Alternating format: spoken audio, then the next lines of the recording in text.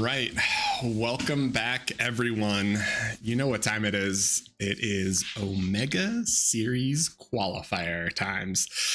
And this is some of my favorite kind of parts of the tournament where we just get to see everyone battle against each other in an absolute bloodbath. I am lucky enough to be joined by LSR and SadPanda. LSR, talk to me. How you feeling today? I'm feeling good. Still a little bit of work, but yeah, I'm really happy, really excited. I think this will be just our introduction on how team's gonna be performing. We're gonna have like qualifiers, and hopefully we get some good insights on how the teams will look in preparation for the main event. Yeah. SadPanda, how are you feeling? What are you excited about? Well, I'm excited to be on the other side of the desk for a change, casting instead of playing these games. I'm interested to see how the shakeup in teams will actually play out, and if we'll get really cool games. Because if you look at the teams, a lot of the teams you might recognize aren't here anymore, and there are a couple new teams with interesting rosters. Yeah, for sure. So if you guys didn't follow last season's Omega Series, so OS2, we had DBS, Pro, and Barcode were 1, 2, and 3, and Pro is a tight-knit group. They're not splitting up. They're homies.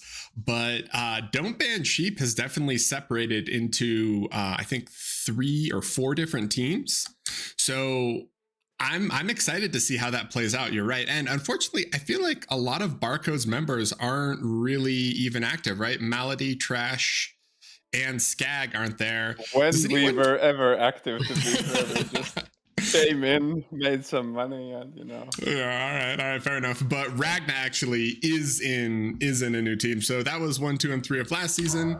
And then when we look towards this season, we can quickly run through some of the teams. So a lot of kind of the big mix up is the DBS and Barcode sort of separation into new ones. So what we're looking at now for teams is going to be Team Chaos, Pro again with that same lineup, and then Please Ban Sheep as opposed to Don't Ban Sheep. So instead of DBS, we got PBS.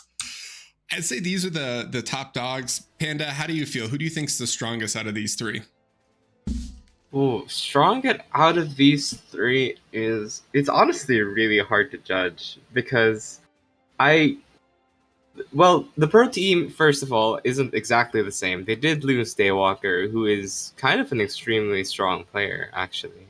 They replaced him with Autopilot, a very strong 1v1 player, but with somebody who I haven't really seen that much of in small team games, on like a top team. Team Chaos as well, very strong players rating wise, but strategically, it's interesting. It'll be interesting to see how the different personal styles of the team mesh well together. And Team Please Ban Sheep is also an interesting one because these are all very individually strong players, but I've never seen. I can't really imagine what the team of all these players working together will look like in terms of like strategy or cohesion, or like if they're gonna come with preset plans. I'm just interested to see what's gonna happen. Hard to tell, really hard to tell. Yeah, it's funny.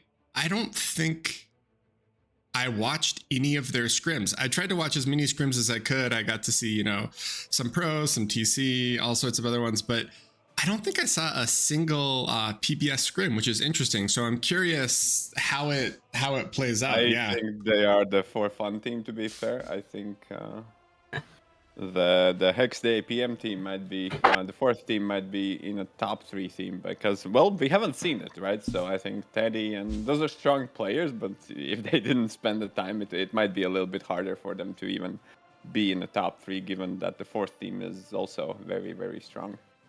Yeah. Okay, so we had those, and then the 4th team that LSR just mentioned is C88 B2F. There was just a little bit of a story surrounding their name. Anyway, that is another incredibly strong team, right? And you've got, Zhao and Clyret. I missed that actually, but you have Clyret, Kuch, Chisato, Quacker, who's one of Zhao's friends, Nez, and Shoddy. So I mean that team is terrifying as well. Yeah, but Also, just to clarify, for anyone who's wondering, Claret is actually Austin. Austin, If you're yeah. familiar with bar And players, Yanami is and Chisato. Zhao, Yanami is Chisato. Yeah. Yes. So later on, when we say Austin, it's the player Claret. All right. And then we also have Rat, R-A-T, the really awesome team, which is the Master Bell stack.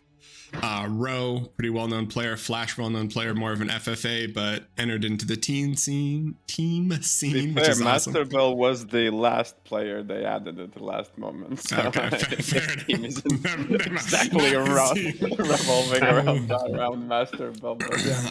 And then we have our straight team representing straight. Let's go Big Naturals. I'm excited. They actually had not quite the same lineup, but a similar lineup for last season. So it's great that straight is still representing their silo in these tourneys. And then we also have Dominicatus and Players First. And we actually have one more team here that is missing. That I need it's the German team? It's suspense, yeah. It is the German team. I learned how to pronounce it. It's Aichhon Chen. I think that literally means squirrel. There we go. Nice. Okay. Very good. Apologies, Justice everyone. For Peanut. Justice for Peanut. So, good. Yeah, it was regarding New York authorities slaying poor squirrel. So. Unfortunate, yes. Unfortunate. All right, so DME, which has actually been scrimming quite a bit, which is cool, and then Nut, which LSR just gave the background to. Great team name, great theme. P1, who also has been scrimming a lot. They love to do 5v5 lobbies, so I'm excited. Also, I think that's one of the teams that was in OS2. I'm not sure if they qualified. Yeah, they were. They did. I don't. Yeah, they. Actually, I can't remember it. I have to go back and look. I'm pretty sure they didn't qualify to the main event. So, yeah. And then last we got little Geo, which is our Chinese stack, which I am so excited. You know, we always see the full Chinese lobbies, and now we get to see the team arise from those lobbies to take on the rest of the world. So shout out for them stepping foot into the competitive scene. Play into the Nation Wars? I think somebody mentioned to me. I think they did have a team. Yeah, they did. They played in Nation Wars 2. I don't know about 3. I don't know about 4. And then our last one is Anonymous. Anon. Rompy, familiar name, and Rage, familiar name. The other ones I'm not quite as familiar with, but those are our teams. And LSR, I think players are gonna start filtering into lobbies soon. In terms of the actual matchups, now that we're familiar with the teams, this is the starting bracket right here. Just let me go down a little. So what LSR, what matchup are you most excited for? Well, I would say like a middling one at the start. Although the first round is usually a little bit stumpy, as we approach the closer. I think. Oh, I don't know actually. I'm kind of excited for the TC versus BN, TC Chaos versus actually, to be fair, well, it's a straight versus a really, really strong team. I'm more favored about the Rat versus Geo. I want to see I haven't seen the China. Usually play sheep versus Nut wouldn't be bad either, because that's true. Actually, aside from Blossom, if you remember the previous Nation Wars, these German players all made it to the finals, and they took some games off of Raigeki and Austin. A pretty strong US team. Yeah, fair point.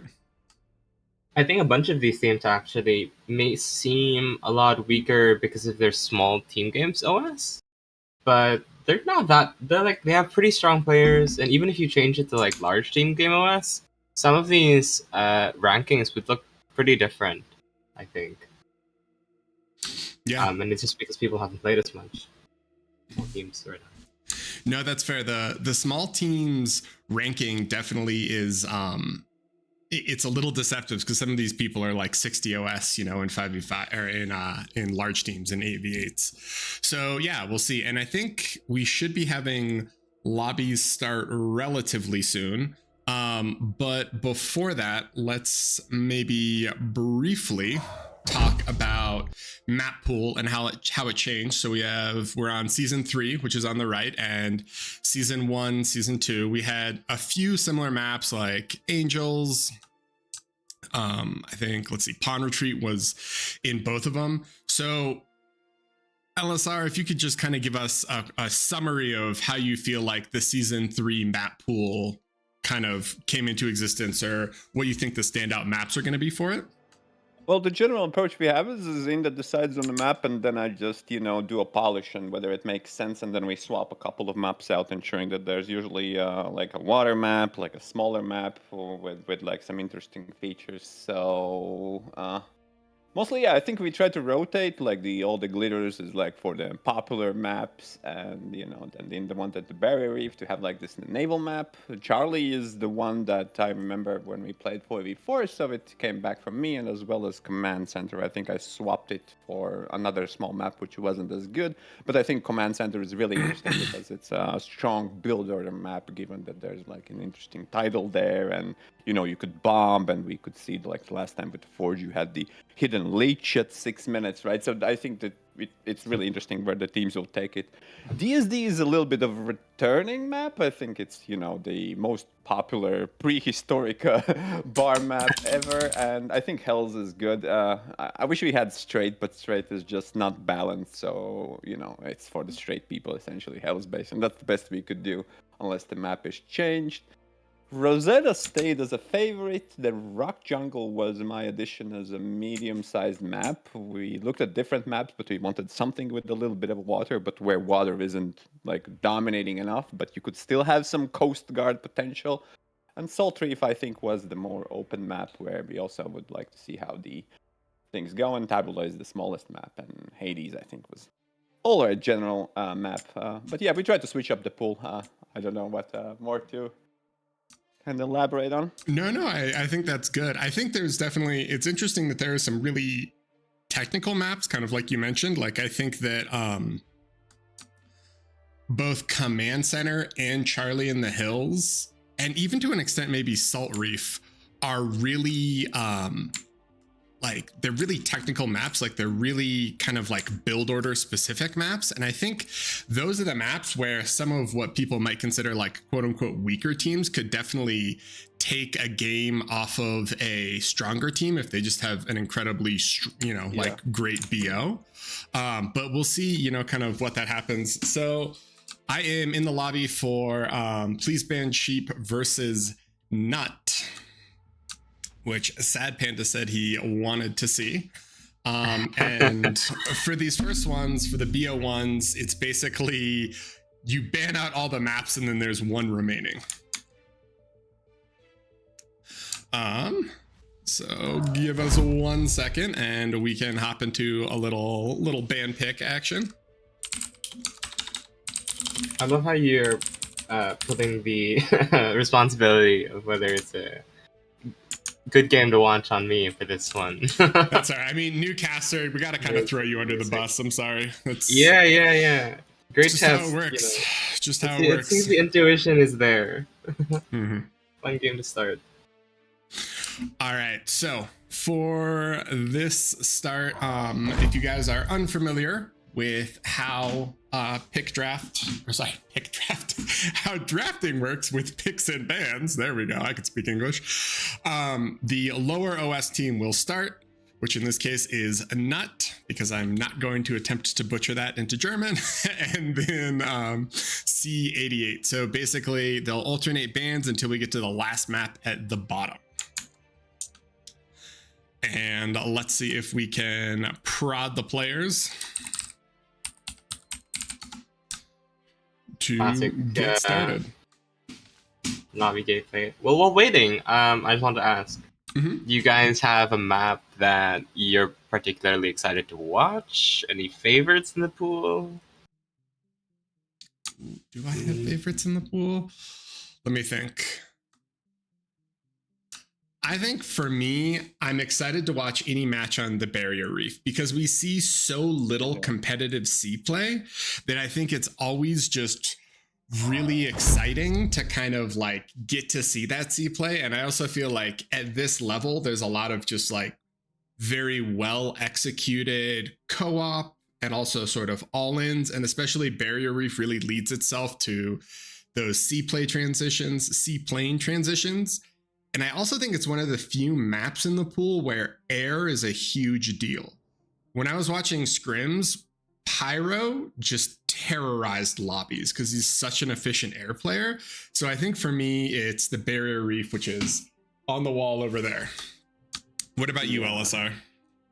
Yeah, I think Barrier Reef is interesting. I don't know. I think, I think I like most of the maps as well. Obviously, I want to see more of the new maps, the ones we haven't seen, because it's just exciting. So Rock Jungle, Ooh, okay. East might be more public. Yeah, Rock Jungle, Barrier Reef, and Command Center, and Charlie in the Hills. I think it's a good old map. It's a very old school map. So. Well, it looks like they've gotten started with a big ban. Yeah, so first ban for Nut is the Rock Jungle. Let's see if we can harass these guys and make them go a little faster. People are waiting to see some bar. If you guys want to call them out, we can knock it out real quick. Sure. Yeah. It looks like the Please Ban Sheep team banned Hades. Banned Hellas. Sorry. The German team then banned Hades, Team Nut. PBS responded with banning Rosetta. That's weird. I feel like all those are Rosetta players, but okay. That actually is an interesting one because generally, Rosetta has been seen as kind of a more standard map, and if your team has maybe less cooking and more what you'd consider standard, like closer to 8v8 gameplay or like pub lobby gameplay, you'd want to pick it. But we'll see what they have ready. And maybe they're afraid of the legendary 4-minute T2GO Jaguar push that they've seen. That was a 3-minute actually. Sorry, a 3-minute Geo. Yeah. 2-minute T2, 3-minute Geo Jag. So yeah, we've worked through a lot of the map pool. Wait, what's left? We got Tabula left, DSD is left, and ATG is left. Okay. Oh, never mind. ATG is not left. ATG is gone. Get out of here, all the glitters. So which maps are remaining? We have Tabula and Charlie in the Hills and DSD. Yeah. Classic. Oh my god! I don't know if you want to let like PBS play on DSD. These guys have probably played more games on DSD than Team Nut has played on Bar. Period. Ever. I would say you're not all they wrong. Did for 15 years, yeah. Yeah, that was like all they played. So. And I will also say, I think 5v5 DSD is actually substantially better than 8v8 DSD. I think it's a much more enjoyable map in that sense. Yeah, I'm excited to see it. I mean, a little bit of nostalgia since I haven't really played much DSD in the past few months, but it's always a fun map to go back to every now and then. What even is DSD? True, some viewers might not even have played on DSD. Ever. Oh, but we're not going to get it. There's the ban. They're like, no. they waited so long that the stream could catch up, right? There's a 5-minute delay, but they're like, if we just stall for 5 minutes, we can get some analysis on what maps we should ban. Oh, actually, sorry, I just noticed on the stream, the logo on the right side is not Please Ban Sheep. It's the sorry. Thank you.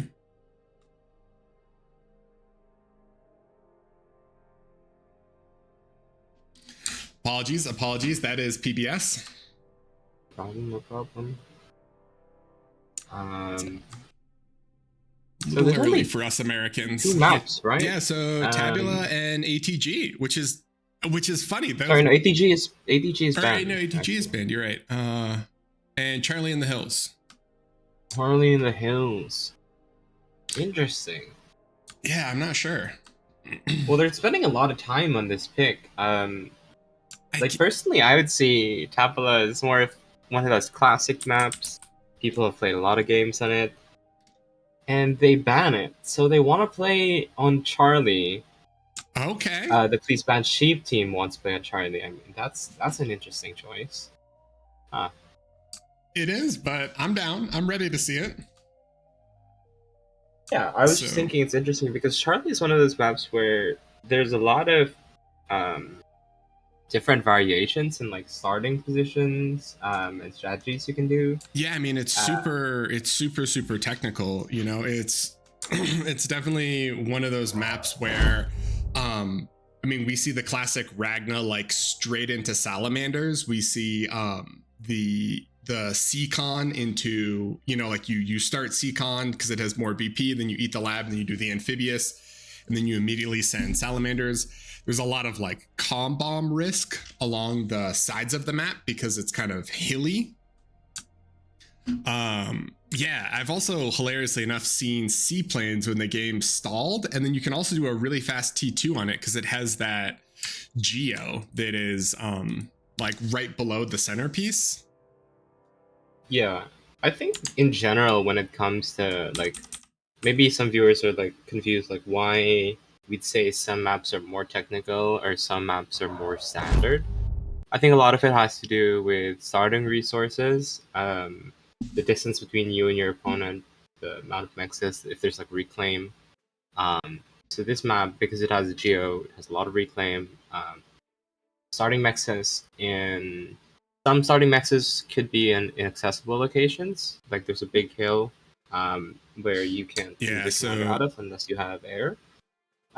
Stuff like this is what makes a map kind of more technical because the options you have at the start of the game are pretty varied, and it's also not like you have a billion T1 mixes on the map that you really want to take to be efficient. So there's a lot you can do with the early starting build order on a map like this. Yeah, for sure. And I think Charlie is definitely one of the maps. We've also seen some really funny comm walks where kind of the H's in Charlie, you can actually walk your commander through and get the reclaim. But we are loading in now. So thankfully, you get to stop looking at us and instead you get to look at some glorious bar. Let's get started.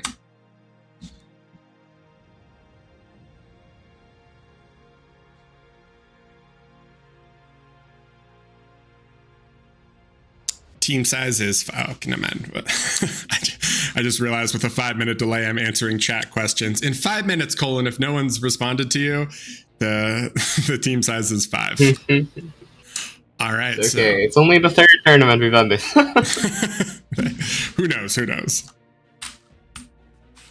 All right, so it looks like a random variable, and all of the nut team is going to be spawning on bottom, and then we have PBS spawning on top. So let's see, as I forgot, SadPanda or LSO, someone was mentioning you have these high mexes up here. Sometimes you'll see commanders start up here and kind of do wind and then go down, and you can actually do nanos and then have the nanos boost the geo for like a fast T2.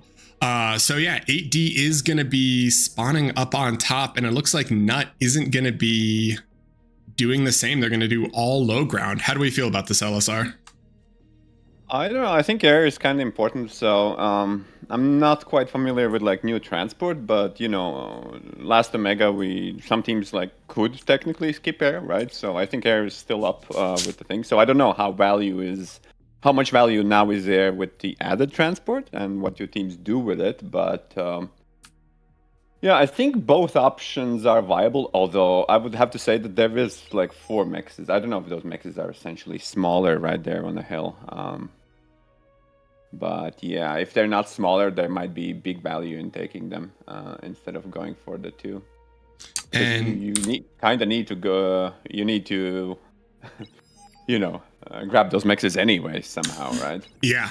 If you don't start up there, then you'll have to do it back. But I mean, on the other side, the 5 ground start is nice because it's much easier to push up and then set a front and then later go back and take these mexes. So maybe Nut is thinking that, oh yeah, we'll just have an extra person on front and then we can kind of capture more of the mid mexes, then we can backfill our other mexes later. 8D pinged the reclaim over here, so I'm not 100% sure what he...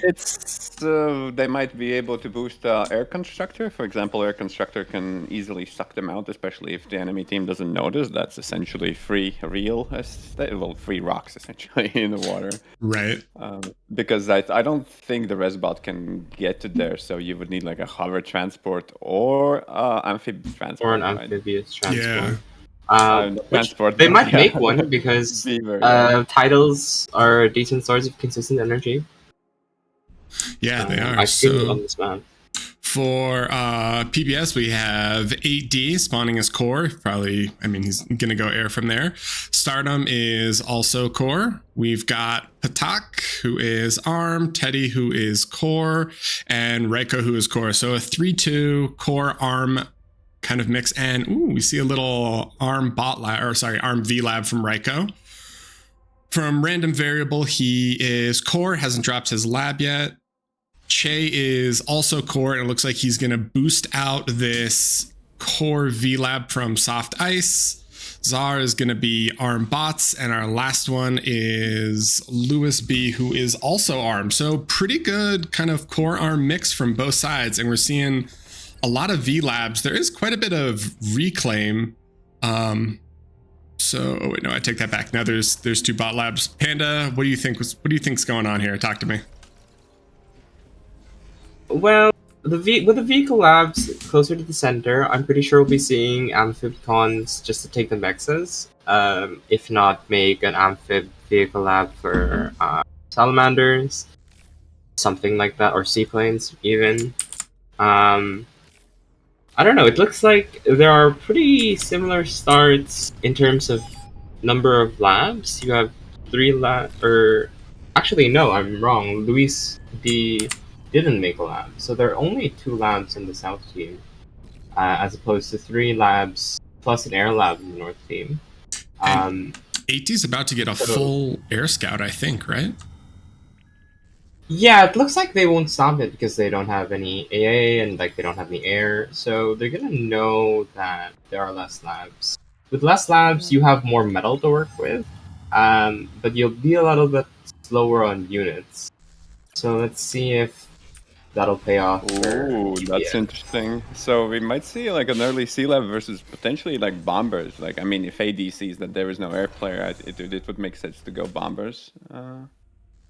Not quite that's yet. True. For now, he's looking kind of at a heavy trans. Right. Wind is really, really important, right? On this side, and, titles there also would be like kind of squishy. And Reiko with the rover for vision, and then the Janus is going to start kind of chipping away at random variables. So it's going to be Reiko. Oh, but he gets the D gun. That was actually a little bit of miss micro from Reiko. It's actually good play. Important. Yeah. Teddy. That's the only unit he has in front for pressure for quite a long time. So Teddy is walking forward now. I thought maybe with his common here he might do the C lab, but he's not going to. And first 2 salamanders are out for Nut. So I'm curious, do you think they want to filter in the salas, or do you think they want to wait and have like a collection of like 4 or 5 and then send those? Personally, I think it depends on how solidified the front is and how much vision they have, because the problem with sending naked salas is you don't have like a lot of vision or spam support to see if there's like a commander, if there's LPs, and it's pretty punishing to lose them early, just to miss micro. Is he taking to comm drop? Ticks, right? Yeah, you can make some ticks, but like, I was thinking they would try to send him to the backline as soon as possible. He's actually skirmishing versus units. does love its calm bombs, to be fair. Yeah, I mean, these Salas need to be careful. If they get D-gunned, it's really scary. But 8D, I think, is about to move on over, so I'm kind of concerned. Yeah, I don't think Team Nut sees this because the hills do block radar. So this could be quite dangerous, actually. You might even just like make a lab at the back of the base and randomly flood in like 30 pawns without them expecting it. They are making an air lab there. We already have T2 out for PBS, so things are getting a little tense. We do see more Salas, so from that lab, they're just co-opting these Salas. Lewis is going to fight Stardom on this right side with Zarex, and they do have more ground forces, so PBS needs to be careful, but I think you're right. I mean, if 8D can make something happen here, it's going to be real scary. There are Figs out now, though, and he sees that there are the Figs out here. He lost that one, and his trans might get caught, and he might just get caught on a... Oh, my God. No. Oh, my God. Oh, my God. He's not... Oh, 68, 52. Oh. 8D. Can he land? I don't think he can land on some of that terrain. He can't land there. Oh, no. Oh, 8D. He tried. And... Patak's Calm is in the water with the Salas. Oh, he's gonna try. He was gonna try to self-D it. Zarx wanted to calm walk at him, but they're on a little bit of a timer because out come the Recluse, which, in addition to just being good on these flat hills, are going to be really, really scary when they can climb the mountains. Or sorry, on the flat ground and climb the mountains. Salas are harassing Teddy though. That's true. A little bit dangerous for the Salas, yeah, between... Ooh. But it's nice micro, though. He is kind of them. It's pretty good. Like, Salas are faster than commanders. They outrange them. These are still T2 units. They're pretty quite efficient. Raika, though, is putting a lot of pressure on random variable. He's making a lot of progress. And his calm, I think, is going down, right? Yeah, it's going to get Janist. He does have some Salas of his own, so maybe with the Salas he can push the calm back, and if he can kill these Janist, hopefully it'll be okay. Raiko's going to start eating, though. The dangerous thing, though, is that he's kind of out of position without much reinforcing him, so... Yeah, it almost feels like they could just wrap, yeah, kind of like this, but I think the big concern is that PBS does have a T2 eco, right? So if they can get out cons and start upping these, it feels... I think something like a sharpshooter would like shut down Salamanders pretty hard, like 1 or 2 on each cooldown, right? And we see the tick run in, and Raiko might get perfed here. He needs to be careful.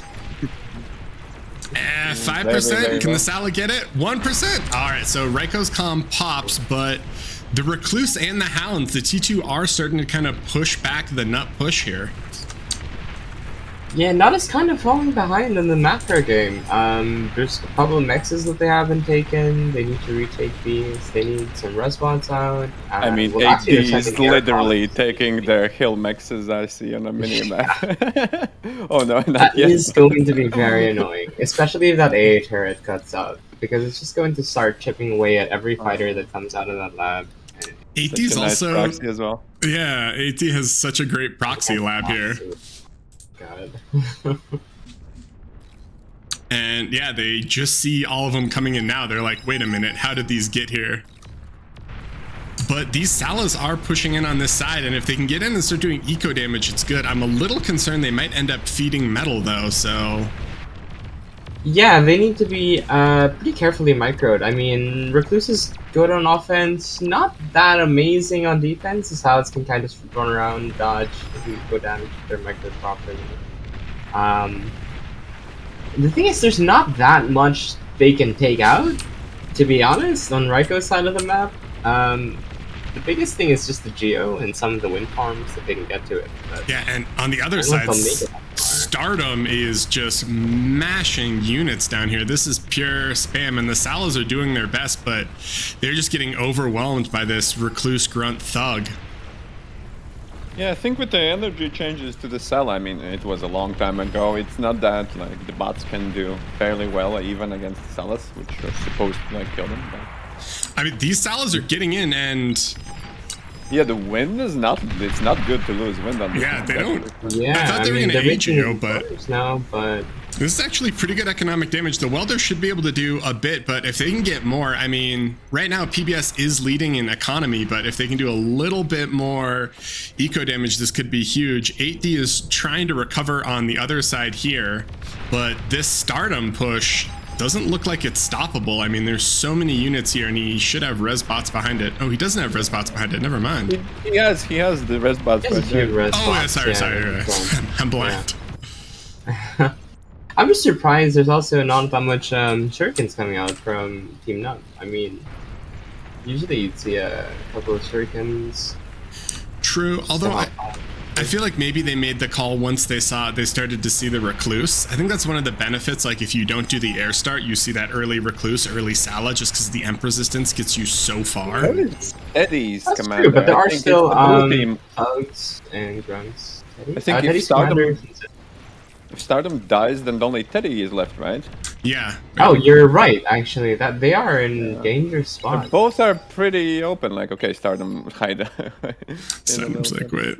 I mean, random variable and Che are the only two comms on the Nut side, though, and they're both chilling in the pond. But these Salas have definitely done some economic damage. They haven't fully wrapped it around. If you look in the top right, they're still a bit behind, but yeah, they definitely helped equal up the disadvantage a bit. But there's still no T2, is there? From Nut? No, they seem to be a bit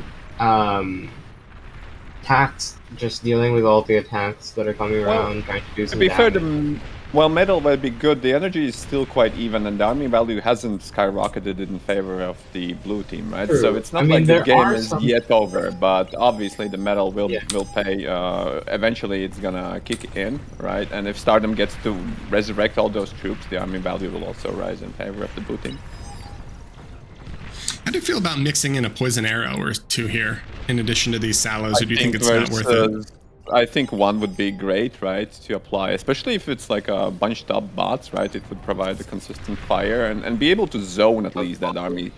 Yeah. They do quite a lot of damage. And oh, we do see a bomber transition though, so maybe Soft Ice, they've seen the base, so they actually know where the wind is, and 8D doesn't have that many figs. Oh, they're down Teddy's commander. Teddy's commander's down. Yeah, so they have one commander left. And he's exposed, right, kinda. Or maybe he already went in the water. They don't know exactly where it is, but they know it's Stardom's commander. You know, the other nice thing about these Salas is these situations like this where they can just sort of roll in and abuse the amphib. So they're just coming into the puddles, coming out of the puddles, and the welders are literally running circles around trying to chase them. Do they see? Well, you can see the building titles if you're like smart enough. I think they saw the comm briefly. They saw the comm briefly, so they know it's there. They could be able to maybe bomb it. Oh, Che is flying his comm I don't know real close. how many bombers you need for to kill a comm underwater. I don't think it's doable, but yeah. Yeah. 8D's push is still here, and he has a lot of res bots. So even though these Salas are kind of custom built to kill T1 bots, they are it's not. The res bots and thugs are just they're just like take out the AA bots. That army is very EMPable, right? It's just like thugs. And here we go. Let's see. Bombing. Well, shutting down through the energy might be a good approach for German team too. You know. Oh, that was nice. That's pretty big, even if they have a metal lead, if they don't have any energy to spend it, then it'll take a while. I don't know. Although the micro is not great, right? Yeah. I thought it was going to be a little better, and great response from Patak. I mean, he dropped a lot of nettles suddenly as soon as they saw him coming. Random variables column just went down. Che is the last column, and he is currently flying. Very scary situation. Yes, wait, is this his last call? Okay. He's like, I'm gonna go. Oh wait, no, I'm coming back. He's going for a sneaky little calm bomb, but his other teammates blew up, and he's like, oh no. All right, so he is flying back, but 8D's proxy, I think, is literally in the process of winning this game. There are not enough units to combat it, and the Resbot Thug Push did a ton of work. I guess it just goes to show, like, some people are trying to be quirky with the Salamanders, with the early T2. All you need are Resbots and Thugs and AA bots. That's right. Why make special units when Thugs and Resbots will do? But last ditch attempt. Do they know where? Wait, did they see it? They didn't see it. Did they? I think. Can they snipe this? Oh my god. They just have like a vague idea of where it's gonna be, right? Because they saw it in the pond earlier, and then they're hoping but it can't. Yeah, he's underwater, so the gunships can't even hit him. Yeah, and it's also cloaked, right? Yeah. So I don't think you can. Well, they had a radar. They had a radar plane, but it gets shot down. So, okay, that was actually a little bit more tense than I thought it was going to be. So, good call on that. I feel like we're going to see a lot of these sort of like ridiculous games on on Charlie in the Hills, where we're kind of like, whoa, what is happening here? But yeah, thoughts / comments on the game, gentlemen? LSR? It was interesting. I like the idea. Obviously, skipping the metal is, pretty hard. If they manage the transitions better, or the Salamanders would do a little bit more. It looked pretty close for a while. I mean, obviously they would be like racing up as the underdogs, but yeah. It looked like Team Nut had a pretty good plan, right? Classic. It was good. They made a lot of nanos in the base, and and they microed them pretty decently. Yeah, it just looked like after a certain point they didn't really know what to transition into or how to like proceed with some weird situations, like having a proxy lab in the back, having a single aircon take their back mexes and make A turrets at the back of their base. But it was a good start. It was a close game, very fun to watch. Yeah, I'm curious how we're gonna see, because I feel like in most of the scrims that I watched, the back mechs, there's almost always someone who starts on the back mechs. I did like their idea though of like that forward pressure Sala push, especially because I feel like it preemptively prepares you to like deal with Shuris. But I also kind of feel like it didn't it didn't do enough damage, and then they didn't transition behind it. I think they could have either done like a good seaplane swap, or they could have just gone T2 and probably gotten quite a bit more done. Yeah. I don't think any other games are finished yet though, so let's see if there's another game maybe that we can hop into that is in progress. Oh, wait, no. Pro game is done and the Team Chaos game is done. Okay. Oh yeah. So let's see if anyone has reported stats. Let's take a quick gander. I'm working on it right now. Give me a second. All right. So our first thing is a misreport. It looks like Nut was reported to have won, but PBS actually won. So we're gonna have to fix that, and let's see if we can find. Oh, my bad. I'm apparently not woken up. I feel your pain on that. We're good. And we're all warming up here. Yeah. All right. So pro game is finished. TC game is finished. APM also has finished. Yeah. APM has finished. So Rat and Geo, and I just realized I don't have any of those players on my friends list. So we gotta track them down. Well, they posted the password in the channel. I can join it, and I will join off of you, sir. Join off of me. Yeah. All right, so round one, we just have one game going. We're gonna hop in and try to catch the tail end of it, and then we go on to round two. So it's a Swiss system. If you guys just joined, so the first few matches, I don't want to say stompy, but they're a little bit more can be a little bit more lopsided, and then as the as the series progresses, each round gets progressively closer based off previous results. Oh, wait, no, and it looks like that game has ended, looks like right? they just finished, yeah, actually. Oh, okay. I'm just telling them to report the results, but Who won? looks like everyone's done. All right, so round 2, let's go. Round 2. We're waiting on our boy Alisar to put it in, and then we will be ready for action. And who won? Team Rat won this game. Okay.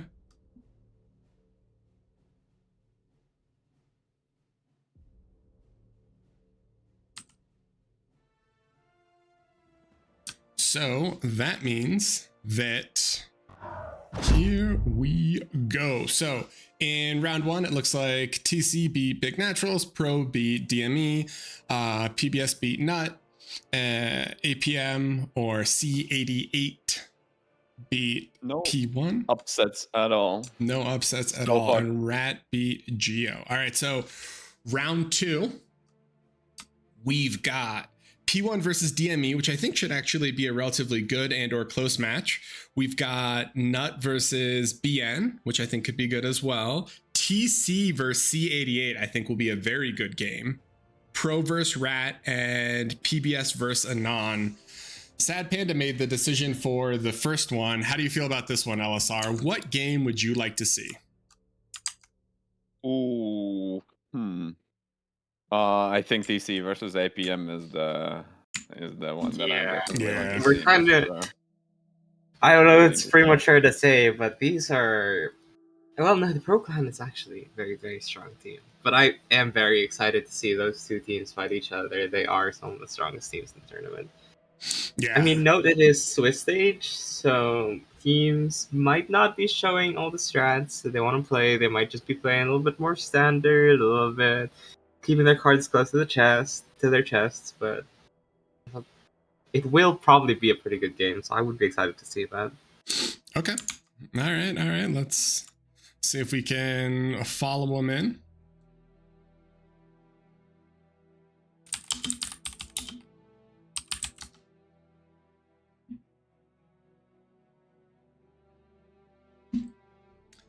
Where are you, gentlemen? Where are you? So that is what we want to see. And we are waiting for them to hop in. If you guys go ahead. So Proper. No, I'm just trying to enter the lobby. If you guys are unfamiliar, if you are just joining, etc., the teams, so TC, Ragna, Inda, Rageki, Blodir, Narn, Happiness, Pro, which is the standard Pro stack. Please ban Sheep as opposed to don't ban Sheep. Kind of some of the older guard, Teddy, Star, Patak, Raiko, 8D, men who, they fought in the Crusades. They've been around for a couple centuries. That's their experience with TA. Sorry. And then C88, also known as APM, which is kind of half of the PBS stack. So it has Chisato, aka Yanami, and then Yanami, and then Claret, which is actually Austin, and Zhao. So strong team as well. Claret. Yeah, Claret. Rat, really awesome team. BN, Big Naturals, which is the straight team, which we are always excited to see. DME, who is actually a clan that's been around for a while, and they always like to do these smaller team things, so great to see them here. Nut, which is the German stack. P1, which is definitely an older kind of clan that's been going for a few tournaments as well. Geothermal Power, which is our Chinese stack, which we are very excited that they are participating. And then Anonymous, who kind of pulled together a team at the last little bit there. So shout out to everyone who's playing. And we are going to be hopping in, hopefully, to TC versus... Who are they playing? Hold on. C88 B2F. I know always this have to look. without looking. It's ridiculous. My favorite is I was like yeah, their original name, there was a little controversy around it, and I was also like, oh, I don't want to be saying that. So I think Zhao got his revenge, and Shadi got their revenge very efficiently by using that color With this code. code. Yep. I mean, maybe they're just like the next iteration of Team Barcode of OM. You know, the hex code. It's a new meta. Yeah, that's fair. That's fair. All right, and it looks like they are in the lobby. We've got all of TC, and we are waiting for, all we have is Kuchi so far. Oh, now we got Shadi. So they are filtering in who is TC's highest OS, right? And then C88 is fourth. So C88 will be banning first. Yeah, I'm curious to see if this is the final team lineup, because in the club isn't actually he's not playing in the lobby, he's in the spectator section. So is that I'm a gonna watch plan? how Is his he- team does. Yeah. It's like, Yeah, Let me message him. Like, are you curious playing in here? what the actual lineup is. Yeah. What's going on here? So the lower OS team bans first, which is a funny thing to say about a team that has like Austin and Zhao in it, but that's how it goes. That's funny. Two people who have collectively shared many, many, many days as number one on the leaderboard. Although, to be fair, on the other side, Ragna, Raigeki in the club have also been, I think, all number one at some point, maybe? I'm not sure what Yeah. is the club, but Raigeki they has, are Inda has, all they on all the top have. of the leaderboard as well. They totally Against all the- have, yeah. They are legit. It looks like they're starting pick ban. Ooh, let's go. All right. So little pick ban action here. And let's see what is selected. So again, C88 B2F.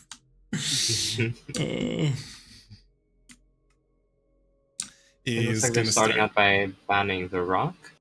Jungle? Okay. Yeah, that is another map that is really weird. In scrims, I saw like every layout imaginable, every start position imaginable. Well, they'll do like, 2-1-2, where it's like 2 top, 1 C, 2 bottom, and then I've seen like 1-3-1, where it's like the 2 side lanes just try to hold, and then they just boost mid through the C and then kill backline. And then you've seen like where they stack 1, where it's like 3-1-1. So I'm curious if teams just don't want to play that dice roll, or kind of what they think. I think when it comes to maps with a lot of cooking like that, it's either we just never see it because everyone kind of handshakes on, I don't want this kind of volatility. I don't want to play the rock, paper, scissors. Do they have a start that somehow counters our start? Do they have like a weird plan that we're unprepared for? Or you have a strategy on it and you just don't want to show it until like the later stages of the tournament. Which might be the case for these teams. I mean, both of them like to cook. We know both of them come up with very interesting strategies, and since it's the Swiss stage, there's not really much reason to reveal all your strategies before you get knocked out. It looks like they're continuing with the pick ban. Team Chaos bans Rosetta.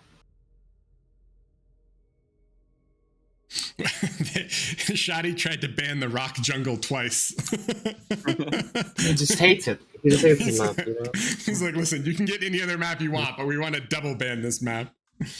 Interesting. I guess. All right. So to be fair, Rosetta does have some serious cooking, and C88 does have Kuchi, who was the architect behind the 2-minute T2, 3-minute AGO Jag spam. So I could totally understand. Yeah.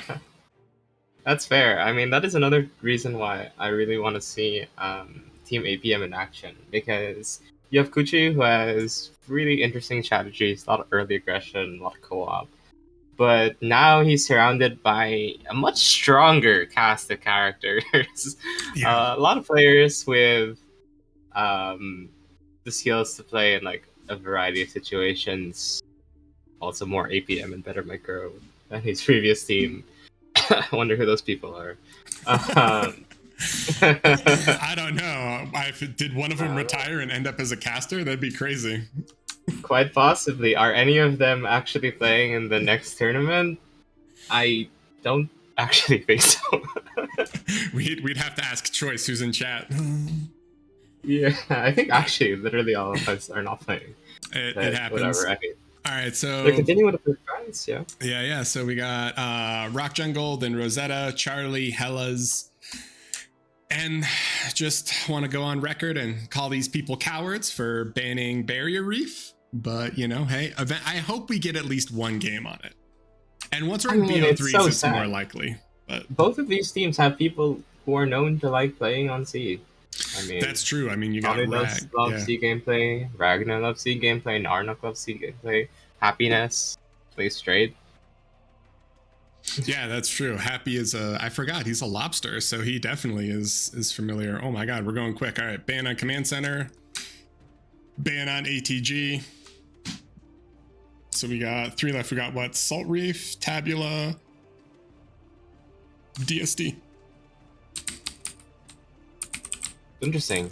It looks like Team Chaos is banning a lot of macro maps, or at least what you'd probably consider macro maps. Maps a lot of resources that you can like drag out and build really late. And Team C88 is banning a lot of maps where you can have strange build orders at the start. Yeah, although to be fair, I feel like that kind of plays into both teams, because when I think of like Ragnar, I don't think of scaling. I think of that just like 8 con into 25 grunt open type thing. Where it's like a very aggressive player. Yeah, that's why I'm also interested to see Team Chaos, because if you've played with these players or seen them play in previous games, some of their styles may seem to not match. I mean, Ragnar, very aggressive player, very tempo heavy, early aggression. Narnok, he likes to scale. He likes the big glowing balls, the Aphis. And their teammates all fall in, like, I'd say, if you have aggression on one side and making Aphis on the other, they're all in like different places on that spectrum.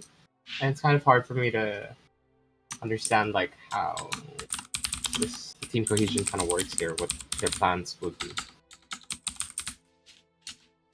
Yeah, they're taking a long time on this final ban, right? Is it really that big of a thought to go through? All right, so we're gonna play Salt Reef.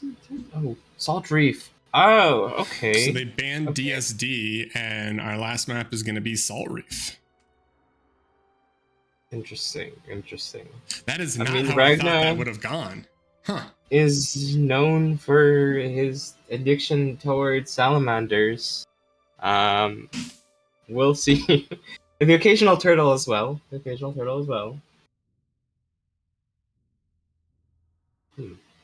Sorry, we're doing some lobby settings here. If you guys don't know, there's a few lobby commands for all the competitive play that is... we do no custom widgets. So if you've been playing using like the skirmish widget, you can't use it in competitive tournaments. There's also no commands while paused. And then there's something else that I'm forgetting now. But anyway, so you do those just for a more kind of competitive advantage. And we are waiting for both teams to get ready. And then we will be hopping into a game on Salt Reef, which looks like we are about to do. So I'm excited. Between these two teams, gentlemen, who do you think is going to take this game on Salt Reef? Who do we think is going to be able to clutch this?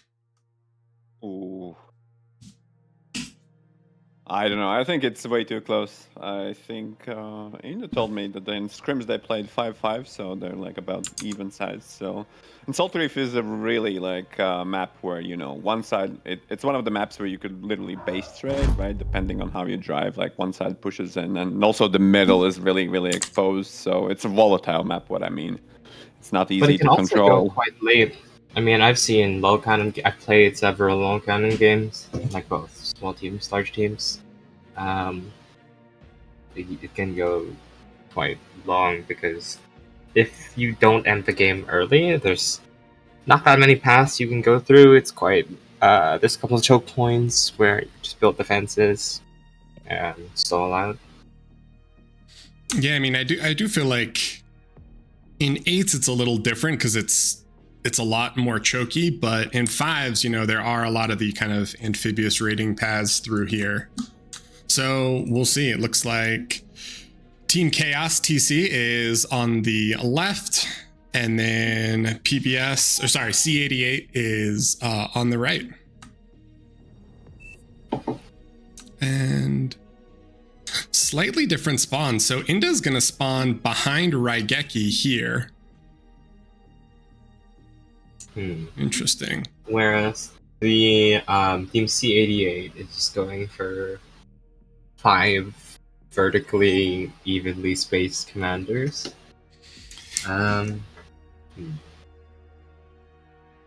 Yeah, there's a lot of discussion going on. We see lines drawn all over. Are a lot of lines. Yeah, I'm trying to understand. Trying to see what teams are getting into, but it seems like they're going for Team C88 is going for like a weak side, strong side dynamic.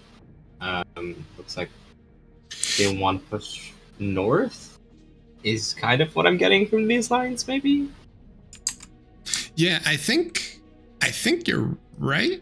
My question is, I feel like if Inda's spawning behind Raigeki, is this an airplay or like a co-op play? I mean, I don't think in 5s you can really fast tech if there isn't a geo, and even then it's a little sketch. But maybe like co-op boost Raigeki and then into a fast T2 with both comms here. Do you think they survive if they do that, or do you think he just goes air? Maybe he just boosts for this at the start. There's not really any reason to make 5 labs anyway. In a lot of these 30s from what we've seen for the past few games. But we'll see. I mean, game's starting. Let's see what they have planned out. Yeah, I mean, this top lane, Narn and Rag versus Chisato and Austin. God, all right. So whenever we say Austin, this is who we mean right here. just so everyone's aware, Austin is Claret. And when we say Claret, that's yeah. All right, we're not even going to go there for now. Claret's not in this game. The actual Zhao's not in this game. So in terms of labs and spawns, it looks like Inda is ARM, and he is just feeding Raigeki and boosting him with some shared solars. Raigeki is core. He's going to open core bots with some res bots. There's great energy reclaim on this map. Blowdeer is going to open ARM. He's normally a core enjoyer, so this is kind of interesting. ARM bots from Blowdeer. Ragna is just boosting his team as ARM and spamming out some wind into ARM bots. And Narn is going to go core bots. So this is an all bot affair with a relatively decent mix of 3 ARM, 2 core, all bots from Team Chaos. And on the other side, we have Chisato, who is going to go ARM bots. Austin, who is going to go ARM V. And we see an air lab open from Shoddy. He's going to open Bomber, which we've seen in a few scrims, which is interesting. Core air. Kuchi is ARM bots, and Quacker is ARM bots as well. So a lot of ARM, a lot of bots. Talk to me, LSR. What do you think is going to happen? Oh, well, I don't know yet. I think the support is fine. I'm gonna. I think a lot of it's going to come down to what sure. Shoddy can get done with this bomber, right? But I think it's a naked bomber. There's no scout with it yet. Or is he making? Oh, he's making a scout now. Making a scout. Yeah, the scout comes after the bomber because scouts are faster, so they just end up catching up. I think if you're gonna do an air start, you always want to do a bomber. By the Ragnar stick, though. You'll be behind an eco if the other. Oh, it does fly over the tick. You're right. That's unfortunate. Does mean that they'll make a. They're all instantly making a. Very, you can tell these guys are good players. Wow. Yeah, they make the AA, so the bomber's going to try to dodge. He is another scout. I mean, it's hard, right? Like, at this point, literally every base already has AA. Yeah. That's just because he flew over one tick. That's really, actually, really unfortunate. Yeah, and Narn's These small dropping. things that win games. Yeah, so I don't think this bomber's really, well, it's going to destroy those empty mexes. Shoddy hates the ground. So on bottom, it looks like we got a little 5 grunts, 6 grunts pushing in versus some ticks, which are going to have to back up and wait for reinforcements. And up on top, Shoddy does have Shuris that are going to shut down Narn's grunts and give time for Austin's rovers to get some damage done. Yeah, I mean, Team C88 know that the other team has no air start, so you can afford to be quite aggressive with these shurikens. Because they want to die to fighters. Inda did sneak a tick in the back. Never mind, it's immediately shut down by Shoddy. All right, JK. Yeah. I mean, it's still annoying, right? Like APM wasted, kinda. Blowdeer with the incredibly fast T2. It's like 70% done. We don't see a T2 lab yet for C88, so we'll see how they decide to play it out. But up on top, this scout rascal rover coming in. Grunts are trying to catch it, but they might be able to swing through and snipe some mexes. Yeah, it's looking like they can do that. I mean, Rascal Rover versus Tick, with proper micro, Rascals do win. So it looks like they're taking advantage of that difference in unit quality. I mean, I also feel like just the aggression here was able to pull all these units back, and both Austin and Chisato can now comm walk forward. And it's a little scary because whenever you're in that 1v2 comm situation, it's so easy for the one player to just like run at you and control B, and you know, the other guy's just waiting to slurp up 2,500 metal. So little scary. Ragnar might need to flex his comm up.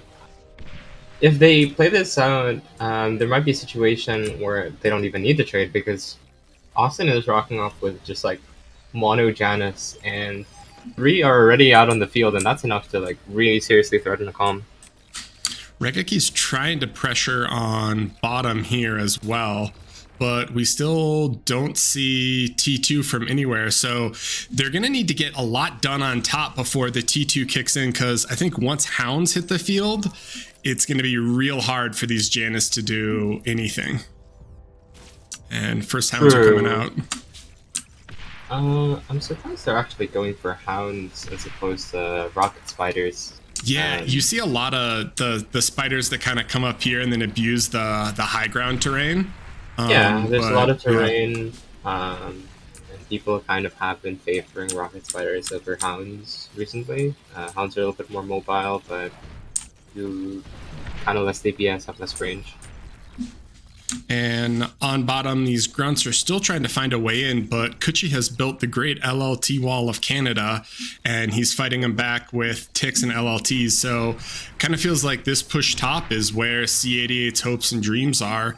Shoddy is still air. He's trying to get a bit done with these air cons. The one benefit is that he is able to take these high ground mexes, which TC hasn't been able to take yet. So they might be able to get a little bit of an economic advantage, but for now it feels like C88 is behind in everything from metal production to energy. Well, the pressure is pretty consistent. You might say that they're ahead in eco, but that Janus. But look at just how they try to force themselves up on the north. It requires response from all the team, and they're still making ground, right? So unless they get stopped, that all advantage isn't really gonna pay off. Especially if all those ticks run in a backline and start to ravage everything.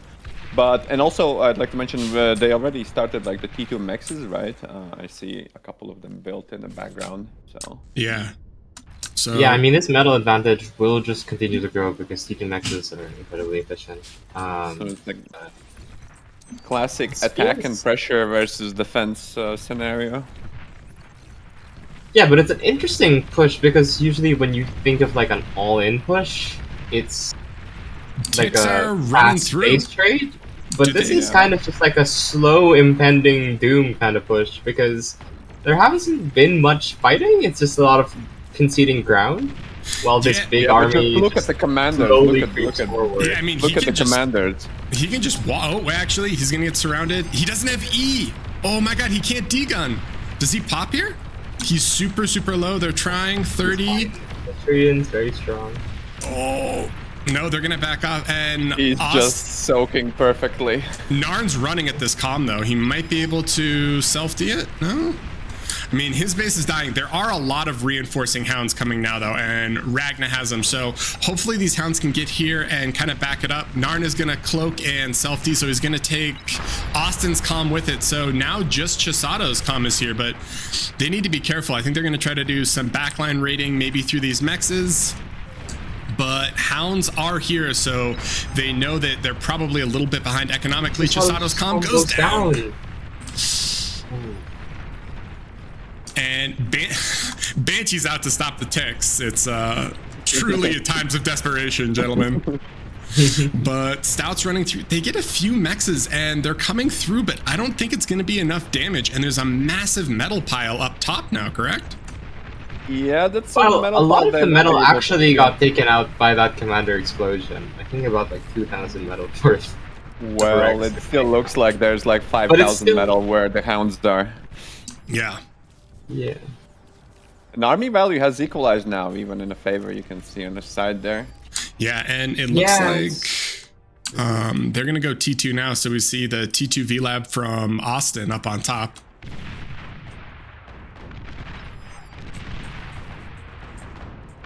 But it feels like there's just such a big difference in resource production that if they don't, I don't know, come up with another way to do damage quick, it's not looking that amazing for Team C88, unless I'm mistaken. No, I think you're right, man. Raigeki put down 11 LLTs on bottom.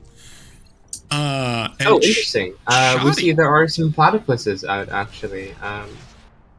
I think Blowdeer tried to sneak a couple and take some mexes out. If you notice that there's a lot of dead mexes on Team T88 side. I think that's because of a platypus raid. Oh, okay. I'm a little confused at what Shoddy's commander is doing, but we see pressure up top from the Banshee Hound. Shoddy is going to calm walk. Does he get this base? Wait, where is the response? Is a little bit troll. The Mex is. Yeah. I think he gets it. Runs straight. Where did the Banshees die? Oh my god, this would have been perfect for the Banshees to come back to. Does he get... The Banshees tried to fight north and died, yes.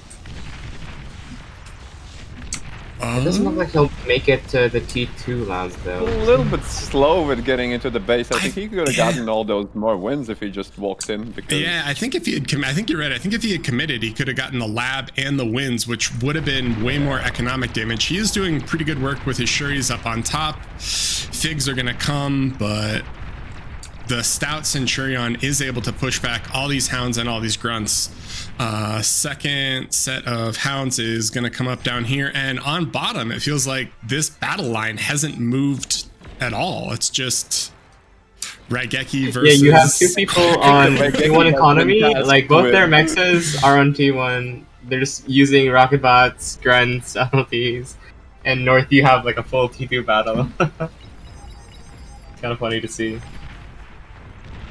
Kuchi needs to be careful, and they're down to 2 comms, so Kuchi's comm is here, and where is the other commander? Does Quacker have it? Oh yeah, Quacker. It's Quacker, in his base, yeah. Okay. So 2 to 4 comm count, which is always something to be careful of. Ragna with what I would describe as an incredibly forward vehicle lab. Don't do this in your pubs, team. Don't do this at your pubs if you're watching. But I think TC has a pretty dominating lead right now. Yeah, they've been able to get their eco up, their T2 mixes are running, so it looks like they're in a tip-top shape, especially. Maybe they do have some scrim knowledge. I would expect, you know, from previous ones that, you know, having good eco with Chisato and everything, it looks like the positions have been like swapped with Ragnar's new led team, so it's nice to see that they're able to actually eco. And yeah, to be fair though, Kuchi with this tick harass is doing work. He's splitting off all these ticks. He snuck them all in, so he might be able to snipe quite a bit of wind. I don't think a lot of this will change. Yeah, there's a bunch of this unspaced wind. Oh, and it takes out all the ticks. Not ideal. He's gonna get the T2 con. which is I mean, useful. that's actually not horrible. Raigeki's still locked in battle. We've got a little DMZ right here. Okay, all right, seems good. And Hound into Stout. Why do you think they haven't transitioned into Recluse over Hound? I feel like, especially versus Stout, once those vehicle balls get big, the Recluse, like, rocket AoE is just super value. What on earth? I'm honestly not sure. I feel like they made them because Hounds are slightly faster, and they wanted units that were faster to respond to the push at the start.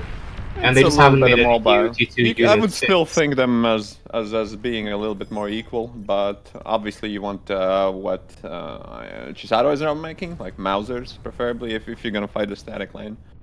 Those So- are Yeah, I really mean, good Ragna's along coming with out the bulls. bolts from front T2 lab. They see the T2 lab. I think, do they? Do they know it's there? They don't know it's there. They But that's don't know it's dangerous. there. So yeah, I mean the Mausers are there, but does he doesn't have a jammer here either. He can't comp bomb this.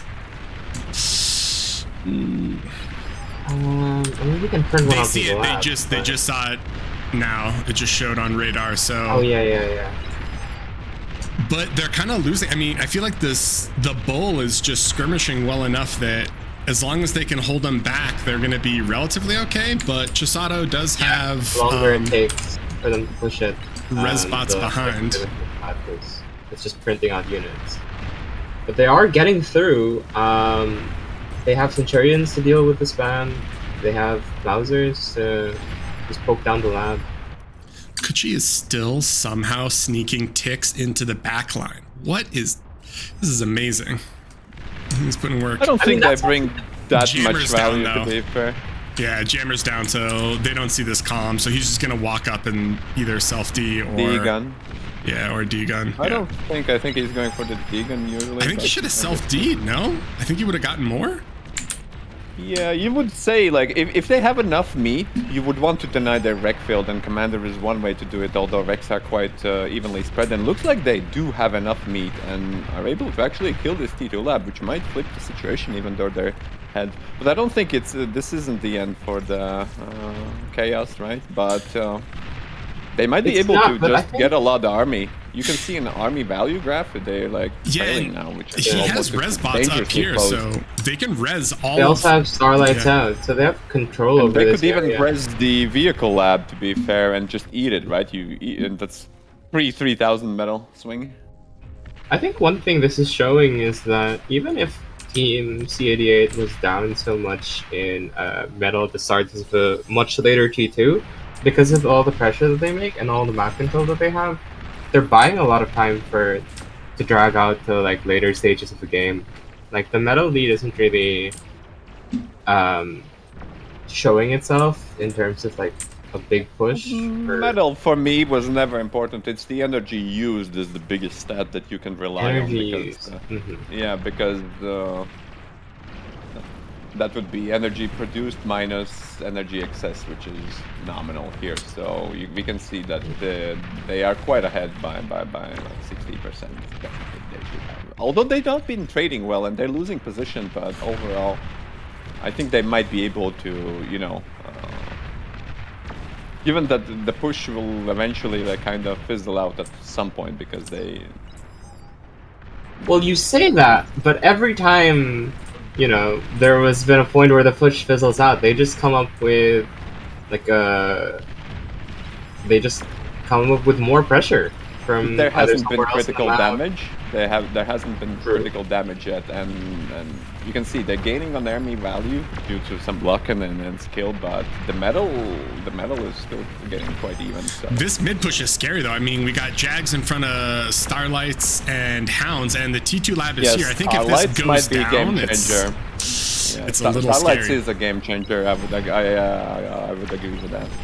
So They need some beefier units. yeah, welders are coming out now, but I mean, they see this lab. If they pop this lab, I Dude, think they can kill it. Ragnar has a good flank. He gets all these Starlights with the ticks. Oh, he does. Well done by Ragso. He's gonna go there. Starlights are still. High. Oh, did they don't Jack- kill. They're more tanky than I remember them to be, but yeah. They are super tanky. Lab is almost down though. He's repairing it now. He's gonna drop a pit bull, and we got more units coming in. We also see a ton of Stormbringers, so arm So bombers. that's where the low. resources went in. So Lab is down, but I mean, there's tons of Jags here, right? Do you really want to try to bomb like a Jag stack? I guess we'll find out. Oh, the bombers turn back. And they see the bombers as well, so they lose the element of surprise with that one. Shoddy has a few bombers as well, but in terms of fig count, I don't know who's ahead. What is this? 28 versus 30, so it's actually pretty equal. We'll see who has better micro. It looks like... Shoddy's fighters are pretty It's shoddy, strong. actually. Yeah. Yeah, but he Shoddy might not is- be able to stop the bombers, even though he killed fighters, which is the most important part. True, it does look like they'll get a lot of his base. Doesn't Still, kill it Nano, doesn't so not the end really of the world, yeah. Yeah, it doesn't really Yeah, it doesn't get that much much though. damage. If you could have popped the BP, I think it would have been better, but yeah, I don't Definitely, really know if that was definitely. worth it. So they do survive. They build a T1 bot lab. So we got Grave Robbers out, and they're gonna res this massive wreck field here. So maybe a little bit of a Yeah, counter throw. I that'll- mean, there's 10k metal. That's so much metal. And on bottom, it's still T1. 19 minutes into the game. What is happening here? There is a persecutor. I take it back. Okay. All right. But if you look at Team CADA, they are cooking. I mean, the thing is, when there's this much of a wreck Ooh, field I and love so much this. pressure, This is you're focused on defending so much if you're Team Chaos. But on the other side, they're prepping T3 and the nuke at the same time. Yeah, So there's these are a lot of high tempo plays. There's no anti, and that is really scary. And I feel like this could be one of those things where you just nuke front and then run Maras through. You know, like Yeah, I if you mean, can't the other team scout is so the anti. busy just kind of like rebuilding and then reclaiming everything on the ground and focusing on the push that they're not ready for a lot of... there are a lot of plans going on at the same time because there are also bombers being made. Right, T3 plus bombers plus nuke, that's a lot of things to deal with. Yeah, they are definitely cooking. And Maras on this map are super scary because you can just do one of these, right? You can Yep. just kind of like run through middle, and if they're fighting up on top, ooh, that army might not be in position. well, I mean, the blob is pretty big, to be fair. That's a lot of... What's the composition? I know it's mostly Jags, but there is, like, I just want to know the bull Full of count. bolts. That's what I mean. 10 or yeah. 10 bulls. Well, yeah. That's a lot of bolts. Yeah, that's a lot of bulls. Especially with I think Resbot support, Razors if you coming out can soon. pull back. I feel like Yeah, but bulls still trade fairly well against Razors. they do.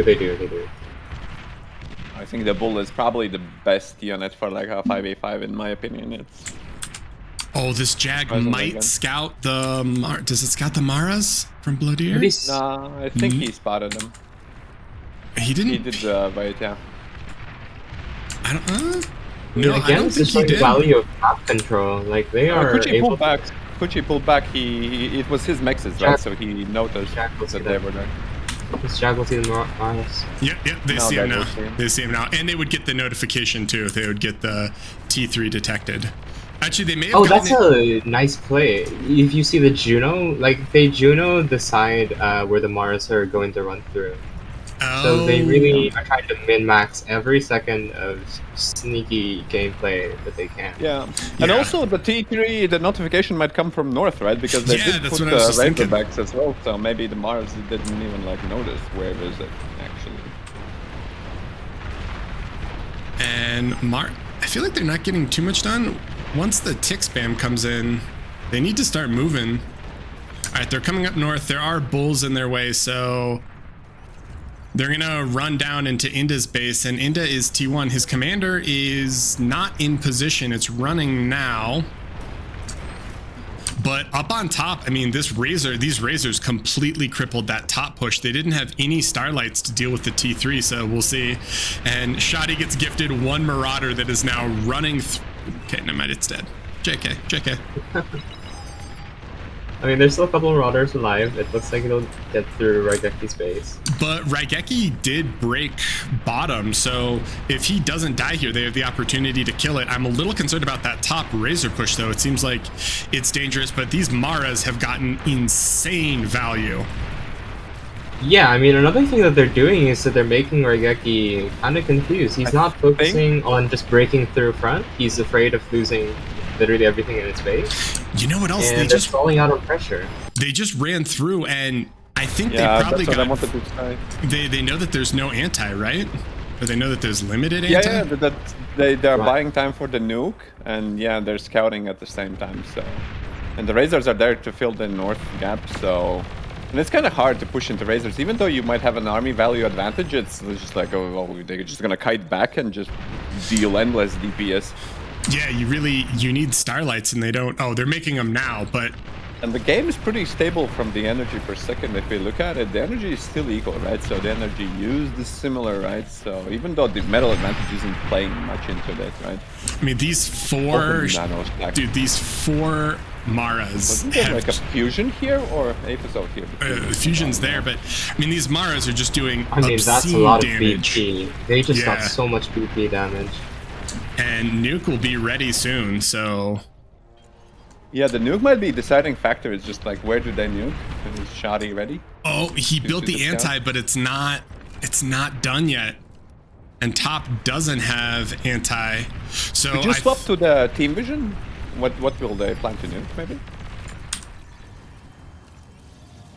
They see. I mean, I do have pretty good. You can guess that all the ego is in that one mid spot because they practically scouted every other base.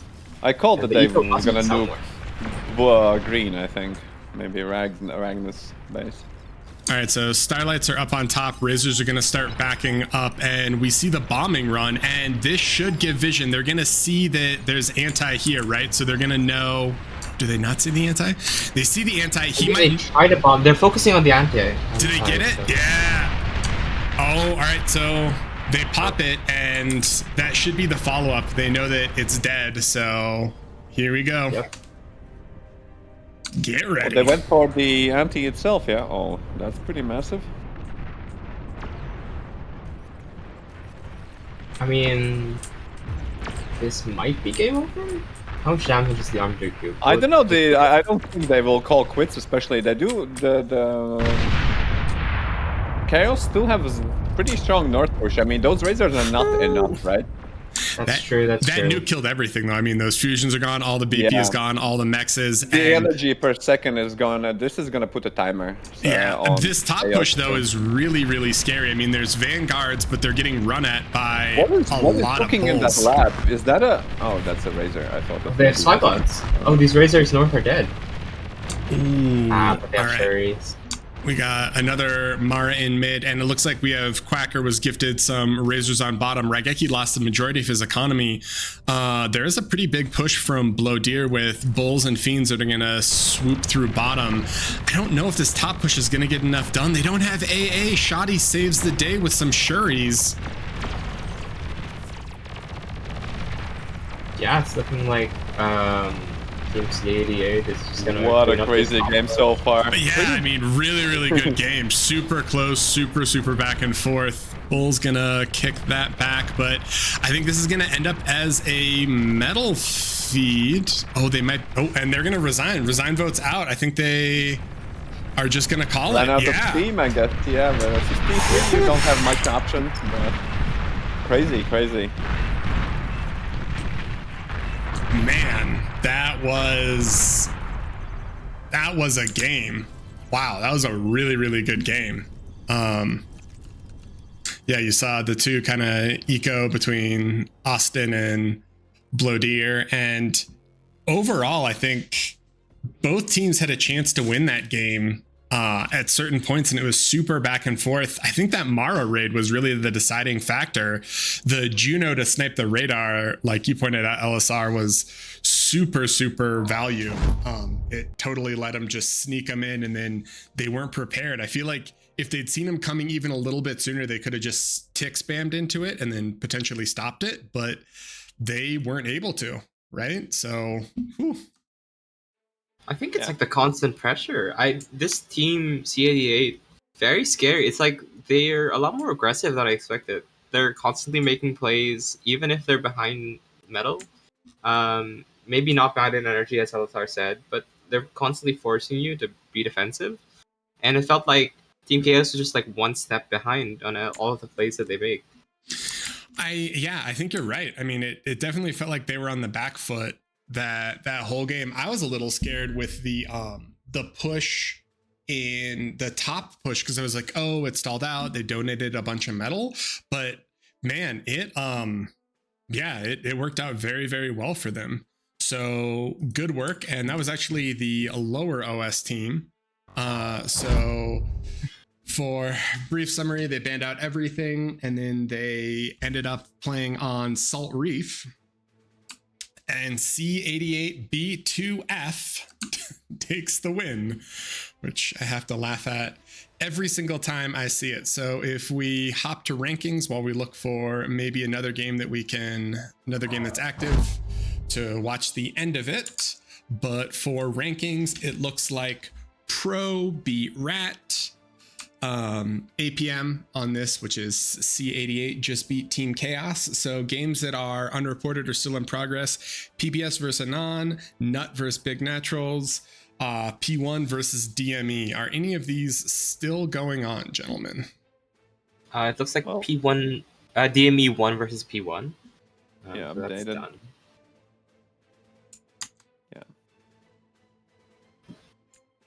Volchak, Yes, maybe sir. you can update the logos as well. I did send you in a DM. Should be ready? Oh, really? Yeah, and I'll look for the game. It looks like one team manager is also updating the scores. So Sweet. All right. So we are just waiting.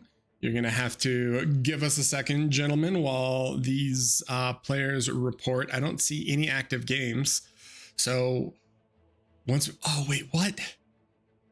ANON versus PBS was on Barrier Reef. Damn it, we missed it. Tragic. We missed out on Barrier Reef. We should just wait for all the pick bands to go and then join whichever one. We only watched the Barrier Reef. Yeah, we don't care. We don't care what the team is. All we want is to see Barrier Reef. All right? Is that too much to ask?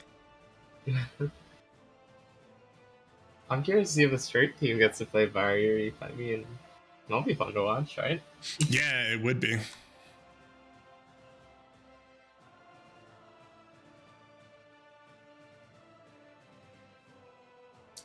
Yeah, it looks like everyone is done with their games.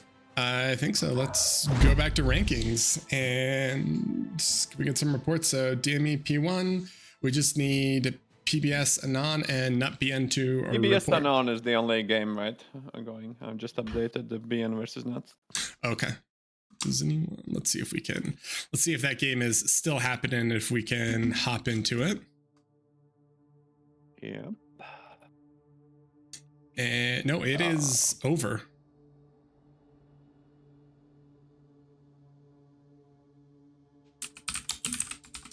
All right, so we should be going into round 3 momentarily. Give us a second to report this and we will find out. Yeah. Looks like PBS did win. So I'm just gonna update the scores and yeah.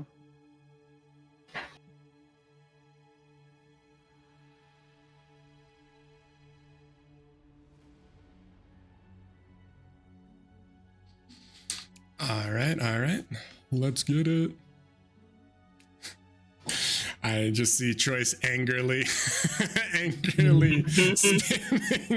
Apologies, Choice. There was a lot going on in that game. A lot going on in that game. All right, so PBS beat ANON. LSR, we doing a little. I updated everything, yeah. Oh, okay.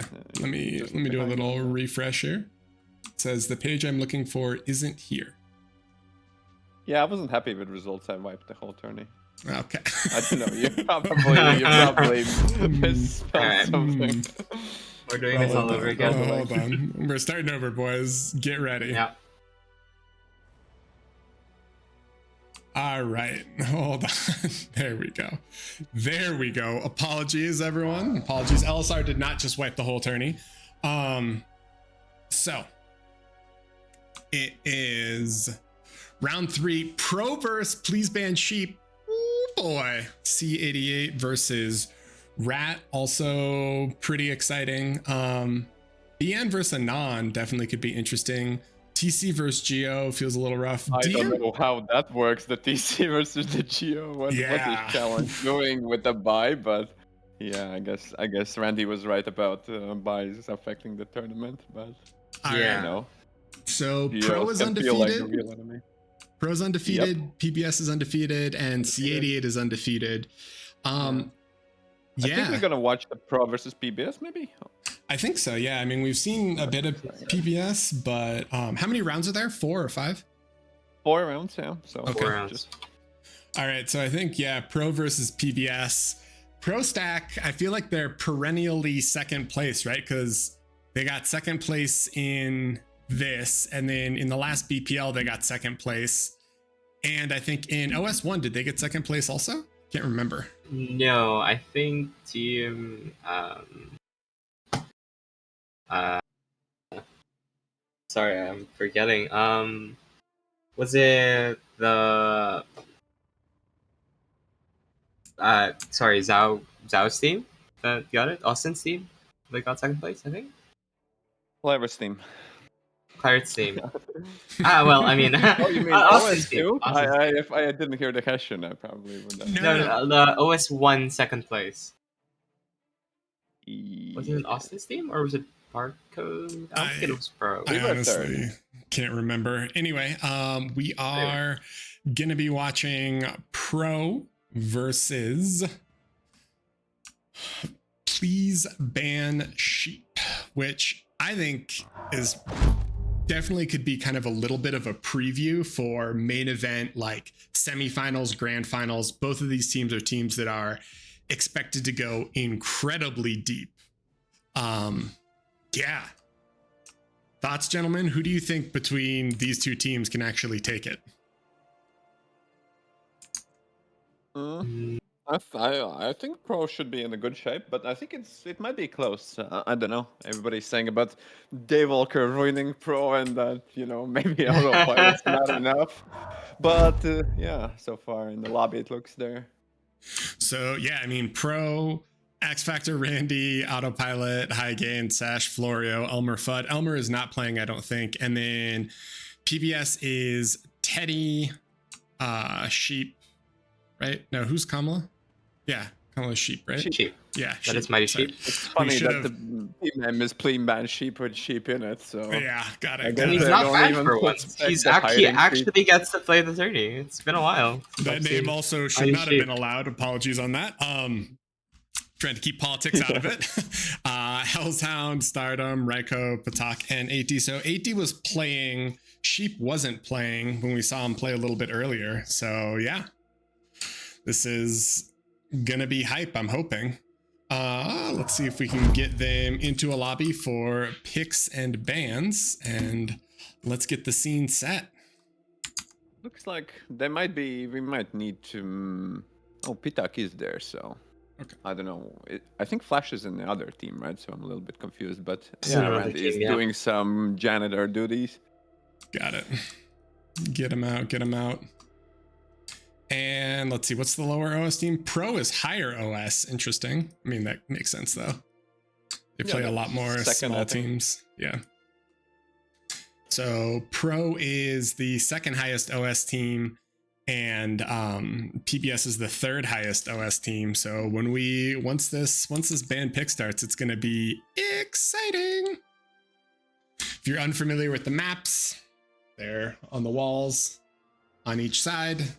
The one up in, sorry, the top one up there is Rosetta. The one over there that you can't really see is Salt Reef. And then on this side, it's Feast of Hades.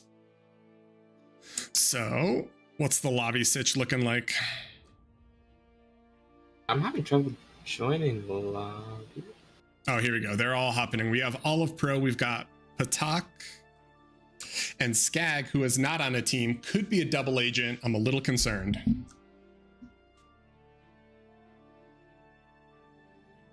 I'm just trying to join the lobby. It's Oh yeah, you don't have OP streamer privileges. Apologies. oh, that's a thing. Yeah. Oh, no. Yeah, so I actually didn't know it was a thing. Funny story.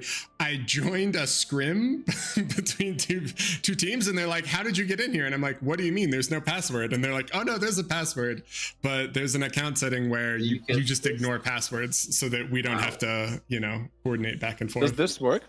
Panda? I tried to DM you. Yeah, I was trying to use the code. Yeah. All right, so we will be watching. It's these a little. teams. Oh, it's different. It's different. Yeah. Oh, okay. I think that Randy didn't copy it instead of he just Randy reread it. scamming me. Okay. Randy's trying to delay the whole tournament. Classic, old school, Sneaky professional gameplay. Brood War player. You just gotta watch those pro players. They're shifty individuals.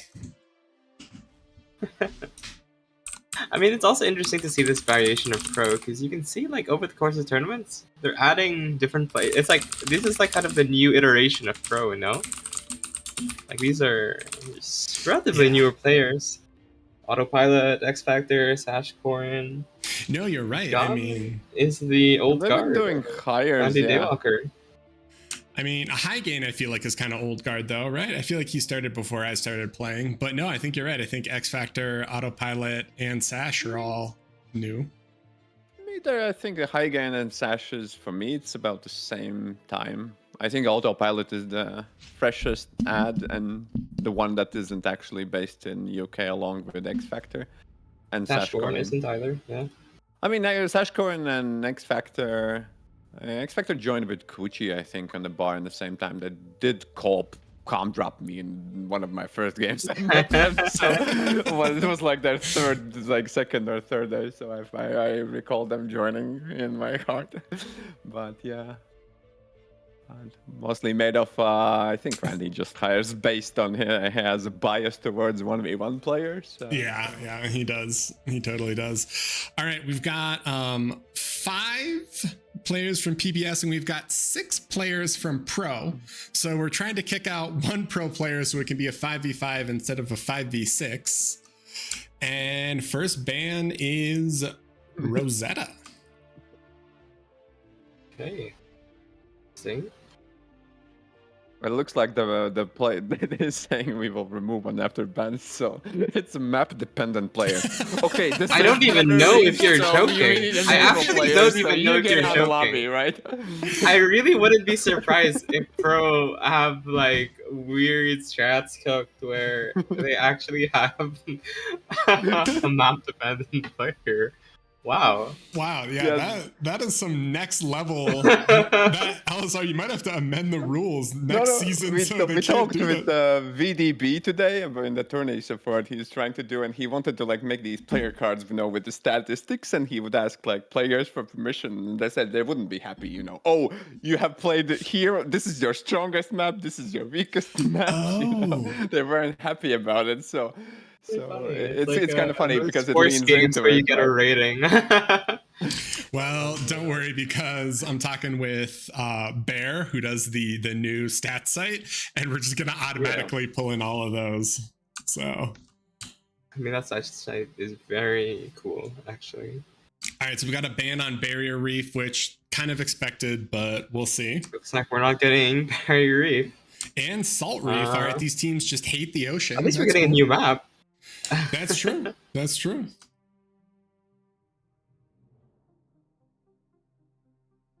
All right, so Rosetta, Barrier, Salt. The real question is, does Pro have any weaknesses? And I feel like all these players are relatively competent, right? Well, I mean, they have lost the tourney, right? They're not. I guess you wouldn't call it a weakness, right? It's just they're less strong. I guess when you get to the top 2, 3, 4 teams, right? It's do they really have weaknesses, or are they just less strong than other teams in certain aspects? Yeah, fair enough. All right, center command center. Patak always says center command, which maybe was the old name of the map, but it always confuses me because I'm like, is that, wait, what? All right, so yeah. I feel like we're going to see a lot of bans on command center. In scrims, it's such a weird map because it has like the 75 title, and then there's like a lot of really weird builds. For sure. Ban on ATG, ban on Hella's Basin. So wait, what's left? Charlie, DSD, Tab. I feel like DSD Tabula. always makes it really deep into the pool. I wonder why. I guess people are just comfortable on it because we played it so much. Yeah, possibly. Maybe we have like other priorities. The Rock is banned. See. But I think we haven't really gotten to talk much about it because I mean these are Swiss best of ones, but a lot of time with like pick ban strategy, you wanna predict what the other team is going to ban and ban based around that. Right.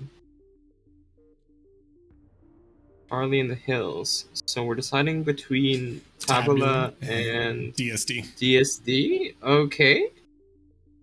Interesting. I mean, like we said earlier, DSD is kind of the home ground for the Teddy team. Yeah, I mean, Pro should be able to play on it relatively well, but for sure. I mean, these guys aren't, like new players either. It's just funny. Yeah. Let's Randy saying back to DSD. Stardom in chat just said we already know Randy is saying ban DSD because he's a coward. All right, got a little trash talk going on here. Little trash talk going on. Mental warfare, Right.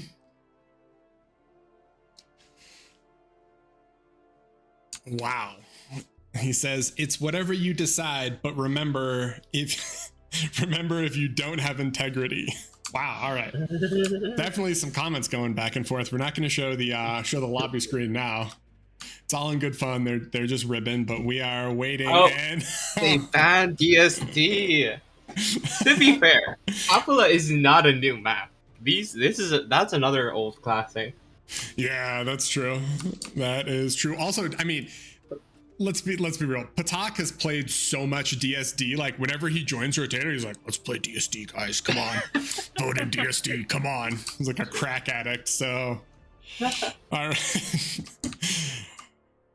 Patak now threatening Randy, telling him that he's a piece of work and that he will play. So yeah, let's see if Hets Reunited Online can take down Please Ban Sheep. Gentlemen, predictions on this series. Who's doing what? Who's going where? Who takes the game? Whatever. Sorry, I'm doing background work. Whatever.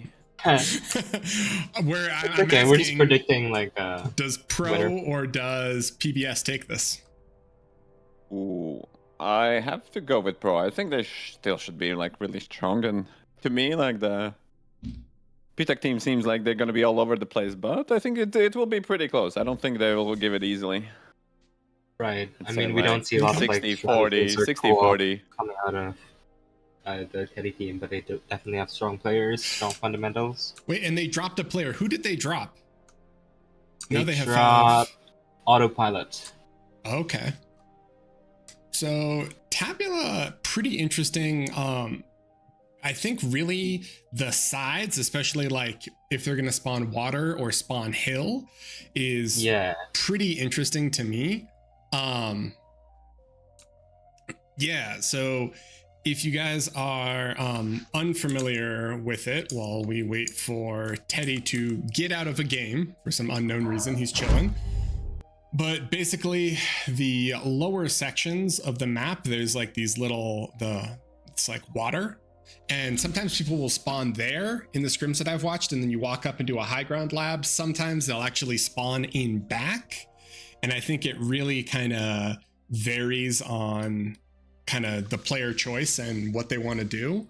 I've seen both sides work, but the 4MXs in kind of the centers of the map, the center, middle, top, and bottom of the map are worth a lot. And I feel like those decide a lot of games.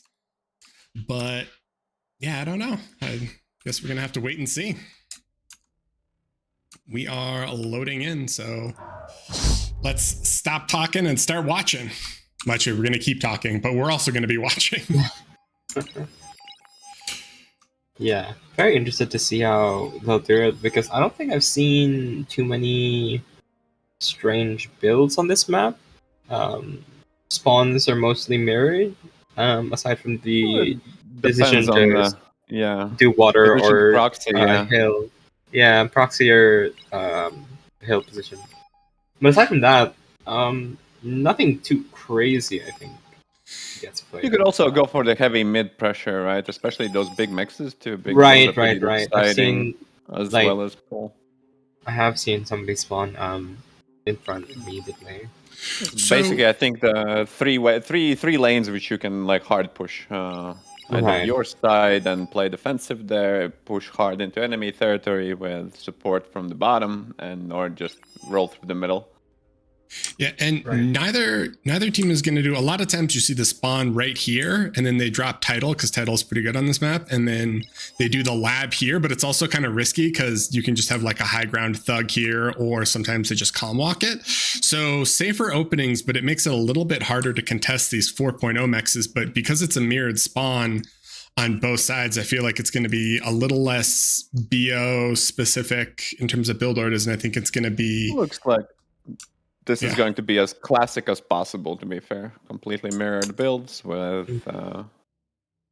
generally front and Pitak as a support for the stardom, and Sashcoin is going to support X Factor. So Yeah, I mean another part of the water spawn is that I feel it's a little bit RNG dependent because title is good, but the wind is also extremely high variance. Like if you start the game with 20 wind, you yeah. don't get as much value off of title start. I don't think you drop as if title it's- unless the wind is low, to be fair. You just rely on teammates feeding you energy. But, you know, it That's depends on true, the co-op. actually. I don't think That's you true should because you want to build. get forward as soon as possible if you do spawn on that Yeah. con.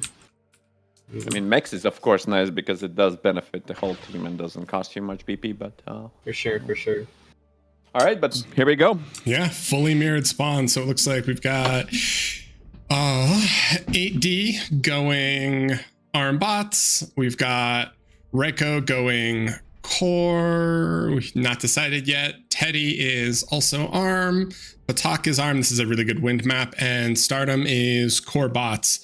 So I'm going to assume that Patak is just going to be in back battering for his team for a bit. Wind is low, so he's going to go solar. And on the pro side, we've got Florio, who is core bots. High Gain, who is arm and is battering for now. Randy, who is arm and is also being a battery. Sash Korin, who is arm bots. And X Factor, who's arm bots. What? Are they going to double lab here? That's interesting. Feels weird that they're going to double lab on bottom, No, but I think it's fine. Generally, you want to open lab. We did a lot of calculations, and the lab is. Did you update the whole? Right, I forgot this map is thought I kind of did, a yeah. barcode classic, no? Yeah. it can mess with that after. It is a barcode classic, you're right, and both teams are fully slidered up, so Fully slidered up, 5 labs on each side. Interesting. the 5 lab to me is a little weird. I feel like the You need 2 spawn on BP. the corners. Oh, I guess that's true. You need BP, sadly, to be fair. There is no way easier to get a BP, and if everybody contributes, it's the BP scaling, right? Because if you do double lab, unless you're like extremely close, it might be good, but then it still could be like risky, especially in certain cases. You generally want to open the lab. You can eat the lab after, right? Once you get your first cons out, then it's fine. But unless your commander moves, it's fine to get a lab. Ooh, nice ticks already. Well, we see Pro with an air lab start and an early bomber. Meanwhile, Team Please Banshee does not have an air lab. And this is a wind map. I mean, they know it's a wind map, and I think the early bombers on the wind maps are super dangerous just because the core, you can pop it. You know, you can pop the wind pretty easily. Did he scout it? He did scout it, yeah. So he knows I don't know about the mechs, of course, Nice here. I stuff, think Commander. maybe the 3 mils would be better, but, you know, it's still something. Yeah. Take some damage. Oh, he gets nice. He gets 3. He gets a max. So he's 2 maxes and 3 wind so far. Then he's is gonna gonna come be over massive. here. Oh, Teddy Noe. And he popped the solar. Oh man. All right. So this whirlwind is paying off incredibly well. And he's making a whistler now, but there is no AA, and they see it. But he's gonna go to the next. I thought he issued the command. Well, the bomber's getting a bit confused because of the terrain. Oh, and it gets Down, but it did do a bit of damage. I think it was worth it. We see some ticks over here kind of harassing while Stardom and Patak are jockeying in position against Hygain. They're going to try to wrap around and go on the high ground here, but I think he should be okay. There's kind of a little walking path like this, so you can't go in the middle, but if you look, there's this path here that they can go so they can wrap but around. The other benefit of going Air Start is you have Jerkins. Sure is, That just kind of stops. Yeah, a couple of Rating Shuris can gameplay. usually stop like even 5 to 7 grunts with no problems, especially if they do zap. So, pretty big energy lead right now for Pro, I think, really just off that bombing run, right? And yeah, I mean, Sashkorin has been making a lot of wind, way more than the other side, because they were making AA, while Sashkorin on the bottom has been just farming wind.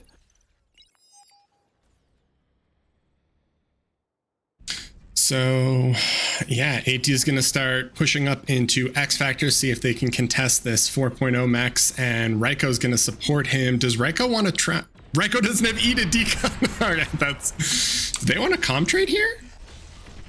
I don't think it would be that great. I mean, X Factor could com trade with the idea that Sashkorin is behind him, but Sashkorin's not in a position, and AD is also not that far. I mean, Randy's right there, so it's pretty good, I think, for Pro to com trade here. Oh yeah, Especially true. if I the didn't see the blitzes Randy there. I think get to snipe all the reinforcing X Factor army. might not even die. He's kind of far away, right? Does he survive? He survives this. Ooh. Oh, wow. Teddy's coming. Unfortunately, there's whistlers, but there's blitz. I think they can eat most of this, right? X Factor needs to be a little careful, but he should be okay. And Yeah, I think they should swap. I think Randy should go for the wreck, and X Factor should look to get a resbound or something. But let's see on the north. Yeah, I mean, Teddy doesn't even have... He's e-stalling. so he can't degun. Does he lose his comm here? Oh, wow, he trades with X Factor's that low would health be- comms. So that's really good for And Pro, also, actually. some army lost for Teddy, yeah. Yeah, so 3 comms down. Randy is here. He's going to be able to slurp it up. And on the other side, Hygain is just applying tons of pressure, sneaking these pawns in and trying to trap people on this side of the map while his teammates just continuously consume all these wrecks. That's really scary. They immediately drop the T2 lab. Randy has it going down. It's halfway done, and he's going to funnel all this metal into that lab. And you think early bull, early jag, what? The early bull, I'd say early bull is one of the strongest things you can make against T1 units. I guess you very could easy. also I think a couple of Jaguars to first go for one mech trade is like one of my Yeah. I mean, to be honest, they're eating so many commanders that they can do a lot. Like, they can make a lot of things. because bulls are quite an investment, because if you're like making bull this early, you might even get like on out maybe. Because, you For know, sure, once you but they start know where all the defending, you can- comms are, right? They have a vague idea. Oh, Randy might lose his commander here, but I Randy. think it was worth it, especially if he kills that army. Do they have a... They don't have a... Oh. Sash's comm is They have a moving res now. bot. Yeah, I think Sasha's still pinned by AD, to be fair. He cannot like freely move there. And 80's doing Right. quite a bit of AD damage. sneaks the pawn Yeah. through. Let's see if AD can cancel this Geo. It'll be kind of big if he does. There should be Shuri somewhere, but I guess they're not going to be able to respond in time. He's going to get the comm and Yeah, he has to then make get that. Yeah. Fine. That's completely gone to the void. Raiko was Yeah, able to eat unfortunate. that, and it looks like they're going to go console, maybe for Gunslinger? I could see Gunslingers on the side being value if everyone else is still locked into T1. Do we see a T2 on the... Yeah, it's on the We do, start. we do. We see it Oh, from yeah, Stardom. sorry. Yep. T2 core vehicle, core bots. I mean, sorry.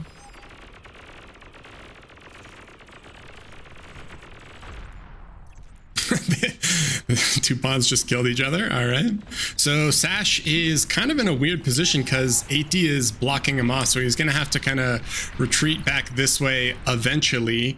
And we see transports coming out, I'm assuming, so they can fly consoles and T2 cons. The real question is, do you think they want to relax aggression right now and then try to get mexes, or do you think they just need to make units? I think when you have a meta lead like this, you never want to stop aggression. You want to make like high impact, power dense units, I guess, or a raid. I think they're just gonna skirmish with some early G2, do some aggression while we go behind it. What I'm thinking they're going for. And it looks like they're using cherries quite effectively. I mean, they're stunning units in the middle of the map. Putting some pressure on, really taking advantage of the air lead that they've had all game, kind of. First Jags are out, but there are Janus, and it's always the Jag into Janus can be a little rough, where you run by and then just immediately get popped because Janus are so fragile. 8D and X Factor battling out with rockets and maces on bottom. And Sasha's comm was able to back up, so it's a little bit safer now. And we start to see bulls come out, and from the other side, we see Sheldons. Sheldons are a little bit questionable, to be fair. I think on the Rosetta, you definitely want to go for more energy dense units due to the high wind. That's a lot of metal to put into the units, which don't do that much damage. But from the hill, they might be able to control like some of the bottom mixes, the 4.0 in the middle. Shuri's on bottom. They only stun one thing. 8D was ready. He had a nettle and snipes a few. Teddy's actually going for a T2 vehicle. Yeah, I just saw that. That's interesting. Yeah. I feel like maybe they just want bulls for mid. Maybe Mausers. I mean, the problem, Shellys just don't do that much damage, I feel like. They're very much chip units, and if you get run at by bulls, it's a little scary. For sure, but there is some terrain abuse, I guess, with the hills, and the added range is maybe what they're thinking of doing. I think the boom geos are very late for teams. I don't know why they went for the T1 geos, but no boom geos yet, I think. Maybe they started one on the Stardom? I can't see if they started. Yeah, in the north, Stardom is currently making T1. it. I don't think you even should bother with T1 geos. It's You just go straight T2? So do you think? I mean, max wind is 22, average is 16. Yeah, I mean, it's nice to have it, but and if you plan to upgrade it, but I think it's just wasted effort of moving. They are kind of e-stalling and having a difficult time transitioning in between things because of it. I mean, yeah, the wind did drop there at 121, so. Been, I think, 5. Okay, I think we. So looks like we're seeing some mechs upgrades now. A couple bulls were given, so Sash has a bull on bottom, and he is bullying 8D with it. All right, I'll stop. Okay. I mean, one thing that's important to note here is like he's just poking with a bull. He's not really investing much resources, but because 8D is really trying to defend his position and making a lot of forward big spam. There's no radar. He's spending a lot of the team resources on this. Oh, you're right. He's burning. He's burning 1,000 energy a second with that commander just patrolling. Especially with the commander cloak walking. That's really expensive. But I mean, on the flip side, right? Like he's still holding this side and he's contesting that mid-max. They don't have the 4.0 mid-max. Whereas on this side, they've held all of that. It's not actually showing in an economic advantage because they're ahead with their T2 mexes, but at least he is holding map control and kind of trapping him here. True. Yeah, and obviously, like, just knowing that there is a cloak commander will make Bull fall off, right? You don't want to lose Bull. Bull is extremely big investment. It might be the best unit, and then that's the most metal, and it's really nice to have one at the front to harass T1 units, because what else you can do, right? Which has such a nice AoE and damage, so So Meanwhile, there is the these counter. 3 Sheldons are kind of exerting pressure. They've pushed back the LT line. They've taken out 1 mix, kind of Yeah, poking and prodding. I think it was really good to make a couple of Sheldons to control like the middle mix, and Stardom has capped that mix. So that's a big mix, right? The 4.0. Sash is walking at this. He took a lot of damage. Metal. 80's calm is still holding this. Yeah. Yeah, but if you notice in the team economy, AD is holding like what 1,700 of his team's metal, and he's spending a lot of it. So they're kind of struggling to make anything else on their team. I think this whole bot section goes down now. Well, maybe dependent on the thing. He gets Probably the shouldn't Diga. hold that much resources, but you know, Stardom is getting his T2 maxes up. I don't think they're stalling essentially on that. So And that's still no AGO. Ooh, I like this. High gain with the Rattlesnake up on high ground here. It's going to be able to kill all those Sheldons and exert a ton of pressure. So maybe they can start pushing up here. Do you think this game ends in T2 or do you think it goes to T3? I think Pro will exert pressure before going T3. And I mean, I'm if not you look seeing at both teams, there are a lot of T1 mexes that haven't been upgraded. I think it's way too soon to call a T3. And AT's going fusion. We see some. I'm not happy about the fusions. Like, I don't know why these guys are not getting the geos, but you know, to each their own. Getting fusion before the boom geo is just sin, to be fair. But True, you know, true. I mean, they do have is. Stardom's one, and that's quite safe to make. Yeah. Does AT's calm die here? It's running from the beamer and it's got the 2 pawns. It's going to be super low. This is going to be. No, it 16. still survives. But He there's is some Not the Mausers here. I rockets. mean, If these all the rockets Mausers. fired at his own commander. And then die. He gets to perfy himself. Betrayal. So we see this fight on bottom, and then they're also going to push up on top. Stardom's calm. That's last commander. Doesn't right? get the Mauser ball, Wait, but is it gets a last lot calm? of. The... AT's last Oh my god, he's AD's low. last calm. Oh no. He's in a very dangerous spot, actually. I think AD is gonna lose this position from the Mausers. There's no way he will hold this. Yeah, he can't survive it. And High Gain should be able to eat Stardom's calm. He's getting ready. But no, I think you're right. Oh, is there? Oh, there's a jammer. Sneaky Pete, too strong. So 8D is still occupying their time a bit, but it's going to be pretty concerning once they win this if they can just swoop up into mid and then start applying pressure there.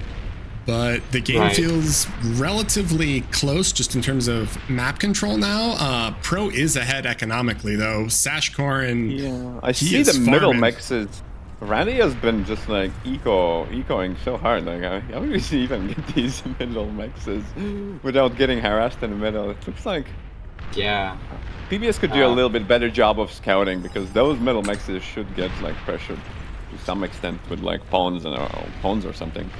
It's funny that nothing happens in the middle. You can see the whole mini map is really clear. They're so focused on these like climbs. Because Teddy chose to make a T2 vehicle lab, right? Like, he's just that was his decision, and there hasn't really been much out of it that has caused pressure, because it's kind of expensive to make another T2 army. Pushing now, but even for support, you would like want something with the Mausers. It's like here, like you see, there's nothing to right. Yeah, like the T1 bot lab. Yeah, for sure. Like pawns or whatever. High Gain's calm, kind of in a bad position. By kind of, I mean it is literally trapped by ticks and pounders. But he's gonna be able to hug at least one side. So does his rattle kill him? He needs to be really careful that his rattle doesn't kill him. Yeah. Oh, looks like. Well, I mean, the benefit of being in this choke is that he only has one direction to D-gun. Yeah, they're all just flooding in, and he's just D-gunning away. Like...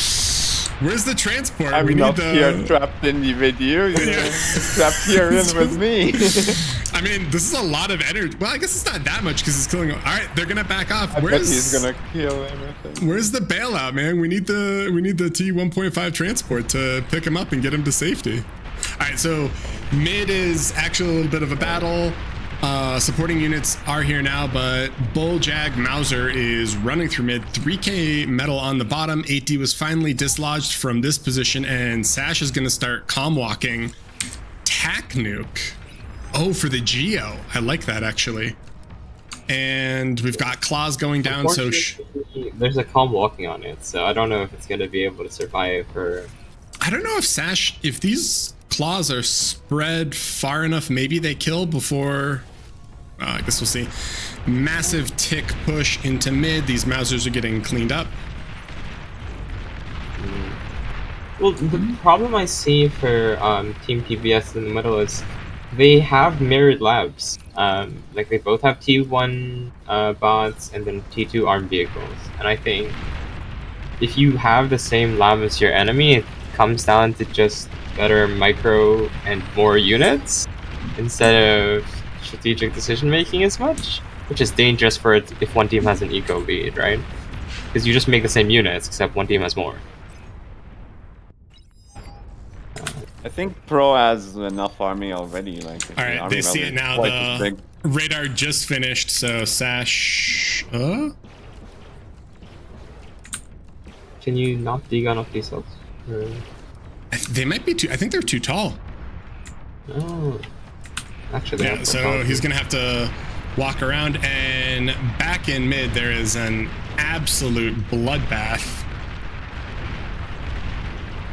Again, has scaled so much wind. I think I like it much more than. And look at the Sash current face, like. Wow, that is much better than fusions, to be fair. A lot of wind.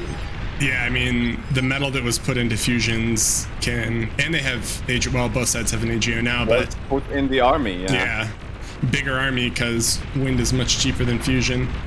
A lot of pawns coming in from X Factor. He's going to try to just run through middle. There are supporting grunts from Raiko. They're going to try to cut it off. AT's also running ticks, and there are no LLTs. There's no pork here, so Raiko might be able to get some wind if he can actually close in. But the bulls from Teddy are going to cut off that reinforcing path. Still, though, Randy just has this Mauser line that is slow pushing in mid and chipping away.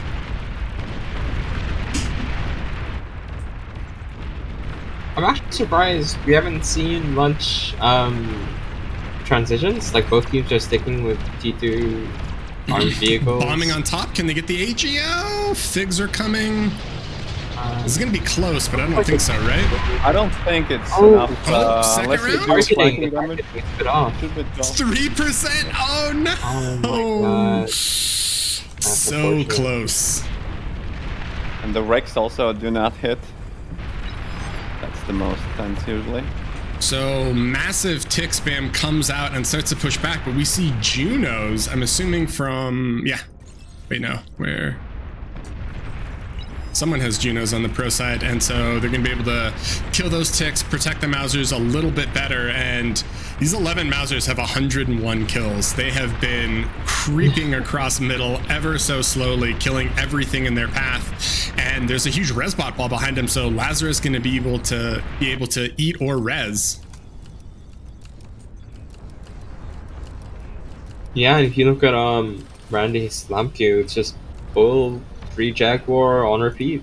Just keep up the pressure, make more units. We see a Lich coming out from Stardom, and then he's going back into Figs. Teddy is Bull Jag. 8D is just spamming T1 bots. X Factor is pure pawn spamming. And we see T3 is going into Razors now from Randy. So the Lich is actually a little bit scary because the pro team hasn't transitioned to T2 fighters. And it's pretty easy if you have a T2 fighter advantage. I don't think the Lich can do anything because on the north you have the air player, right? So that's the position where you're closest to the enemy, and on bottom they control most of the map. So the Lich can't really make over the map like kind of sneakily without being spotted. And Stardom has this Serb here that has such an insane range. I didn't even notice it. Can Highgain actually degun this though? Yeah, I think doesn't look like. All right, and we're gonna have to hold that thought because here comes the T2. All right, so Lich and Figs, it's gonna get the lab, and then they should be able to get the full scout. So what do they see here? He's gonna try to. Oh, he snipes it. Oh, it gets shot down. Yeah. Yeah. I mean, if the position was good, I think this is the best they could do. But I mean, single air lab for Lich isn't good enough. You need more than that. You need like 4,000 metal damage at least, I think, for the Lich to pay off. Definitely, because the build time is so much. And it wasn't Yeah, even I just thought the T2 air lab. T2 fighters would trade a little bit better. But I guess. And Highgain was able to degun that Serb, and he's got the LLT down that is shooting the mammoth or the lab. Poking something. We'll have something to say Wow. about it once we. Oh, he deguns the mammoth. Wow, this spot is crazy. Oh, does it actually hit? I didn't even Yeah, realize. he came out. Degunned the mammoth. Degun. And then he Amazing. destroys the lab with the single With LT. LLT. Oh my god. Highgain putting in He's work getting here. so much value out of this. Razor's about to hit mid too, and this is scary because so much of mid is literally just T1 infantry, and the Razorback is licking his lips. He's like, I'm ready, send in the grunts. Pro looking pretty scary there. Annihilated this position with LLTs. Their economic advantage is big, and more importantly, just look at the wind farm. I mean, look at all these players like Sash, Highgain, Randy. They have just littered the map with wind. They even have a Prude as well in the middle, so everything's looking pretty dandy there. Randy is sharing the love, so he's going to give Florio a couple of razors to go push top. And with that Serb and that lab dead, I think T3 is going to be really scary, especially because they only have 8D's comm, right? So it's not like they can throw away comms to get D guns and then kind of reset aggression. They're going to have to deal with those Razorbacks with units. Right. Well, Patak has dropped T2 bot lab first in spy bots. Quick response there. I don't know, it feels like Stardom's base is definitely gonna go down here. Look at those area control towers. So many. Oh, yes. Someone linked me that clip, LSR, where we discovered that during some cast, and literally as we're looking at them and talking about it, someone's base is getting bombed off screen, and we're like, whoa, when did HLTs become ACLTs? All right, so Randy, I think, is gonna split and maybe send. Oh no, they already have Highgain with a pawn up here, killing this Geo, and these I don't think these Razors are gonna be opposed at all, right? Even if they emp them, what's gonna deal the damage to kill them? Well, there is no commander. So ACLTs are kind of safe. doing the damage to kill them. One of these Razors is dead. And they have a Starlight, a single Starlight, which is... Alright, couple snipers, here we go. A couple snipers are out. Oh, I mean, yeah, with the snipers, I think it's hard for the Razors to push into that. What, if he just commits, does he go? He gets a bunch of win, but I don't think he's gonna get anything else. Oh game. my god, that's a crazy spy bot. Wow. Get him, he got him. Snipers are here. Razors. He should be okay, but X Factor ran from across the map, and he's just been printing pawns forever from these 3 labs. Right. And they're overwhelming. Strategy, yeah, the combined arms is pretty good. They have mostly everything. And Razor's dealing the damage and pawns as support. I don't think the PBS can climb out the hole. They're barely holding the line as it is with no... Yeah, I mean, even if this Razor push doesn't work, the Procon has so much metal to work with, they can just change strategies pretty easily. They're even starting the Aphis scaling on the right-hand side, if you notice Randy's face. So... it's not looking good for PBS, unless they can pull something out. And they have res bots behind this push, so they should be able to eat quite a bit of this top push wreckage, but we'll see how it goes. He gave Stardom snipers, but Stardom doesn't have the E for them to fire, so he lost his whole base. He's gonna need storage or something, or a fusion.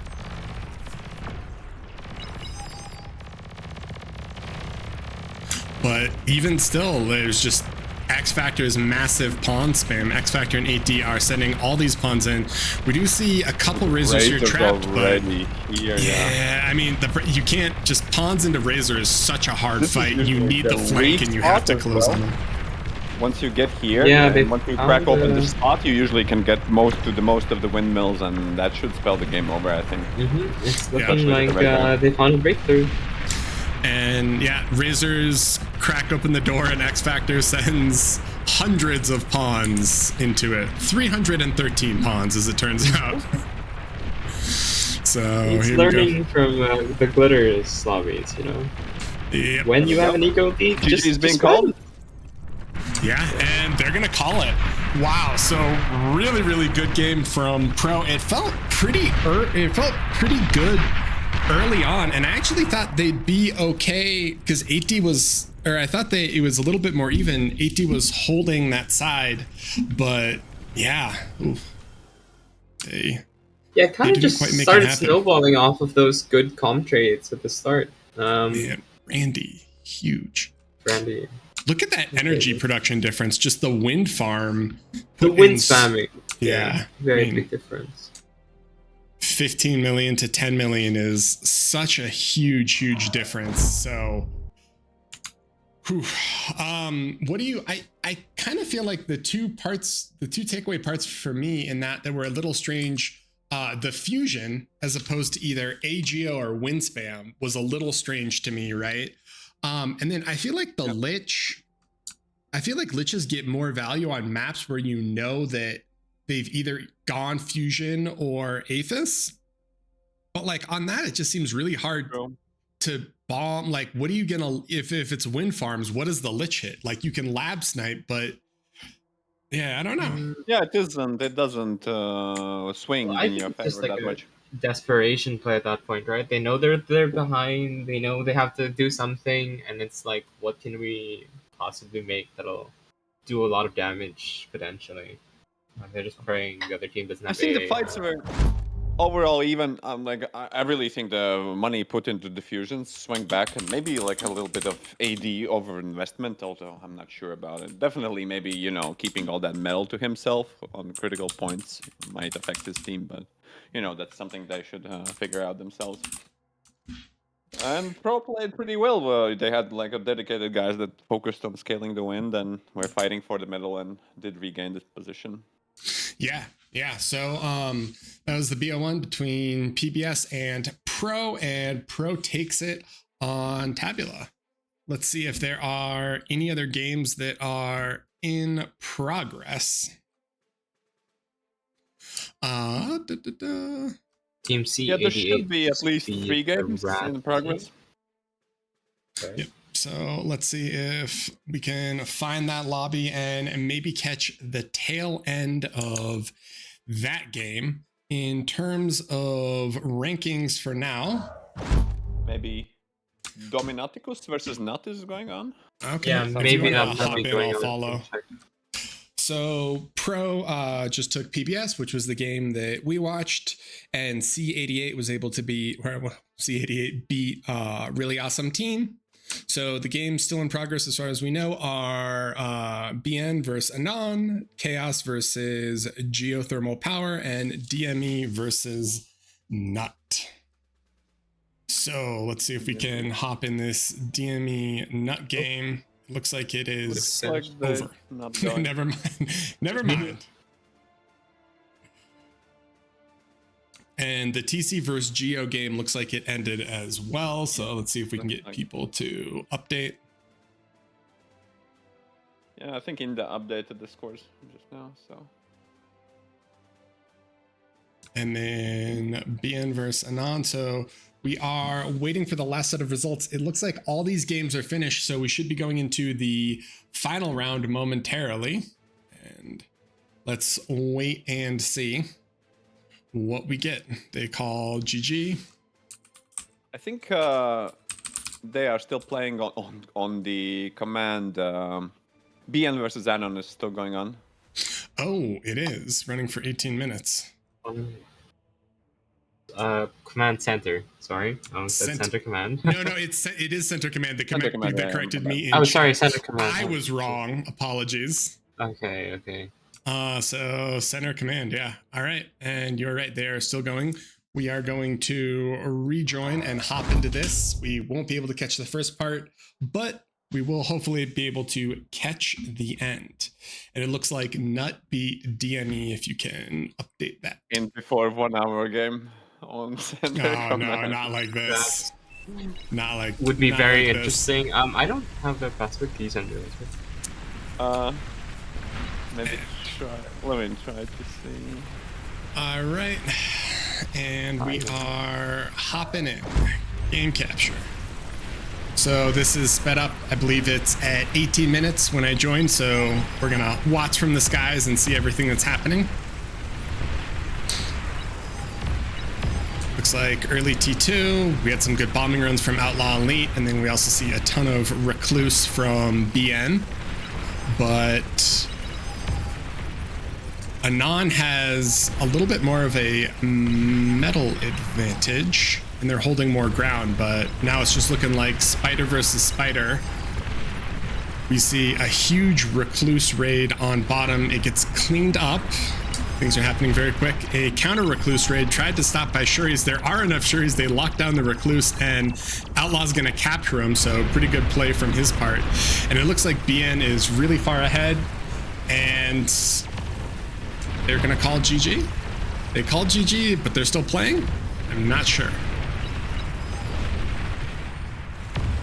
Things are happening quick. Outlaw still has an absolute army of Shuris, and they are holding on. So we get to this game at 21 minutes. It looks like BN has a massive metal energy production lead, and metal produced and energy produced is both incredibly high, and then army value, they are leading substantially. So unfortunately, and into oh yeah, and here come the Shivas. What is this? What is this lab placement, Blossom? What is this T2? can anything get out of that? It'll get reclaimed. It'll get reclaimed soon. Okay. I think he's you know, built a T2 con and built a T3 lab right in front of him. All right, so Teener pushing up here. He's got bulls and jags, and there is a rattlesnake chipping away at this front line here. So Zillion, who is Dot, is trying to survive against this with all of his Recluse and kiting back, but there's the ticking time bomb of Shivas. And look at this. This is natural for the straight players. They're like, ooh, wind farm? I'm on it. This is my home. I think this is a classic straights. I think from what I've seen from David Skinner, right? Yeah. David Skinner, yeah. Let's see, Happiness make a video on it as well.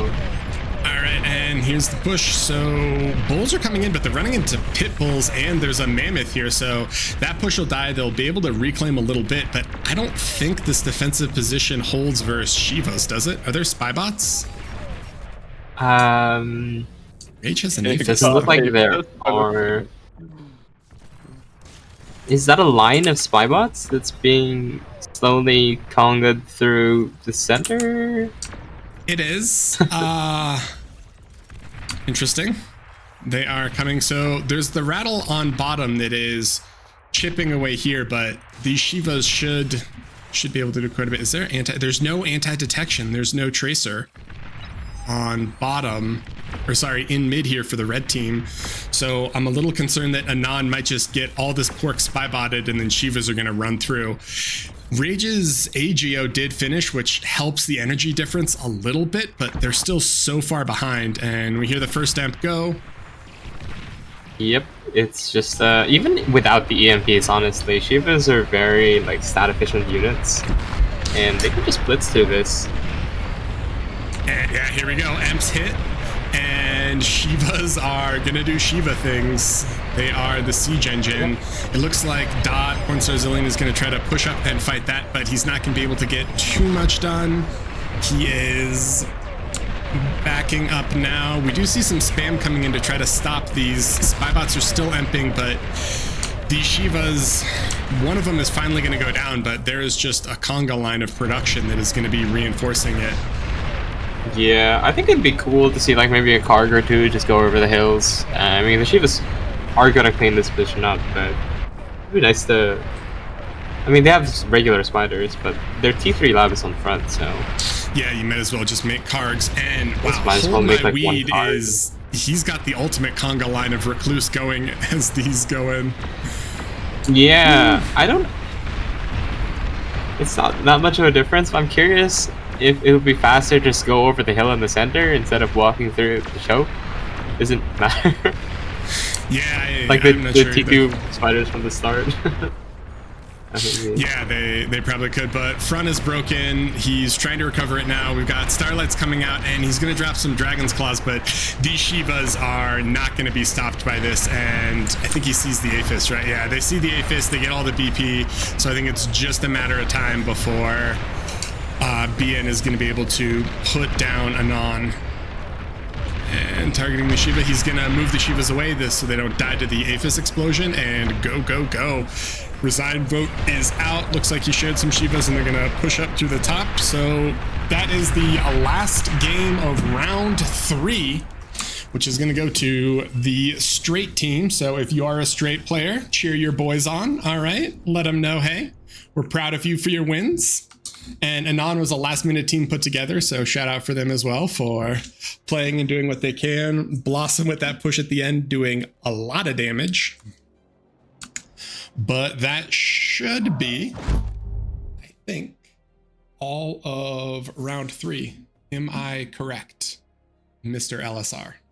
Yeah, I'm looking at the DME versus Nut. I can't understand who won. Oh, Nut one.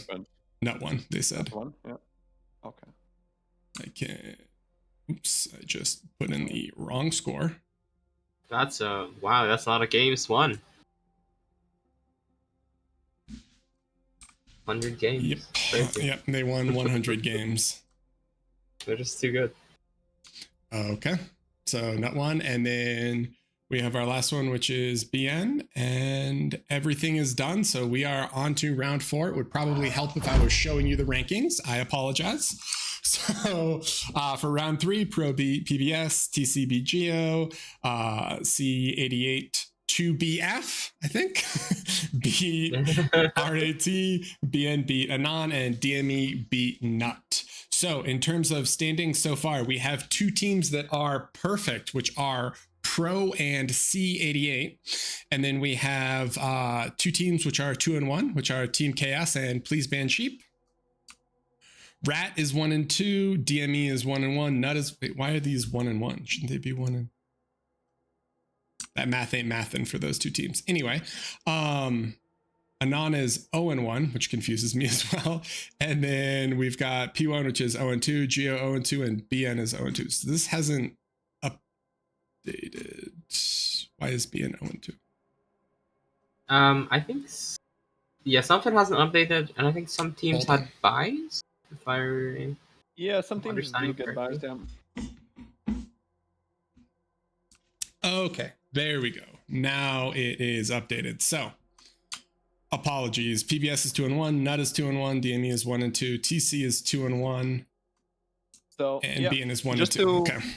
explain what's gonna happen. We're gonna have the top 6 after this round. We'll just get to chill and watch our beautiful stream hosted by Walshock, and we're gonna have the 7th through 10th play additional brackets. So only one team is gonna be sadly eliminated. But you know, it means that a little bit more fight and party for the lower tier teams. I think it's good, you know, to have some competition.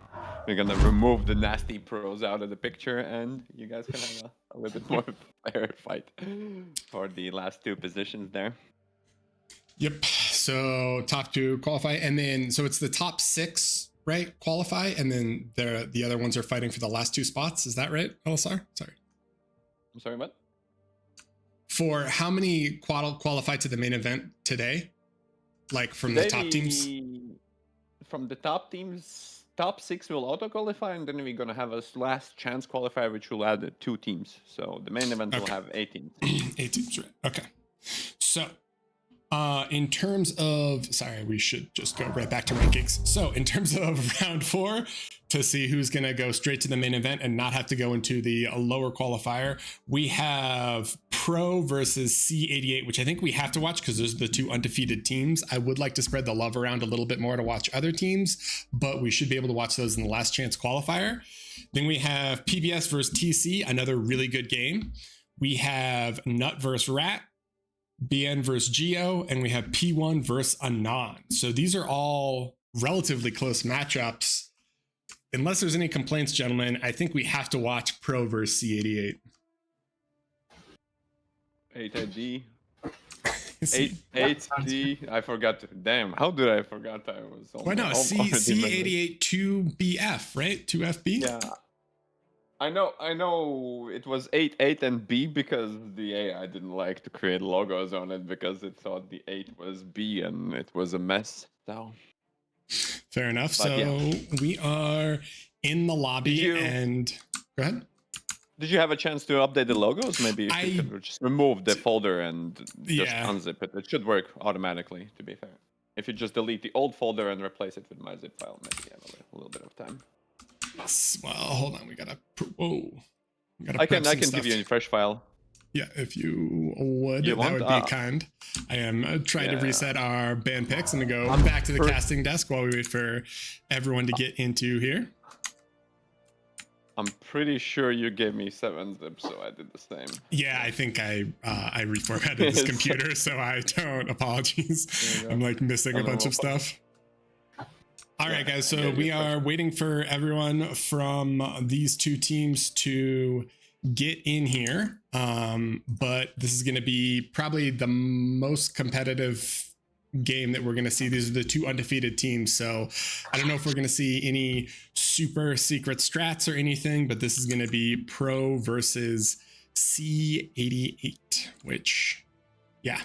And C88 is the lower OS team, which means that they will get to ban first. But yeah, we'll see what happens. And give us a second. If you guys want to send those players messages and tell them to get into the lobby faster, super helpful. No, I'm kidding. Don't do that. Yeah, 5 minutes later when they're in the game. Hey, get in the game. Yeah, Stop holding the stream.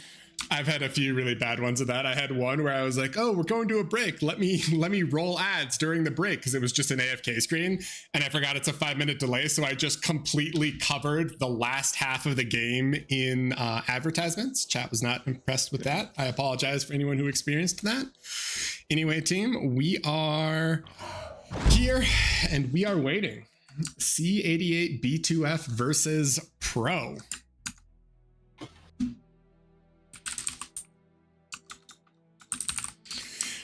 Apparently, Kuchi was banned from the lobby, and they just unbanned him. I'm not sure what happened there, but all right. At least we have a mod to fix this. That's right. Bataka's here. Set team size 6. Wait, what?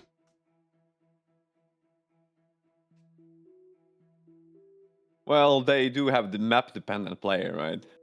That I still feel like having 6 players in a lobby and then swapping them out is a little unfair. I mean, I think it's an incredibly smart thing to do, but I also feel like it's a little, I don't know. We might need to include that in the rules. I think it's a good use of subs, right? Just like any other sport. Like sometimes you have like a 6-man you want to put in for. I think it's an intimidation tactic. It's like you go, imagine having a fight and then there's like actually one guy extra, right? It's just like one of you knows you can I don't. Yeah. I just told him to ban pick, but I forgot that my caps lock was on, so I just started screaming at the lobby. So yeah, we are waiting. We've got all 5 players of C88 B2F and then all of Pro. I don't think any of these teams really have weaknesses. Let's see. What did Pro? So C88 we saw play on Salt Reef, correct? When they played versus Team Chaos, and then Pro just played on Tabula, right? So I'm curious if we're gonna see them try to do that, or maybe they get banned out. So one weakness of C88, it seems, is their schedule and their time zones, because it looks like Zhao and Chisato are not here. Oh, I didn't even realize. Yeah. Oh, man. I assume both of them are on the main 5 roster. So yeah. So okay. Like, yeah. Interesting. Okay. So Neza will be subbing in, I guess, for this game, and let's see how that works out. Yeah. So Nez has arrived. that does kind of change the perspective. I think losing Chisato is going to be a loss for any team, but to be fair, Nez is an incredibly strong player, and I also feel like he's one of those players that in pubs he can kind of clown around, but similar to Shoddy, when he like decides to put his nose to the grindstone and actually play hard, he's very smart and just like very responsive and knows what to do. So, ban Barrier Reef, really, Randy? Gentlemen, I apologize. We are not going to see any Barrier Reef today on mainstream. Tragic. It's a tough world out there. Rosetta ban, though. Don't want to play. To be fair, the last... Actually, no. Pro lost the... Do you remember the grand finals game 4? That, like, insane Rosetta double rag game? But they're going to ban it anyway. I guess you don't want to play versus X Factor on Rosetta. I mean, to be fair, it's not like Austin is really that scared of it. That's true. Maybe, but I'm curious, like, how they choose to pick a map without Chisato or Zhao. They're maybe a little bit afraid of playing a more standard game. These guys. Looks like Pro bans DSD. Interesting. We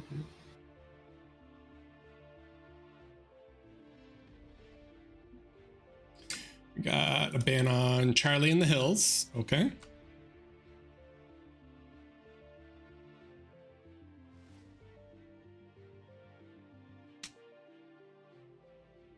I think one thing we haven't seen much of in this tournament is like how much the calm trans changes have affected it. I know it's something people are talking about. Like for people who aren't aware, they change it so that the T1 transport cannot transport commanders. Instead, you have 2 versions of T1 transport that are out right now: the light and the heavy, medium. Yeah, the heavy. Heavy, right? And only the heavy transport can transport commanders, but it's a bit more expensive. It's slow. And whoops, I missed these in order. And Feast of Hades. So we're starting to get to the bottom here. What's left in the pool? The Rock Jungle is still in the pool. Wait, I double banned Tabula. Oh God. Yeah, Pro was the one that banned Feast of Hades. And ban Rock Jungle. Sorry. Apologies So everyone. it's between Hellas and ATG, right?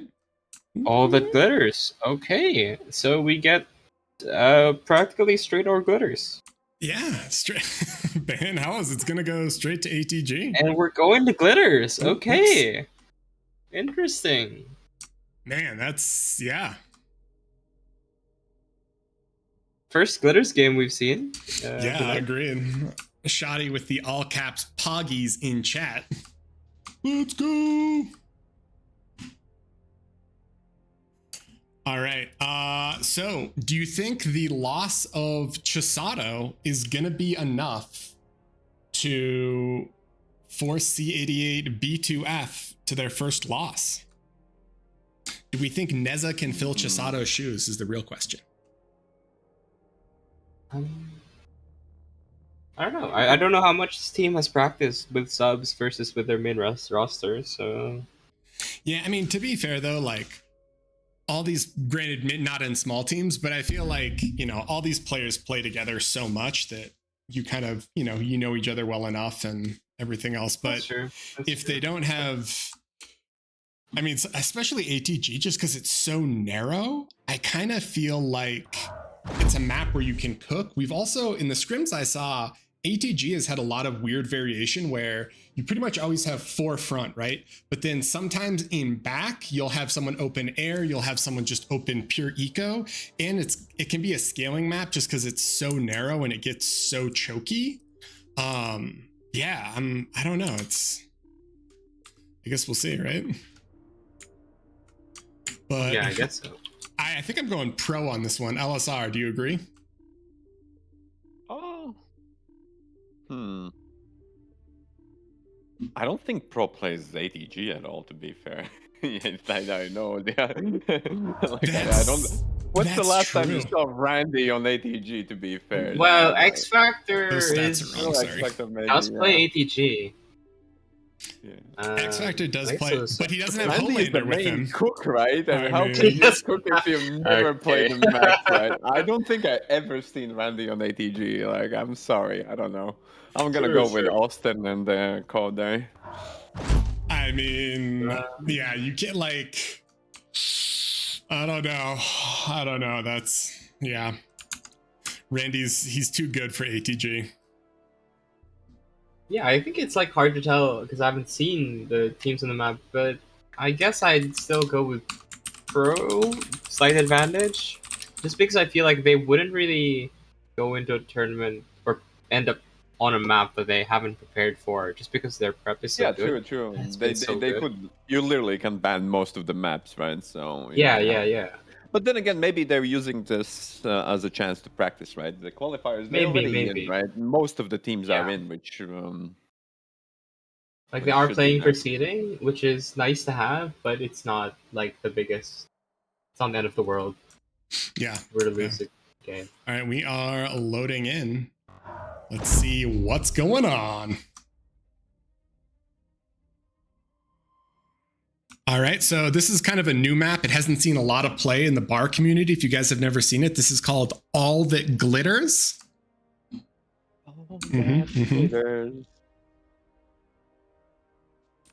All right, so Pro's going to be spawning on bottom, and it looks like they're going to do a 5 front start. Is Randy just going to boost X Factor? Looking like it, but they're gonna call off loud.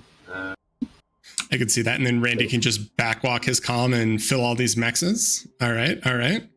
We are waiting on...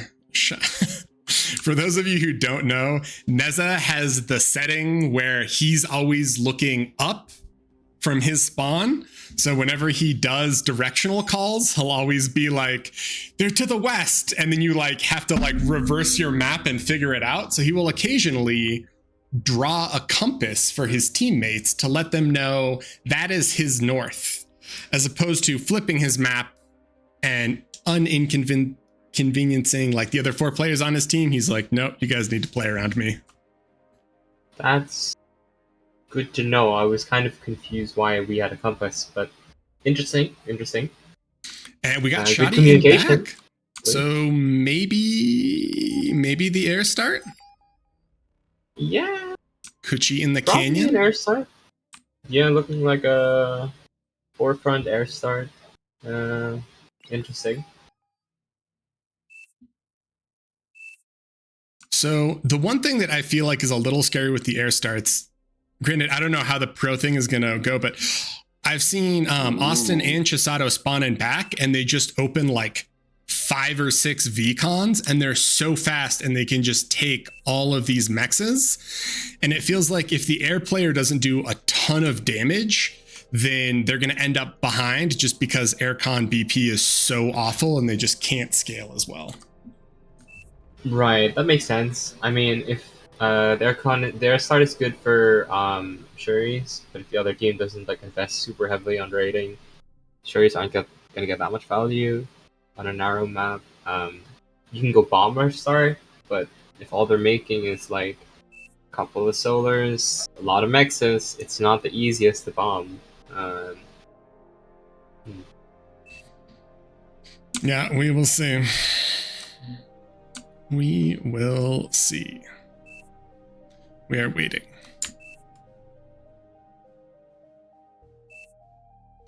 So it's going to be Nez versus Autopilot, Claret versus X Factor and Randy, and then Quacker versus High Gain, and Sash versus Kuchi. Oh, yeah. All right, and we have one pause. So we are waiting for that.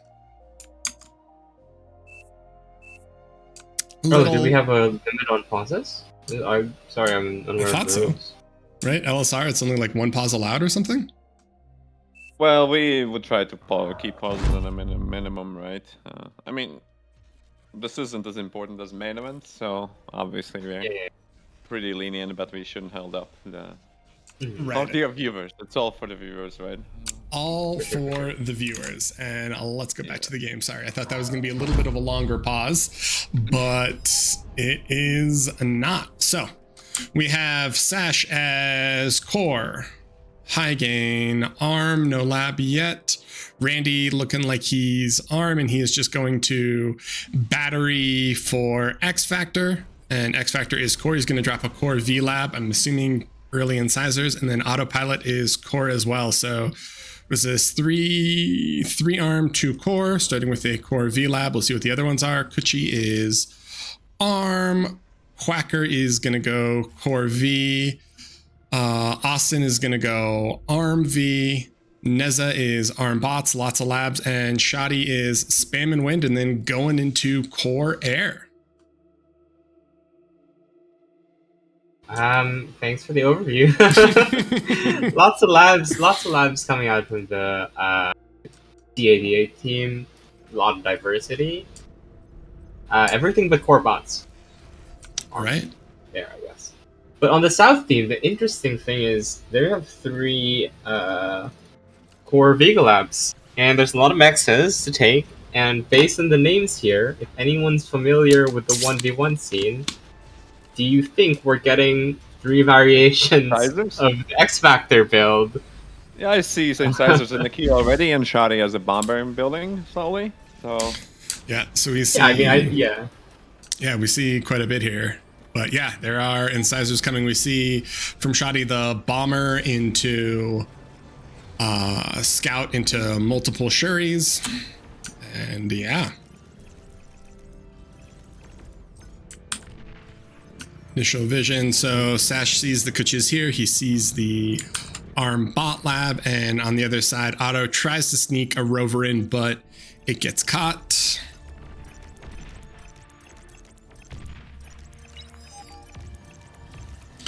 So pretty standard. Everyone should be familiar with this. We're going to see X Factor sending all these VCons back. He's going to start the bomber tapping will all be these scouted mechs. again by I can't see. Yeah, it's getting scouted already. So yeah. So, I mean, if they yeah. see air, they probably should expect the early bomber. Yeah. Just because it's like kind of standard. There's a bunch of clump wins actually, so could get some value. Let's see what the bomber can deliver. Where's it going?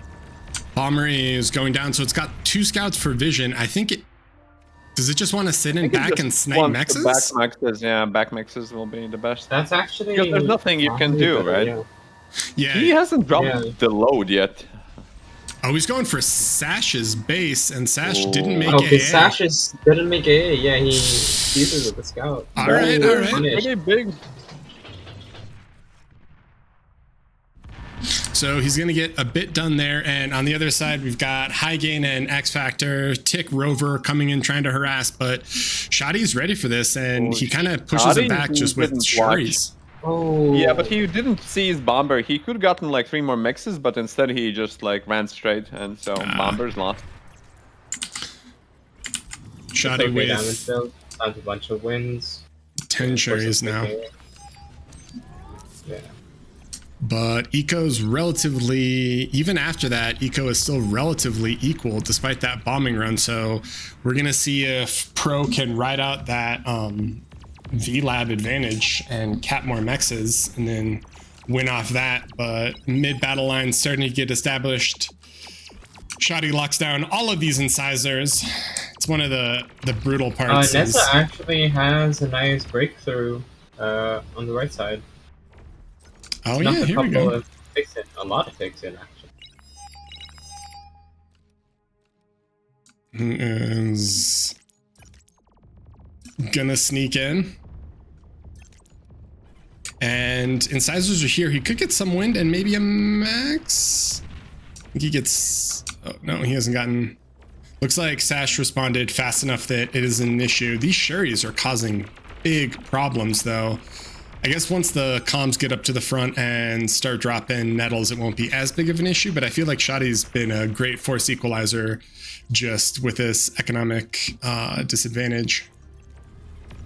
twitchy. True, but if you notice, Randy actually switched into an air lab. It's gonna start printing on fighters and cherries. Shares are out. So now we're getting into a little bit more of a standard ATG game, right? Like frontline is set and everyone is just gonna start making units. Yeah, I mean, Ned? similar army comps, to be honest. Ticks and incisors, kind of the name of the game here on both sides. Yeah, Austin it's- has blitzes, but aside from that.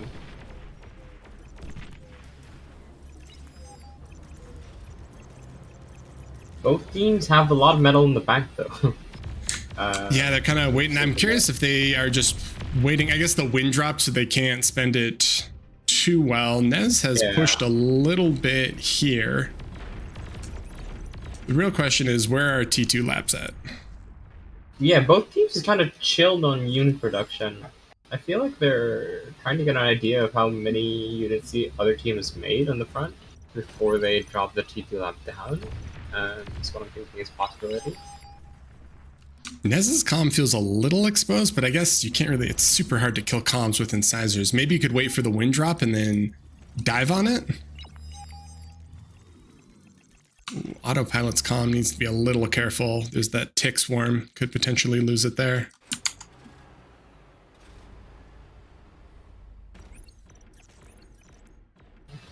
Still don't see a T2 lab. Looks like There should be one in the base right Austin there. has made one.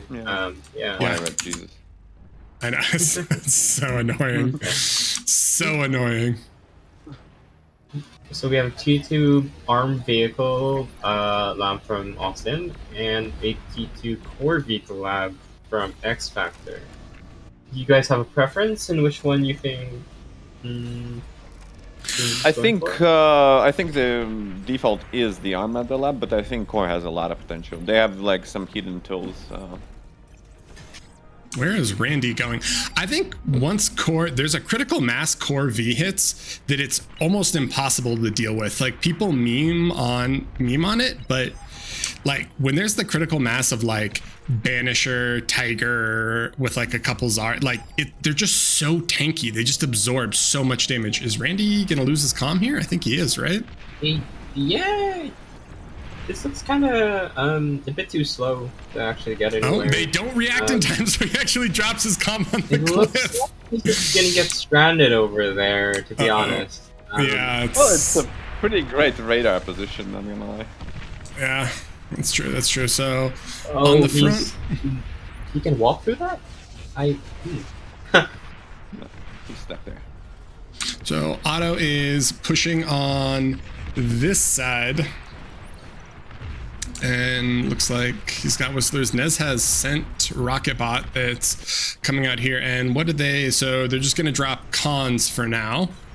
And Austin has dropped one con. He's going straight into a fusion, which his team needs actually because he's starved. No, fusion is good here. I think the wind isn't as high, and I think the fusion is the. Since Glitters has so much metal, it's fine to just immediately dump at least in one fusion. Sash was. I mean. Sash lost his comm there. Did he kill? Did he take an army? I actually didn't see. I think it was just like a bunch of ticks. He still has an incisor ball, but there are shurikens on the other side, so it seems difficult for them to do anything about it. Another big thing is that Kuchi has taken the advanced Geo, and on the other side, they've only just finished T1 Geo. So that's a really slow Geo. I mean, yeah. I thought Pro was practiced, but I think the Geo is the critical. I think generally, I mean, even 8 minutes is like we've seen Rosetta Geos so fast, right? You should just like stack solars and get the boom Geo as fast as possible. I mean, I'm always like, ever since Barcode has formed, we've been all about that boom Geo. Of course, I mean, it's the most efficient form of energy production, right? It's everything. It's the best eco by far. Like by far, it's above most of the buildings. So in terms of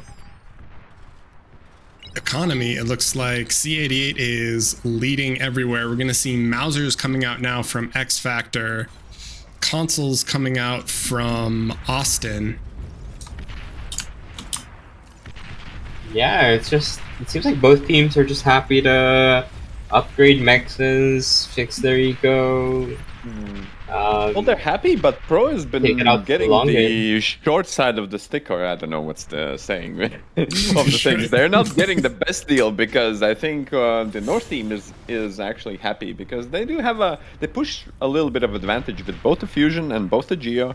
They're be able to scale. I bet this will be a pretty long game. Yeah, I mean, then- another thing to note is since they have an ARM vehicle app, they can make consoles to act as mobile BP, whereas the other team doesn't. How did Randy even Randy- get down? To be fair. It was just I'm a not big sure. kickball, and I think he didn't D-gun, or didn't have a E-D-gun, or I'm not really sure what happened, but... And Sizers are going to come in and actually kill one sorry, not Mauser, but Quaker, sorry. Quicker. But other Quakers are pushing forward. So, yeah, I mean, I feel like, though, for T1 and T2, it's so hard to win early on glitters versus good players that it makes sense to just plan on scaling. But the real question is, do you think this is going to end up as a lull game, or do you think they want to try to do a decisive, say 15-minute push or something? I think Pro likes to do at least one dedicated push in general. I think the Austin team maybe prefers it a little bit less. I think they're more eco-oriented. But, I wouldn't know. Their lineup isn't the best lineup, right? And I think the Zhao usually dictates the strategy. I think the Zhao is more hands-on leader and dedicates the strategy. So just like if we're looking at it, I don't think this is the full potential of the team. Nez is immediately Really running. good. He gets in. Does he? Oh. He gets all these LLTs. Could Does he even get out? Wow. Yeah, he can't What even the get out. I fuck? mean, Kind of crazy. shouldn't let him to get out, but he did get out. Yeah, I mean, that tick ball really isn't that scary, right? He's got a ton of pounders. He should be fine. But yeah, he snipes all the LLTs and backs up. So good for him. Kuchi's going to run in at Randy. He might snipe this comm. Randy's going to run forward to the Mauser's die, or the Quakers die. And Mauser's going to follow it up. There's a rattle, but it's not, or a persecutor, but it's not quite finished yet. And I think this push might kill it before it's done. Yeah, it will kill it. No way. It goes down. So Jag, Tick, and Sizer are applying a lot of pressure. Highgain might go down too, and that's really scary. That's their second. They only have one comm, and Sash's last comm, or autopilot. Yeah, so 5 comms to 1 is not a situation you want to be in 13 minutes into the game. A lot of aggression from C88 coming out now.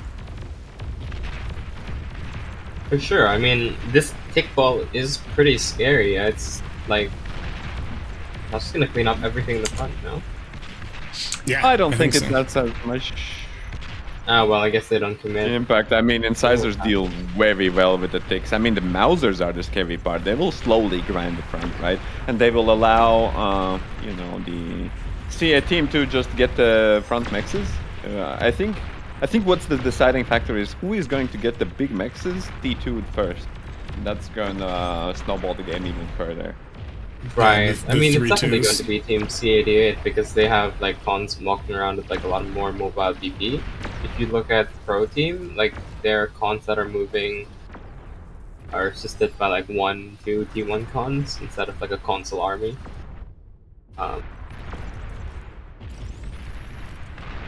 So far, well, looks like the energy scaling for CA team is doing pretty well. They keep adding fusions. Yeah, there's fusions just constantly coming. That's a nice bump. And getting all the mexes done. Once the T2 mexes are done, we might actually see some real action, as to say. I mean, they have a Starlight push that's just gonna slowly creep up, keep on going. Yeah, it's to zone the T2 mexes, I mean. There's nothing in front of these Quakers. The Jags are gonna run in. Can they? Oh, no man, Salas are here. Sallies will crush, I think, Jags close range. So they're gonna need to back up, and more Quakers coming out to try to fight against the Starlight tick push. But I think we're Mesa really wants to commit these ticks to something. He's been looking for a while. Yeah, he's really trying, but it feels like every single unit is heading to this kind of mid push here, trying to figure out what to do. Autopilot pulled his comm back, but I feel like it's kind of a lich angle now, right? If you're C88, you know there's only one comm, you know he was on that side, you could probably just fly over and... Oh, never mind, this push mid might be the decider. That's a good value, getting 6 nanos for just some ticks, right? Definitely. And it just allows the Starlights to take up more space. The army is getting dragged south to deal with the ticks. Yeah, and Austin has just been pumping.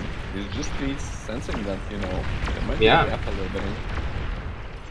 Yep, so they're gonna stop scaling quite as much, and look at this stream of Jags. He is just... How much nanos is there on Austin's base? Are they actually dumping?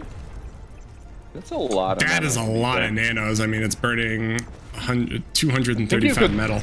You could slap the second T2 lab right there, and it would actually, with the bulls, it would spend so well.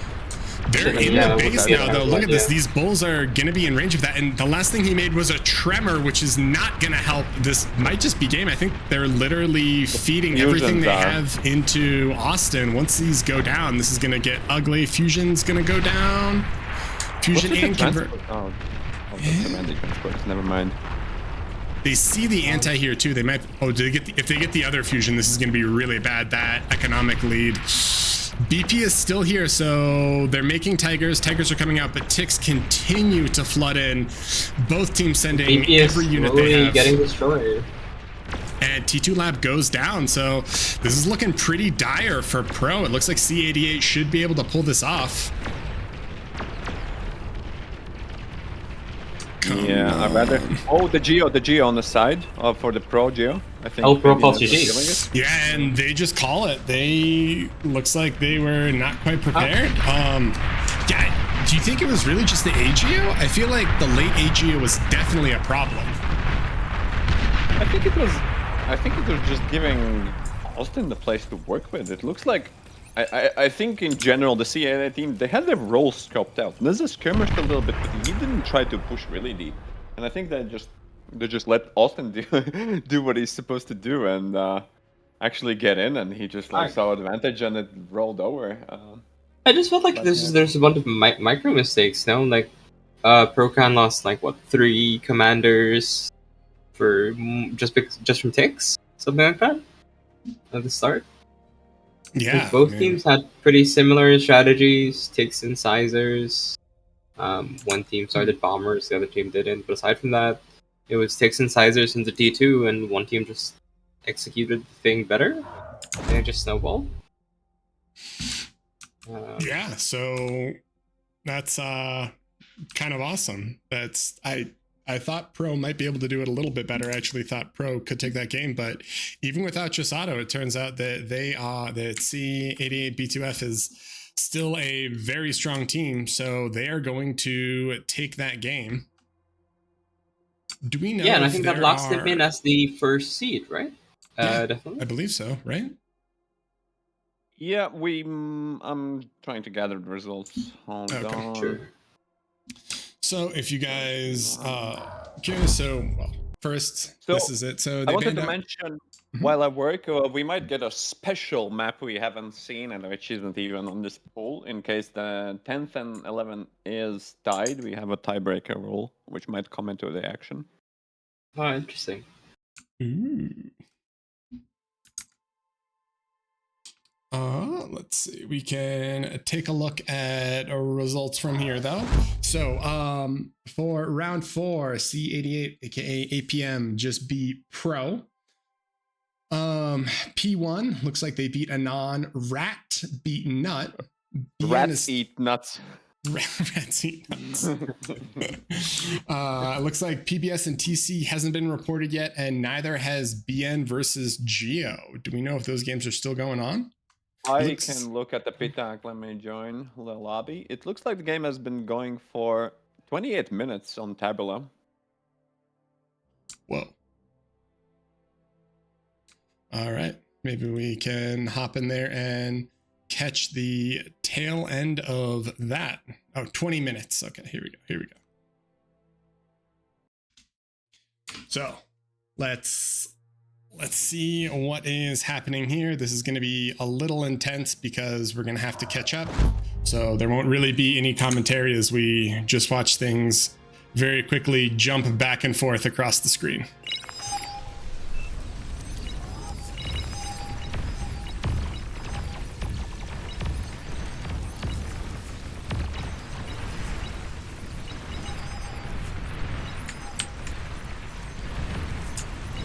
Thanks.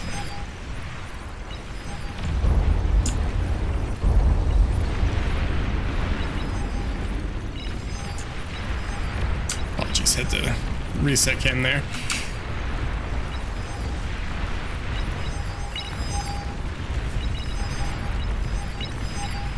So at 10 minutes, it looks like PBS has a little bit of an economic lead, actually a lead in everything, but Team Chaos still making things work. Early AGO, T2 lab here. We are 7 minutes away from current, so let's see. Patak getting bombers, does a bombing run. Pops AGO. All right, so it feels like, at least as we're going, I think PBS, Please Ban Sheep, is in a relatively good lead, especially with their command of middle. We've got a Rattlesnake down, which is holding, and PBS does hold the entire bottom plateau here. They do not hold the upper plateau.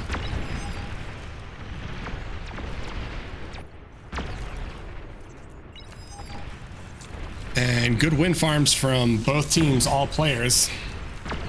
Wait. It looks like PBS is winning though, pretty handily on the stats side. I mean, Inda is having some advantage, but might get. But that's a T1G or not even a Boom G, so I won't swing anything in that big of a favor. It isn't even done though. It is yeah, it's a pretty substantial army. We see Sheldon's coming. The Recluse maybe can run down and then snipe him. At least they can get this lab. Yeah, I mean, do they have something to stop? Isn't that a lot of the Recluse? I feel like that's kind of difficult to stop, no? I think you might be right. Well, yeah, the other thing too is if they can run down here, they can take all the really annoying paths and abuse their move def. So those Recluse are scary, and it's not like you can shuri them, right? So they're gonna have to have some kind of response to it. Reiko's sending his comm, and there's still a pretty big battle in mid. These Starlights are unprotected, so they're just gonna get run at by the Bulls, and I think Teddy should be able to clean up all of Ragna's Starlights. Yeah.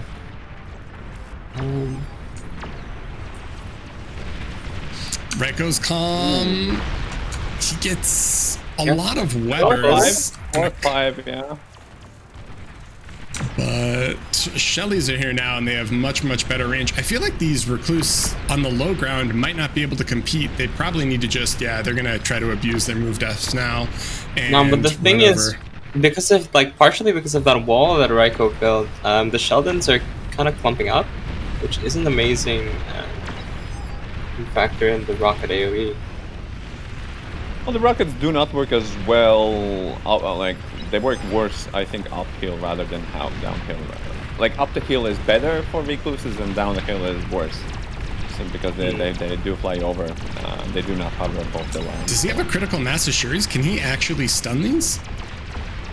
I mean, there is no contest yet. I mean, the fighters is getting pulled anyways, right? So yeah, he runs away. So decent sized wreck field here. Where's 5k metal on the ground here, 5K. and there's 4k. Looks like Raiko got the situation. They responded well. Yeah, looks like the spiders are getting pushed back. And the bulls obviously will kill spiders, even though those bulls are like low. Yeah, for sure. Yeah, it looks like Please Ban Sheep is pretty much in the lead for this one. It's looking like.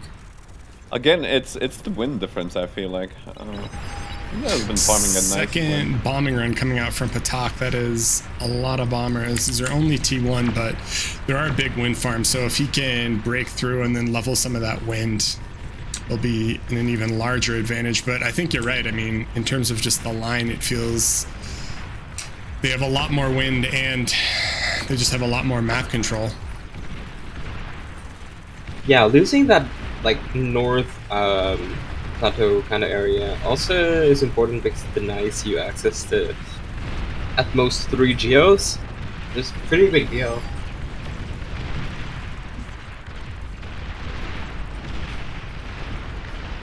Yeah, the And geo Recluse, difference will kick in.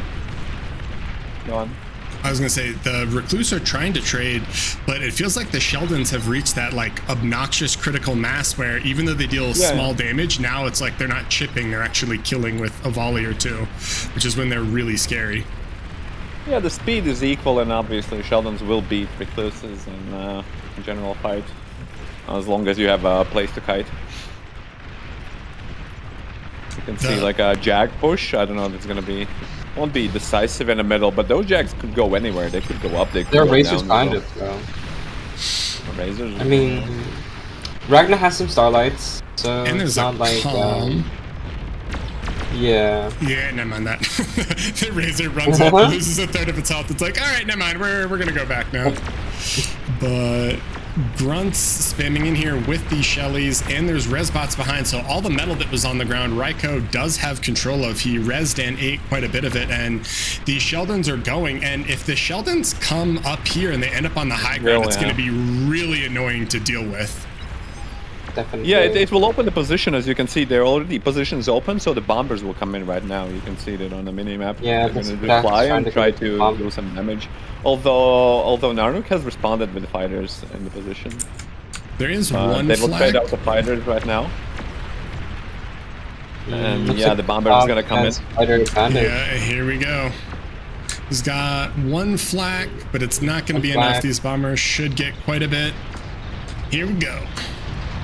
I think this will make a dent in their energy even more, raising up to, holy shit, 150% advantage. And there's more that they can bomb. They see it. They know where the fusions are because they just scouted it. So these T1 bombers are going to run through. T3 lab plus anti-nuke. That's a juicy bombing target if I've ever seen one. And the BP. Wow. Yeah, making anti next to the fusion isn't a great strat. Anti next to converters next to BP is Patak everything is so close together. Yeah, so Patak's bombing run snipes an insane amount of wind and BP, then gets the anti, then gets the fusion and more PP, and even gets more wind on that other end while top is getting pushed. There are some pit bulls down that are trying to stop the Razor, but Resign votes out. It looks like Patak was able to close out the game with that bombing run, so well done from him. And I think you're right. I mean, that it felt like they just had a little bit more of an economic difference through wind farming and through mid control. Yeah, I'd be curious to see how the start played out, like how it got to this point, because it felt like once we got into the game, Placeman Sheep were in a pretty good spot, and I wonder how they got there. Yeah, I'm not sure. The holding these mid mexes just feels so important, though. I mean, the 4.0s, if you can get there and deny, but more importantly than I hold, and there it is. You can T2 them, yeah. It gets, yeah, T2. 16 metal a second is a lot. Starts adding up. So they're gonna call it there, and that is all of. Is that yeah, all I think the matches should be. I'm trying to wait a response from Chinese team. I can't. Okay. Like he posted the replay, but I can't tell who won. Oh, you can just ask the. Yeah. Okay. You can check. So. Yeah. If they want, we might skip it. That metal production difference is brutal, and so is, and the energy produced is almost double for PBS. So really good game. We kind of missed the start of it, but that should be, I think we're more or less done with round 4. We're just going to get the results in. I thank you guys for watching. I don't know if that was really an upset. I think either team between the two of them Well, could have You taken can have it. extra bracket, Poshog. Don't chase the viewers away. I'm not. Hey. I'm not. Okay. Well, okay. But yeah, I mean, if you're looking at teams, so TC, which was the highest OS team, granted this is small teams, so, but yeah, I mean, that was kind of first seed versus third seed in a sense, just in terms of OS. So they pull it off, and we will see. We're waiting on results.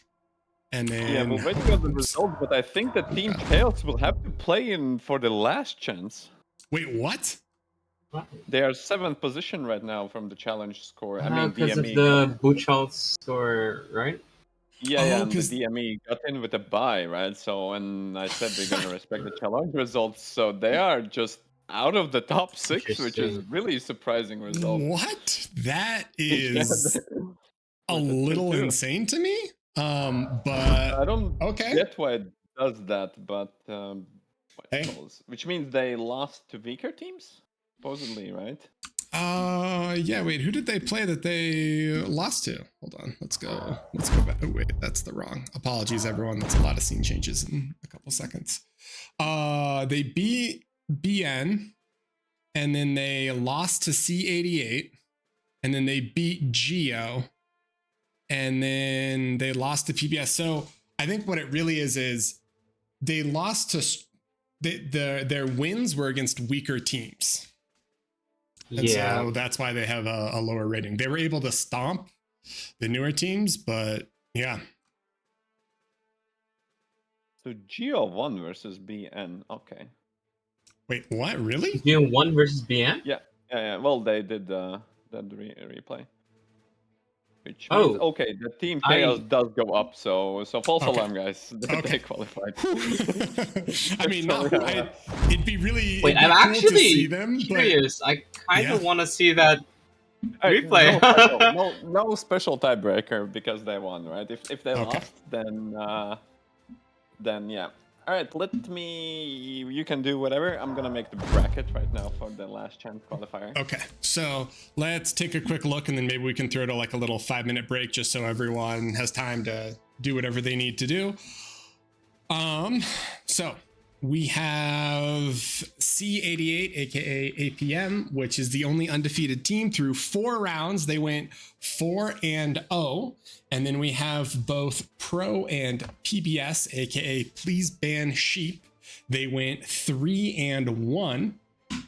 And then we're into the 2-2 teams, which are Rat, really awesome team, TC, Team Chaos, and our German stack, Nut, whose name I cannot pronounce and will not attempt to, but congrats on the 2-2. And then from there, we have the bottom 7. So these bottom 7, 8, 9, 10, and 11 are all going to be playing in the last chance qualifier. So DME, P1, Geo, BN, and ANON. So we're going to see more of these, which I'm excited for, because for the beginning stages, we like to cast some of the more higher profile matches. And it means that now we get to see some of these like lower OS teams play, which I think is fun, because a lot of times there's some non-standard play and some silliness that can happen. But LSR, do you have anything before we throw to a quick little break? Oh, yeah, well, keep excited. I don't know. keep excited. Keep excited. All right, guys, we will be back in 5 minutes. Don't go anywhere. Yeah, we will return momentarily.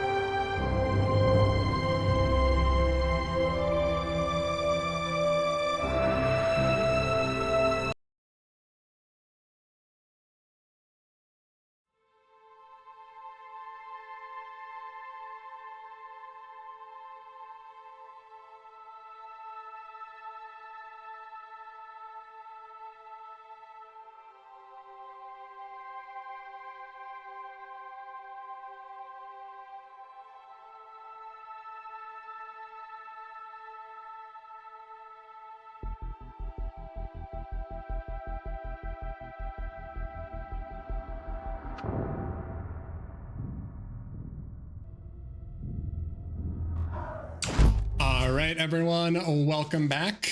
I hope everyone enjoyed that AFK screen. We just threw in a little bar lore for everyone. And we are back now. So let's take a quick look at a couple things. First, I saw someone asking about teams. So let me quickly remind you of the teams, and then we will look at rankings, and then we will get into a game. So for the teams, these teams have all qualified TC Pro and PPS. Then we have C88, RAT, and BN. So these teams have all qualified these top 6 based off that. And then we also have the people who are in the last chance now. So DME, Dominicus, I don't know how you say that, sorry. Nut, and P1, which is players first. So here are their rosters. And then we also have Geothermal and Anonymous. So these are all of the teams that are in the qualifier for the last chance. So LSR, Yes. Can you hit us with the info for what we're looking at on screen? So this is a GSL Classic format. So we're gonna have the first versus fourth playing, and then the 2 middle teams. Then the losers are gonna play losers, and the winners are gonna play winners. And then once we hit the 3rd stage, as you see, there's both teams here advance. Both of those teams will essentially advance. So yeah, they're gonna play the opening round. Then gonna have a winners round, and the last round. And if they make it to the whatever the 6th bracket is, they just qualify. Yeah, and the Perfect. winner will obviously the one from the winners round will obviously get the better seed. Right. Okay. Cool. So now we've got D, M, E, and P1. I kind of, let's see, we haven't seen any of these teams play, right? I kind of want to watch the P1 versus Geo. How do you guys feel about that? Yeah, we haven't seen any of them. I'm really I curious to haven't see seen, Geo, yeah, I especially haven't- since they win they big won naturals, yeah. against the Strike team, right? So Yeah, I wait, kind of they want to see did. what You're these right. Chinese players are cooking. You're right. Yeah, I was Yeah. excited to have a tiebreaker because it's the 5th versus 10th position, but they did win. So All right, maybe let's see if we can find that lobby, and then we Like they're being can. made. Yeah. Oh, is that really loud? Apologies if that was very loud. The video, I didn't realize.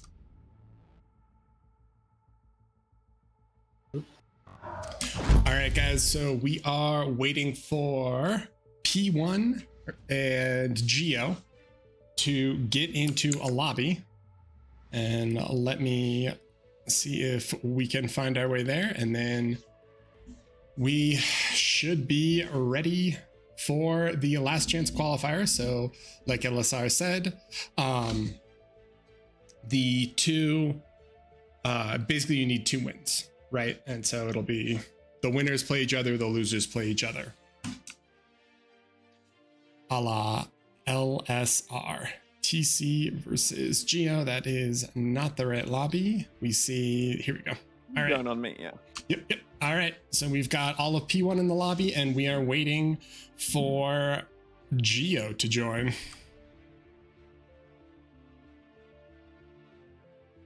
This is going to be quite awesome.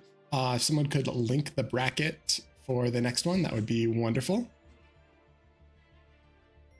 What do you mean? In Twitch. I can do that. Thank you. All right. And who is the lower seed? I think Geo is the lower seed, right? So they have first ban. Yeah. All right. So this is going to be geothermal power versus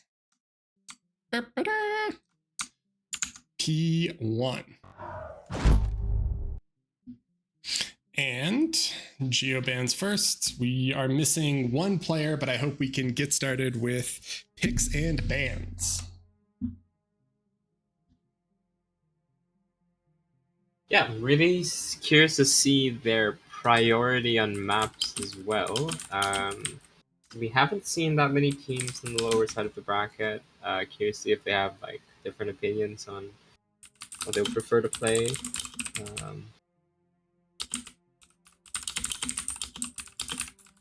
I also know that P1 has been scrimming a lot, right? If I recall correctly. So yeah, they have. And they, I mean, shout out. You have to give P1 a lot of credit because they are also a team that's not afraid to like, you know, like they'll be like, oh yeah, Team KS, you have 5, we'll bring our 5. Let's go.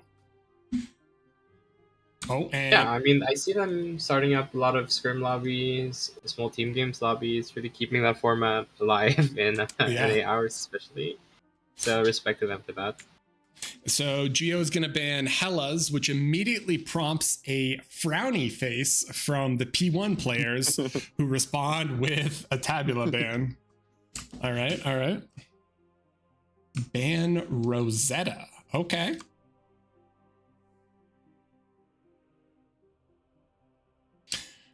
Then we got the rock. Dude, has the Rock Jungle been played once this entire time? I don't think so, unless it's one of the. I mean, maybe it was one of the games we missed, but I'm pretty I don't think sure it has. And we see a ban on ATG, so no more ATG.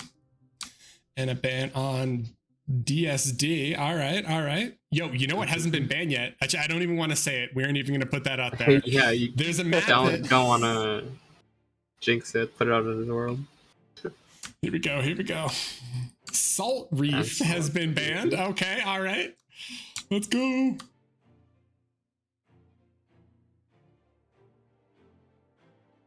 Come on. All right, so the remaining maps, ban Charlie in the Hills. Oh my God, all right.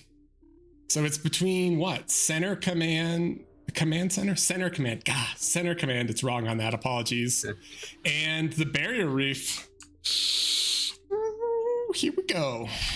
So Geo's deciding. They're like, what do we want here? Do they want to do the Barrier Reef or do they want... I mean, which map has more Geos? Center Command has more Geos, does it not? I don't even know. You're really exposing the fact that I've never played on the Barrier Reef. Center Command has 4, and I don't think Barrier Reef has any, does it? Pretty sure it doesn't. So they're taking their time with this one. They're like, all right, Probably researching, do any of these guys play C? But I mean, Sir Ice Cream is 100% he's a straight player. He's played a lot of straight. He's like 40 something OS in AV8s. So, oh, they're gonna ban. No, why would you do this? Barrier Reef ban. Okay, you know, hey. So okay, so center command. Command. Interesting. Care to explain the main features of centering and command and what makes it so interesting? Yeah. Oh, we can talk about it. Don't you worry. We can discuss it in detail. No, so there's a few kind of interesting parts to center command. And it's one of the maps that is considered like much more technical compared to a lot of the other maps. So sorry, the sun is like beaming in on my face. So basically it is center command, but it has the stats on the side are wrong. Apologies. It has 4 spots in the main base for title that are like these little pawns, and they have 75 energy, title energy. So there's a lot of weird like builds you can do that involve like the boost of 150 energy you get from taking both titles. And then there's geos, and there's a lot of reclaim. And because it's so choke pointy, it's really easy to tack on. And then there's a lot of sort of like spider play. Something that's super annoying on this map is that vanguards in the center are so high that like almost nothing can hit them, and they can just shoot everything with high trajectory. So that's always funny when it happens. But yeah, we are about to get into the game. So we haven't seen these teams play at all. Based off nothing more than intuition, who wins this game, Panda? You know what? Based on the record, Geo did beat the Straits team, and I feel like the Straits team seems like they're a bunch of strong players, judging from, I don't know, their history. So maybe my money's on Geo. I feel like... Yeah, I'm excited. I mean, I would actually love for the Chinese stack to make it to the main event, just because I think that'd be really cool. Yeah, LSR, thoughts? Yeah, I would also love that on that, to be fair. I mean, P1 has been grinding as well. I mean, those guys have practiced. I think they do deserve it, so... Yeah, that's true. So, yeah, P1 does deserve it. Yeah. I'm just also curious to see this because... You know, metas tend to develop in like closed environments, and you see these Chinese players playing in a lot of lobbies that we don't necessarily play in all the time. And it's just like, so there could be some crazy. Maybe they have different habits or different strengths. Yeah, I mean, we'll see. We don't know. So this is the double spawn mid is relatively common, and then a lot of times people will, instead of where he's spawning there, they kind of will do a spawn here and then try to have BP that can reach the Geo and the Mexes. But we'll see how it goes. And looks like the prio is on getting a quick title out. Probably, yeah, I mean, you kind of do it because it's 75, right? So as 75 title. Yeah. As soon as you get it, it's awesome. One thing that's crazy, please, he can't rejoin. Okay, we are going to remake. One thing that's crazy is these cliffs are so high that I was watching a scrim game and Chisato flew his commander on the side cliff, and it was absolutely hilarious. So he's like flying his comm and it gets shot at by fighters. So he drops it on the cliff on the side, and Teddy sees it, and he built a gauntlet on the low ground. The height difference is so high that a low ground gauntlet can't shoot on top of the hill. And so like if you get up there and you put like a rattle or anything else, it can just attack down with impunity, and other stuff, even if it's right up against the cliff face, it's too high to shoot up, which like sounds insane, but yeah, it's pretty funny. I wonder if you'll see like transporting T1 vehicle RD then, just for some early damage. Yeah, I don't know. I feel like you don't see that much Artie here. I did see, I forgot who it was. Someone did a pretty good, hilariously enough, Lasher Wolverine push in mid because it's so narrow and you just kind of like LLT creep with Lashers and Wolverines, and it's really hard to position rocket bots. And as soon as the Wolverines start landing shots, they just do so much damage. Looks like the lobby is bugged, so we need to leave this lobby and go to another one, but we should be getting started ASAP. Apologies for the delay. Yeah.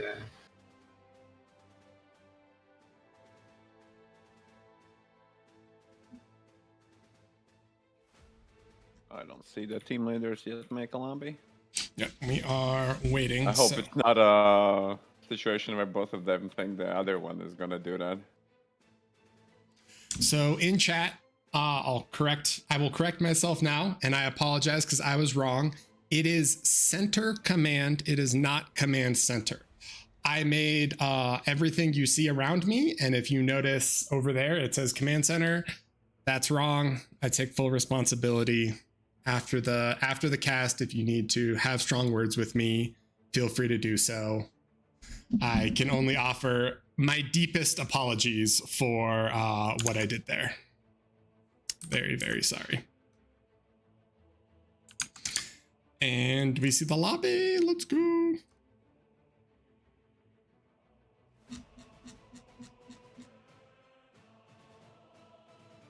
Is it up? No? I see. I think they still need to exchange the password, right? Yeah, they're waiting. Yeah, so in terms of the actual map, we talked about it a little bit with some of the things. But yeah, sorry, the stats are wrong for these. The 75 title is interesting. There's also, just because it's a narrow choke, it's super common to kind of do T2 in those choke gaps back to the main base. One thing that is a little weird is if you self D calm in the puddles in the top and the bottom in mid, you can actually make space for more titles. You can build like 5 or 6 titles if you do it right. But yeah. All right. Where are we at, boys? Where are we at? Oh, here it is. It's in. Sorry. Why did no one tell me? Okay, so we are starting momentarily. And we should be ready for action. Waiting for them to ready up.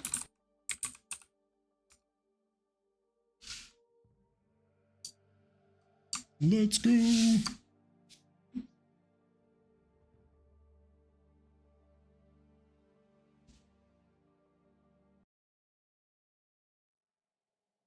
And hopping in now. All right, all right.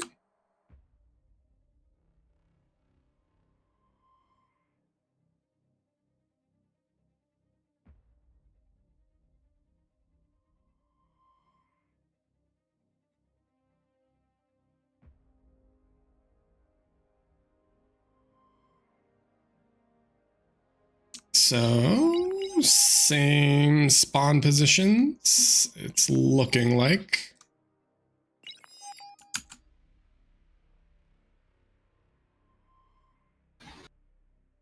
All right, all right. Looks like Team Geo. Are they having multiple? We gotta wait for the rest of the players. Oh yeah, they're still loading in. We're waiting for the Chinese stack to load in. So let's see what Geo wants to do. Geo is also gonna 2-man mid. They're gonna 3-man mid. It looks like actually. Whoa. And then both these players spawning right near that title, so they can just go Mex title, Mex title. Interesting. Yeah, I mean, I could see where the one comm just basically does BP. Yeah, you can see he's going to do BP. He's going to take that Geo. And then I can see maybe Meow wants to go here and Dean wants to go there. And then they can kind of collapse on either side. Choo boo choo. Go, don't go. All right. Good to you indeed.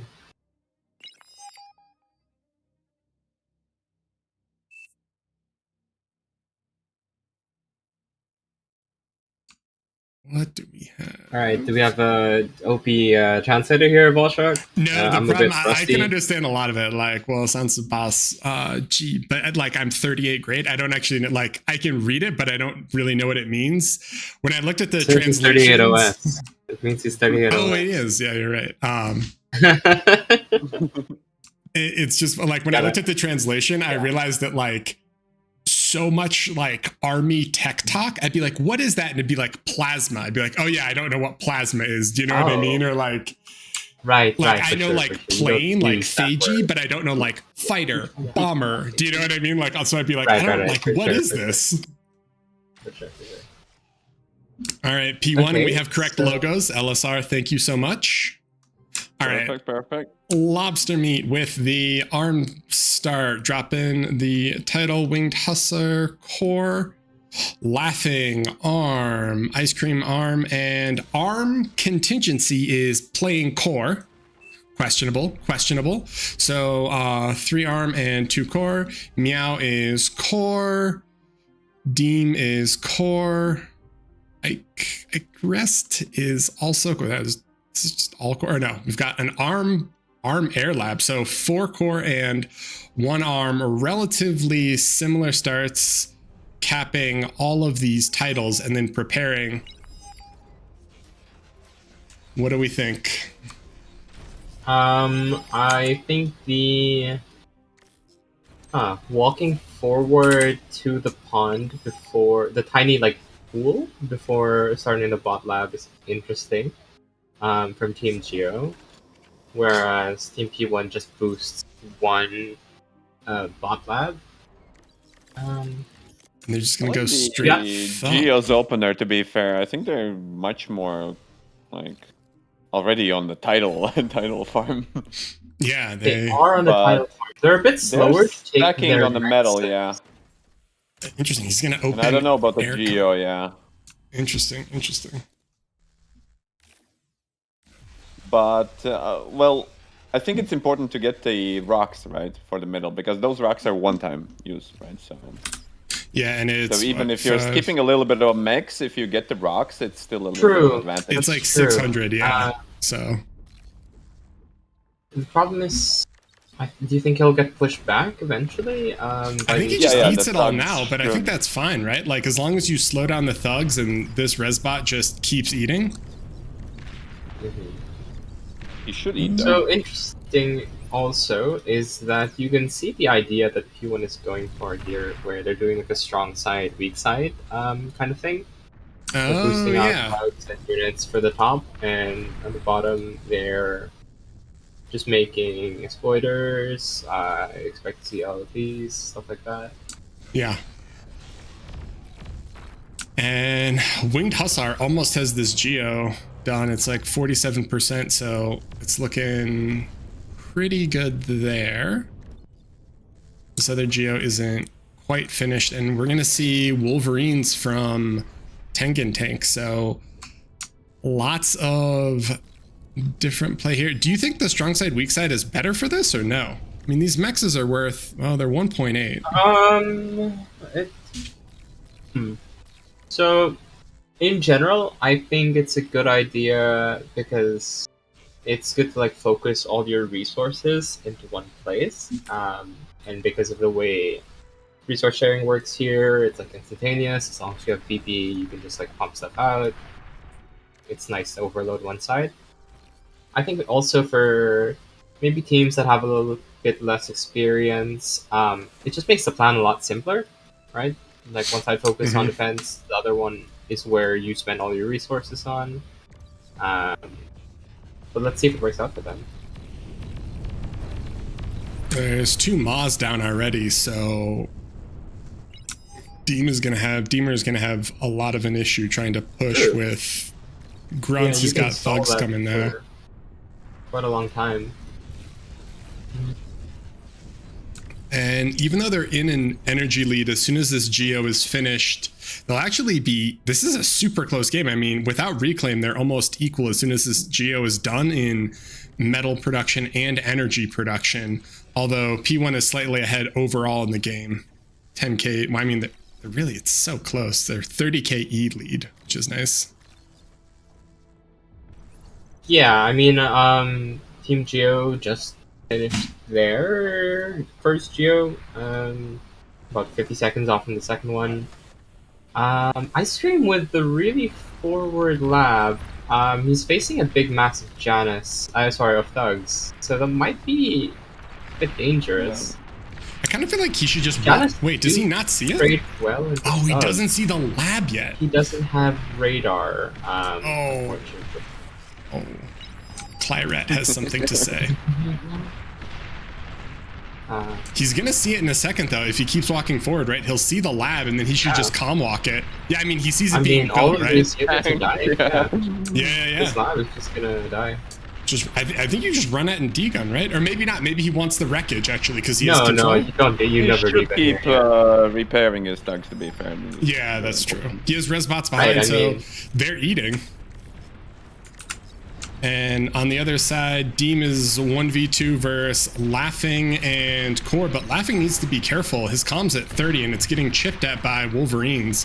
So Zawalti is super happy.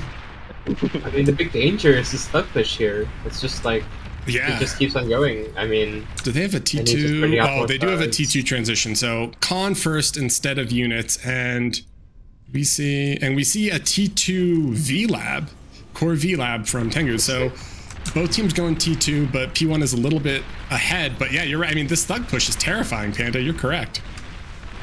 and they don't have shurikens because they had an arm air lab. Doesn't look like they're dropping down or air lab. So as long as he keeps on repairing and printing more thugs.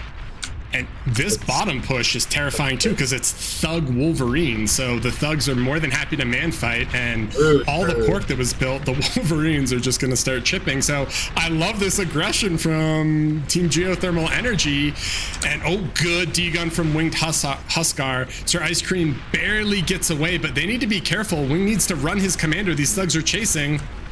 He cloaks and backs off. Still no radar. Oh, wait, no, there is radar. It's just a little bit farther back. All right, we got radar. We're good.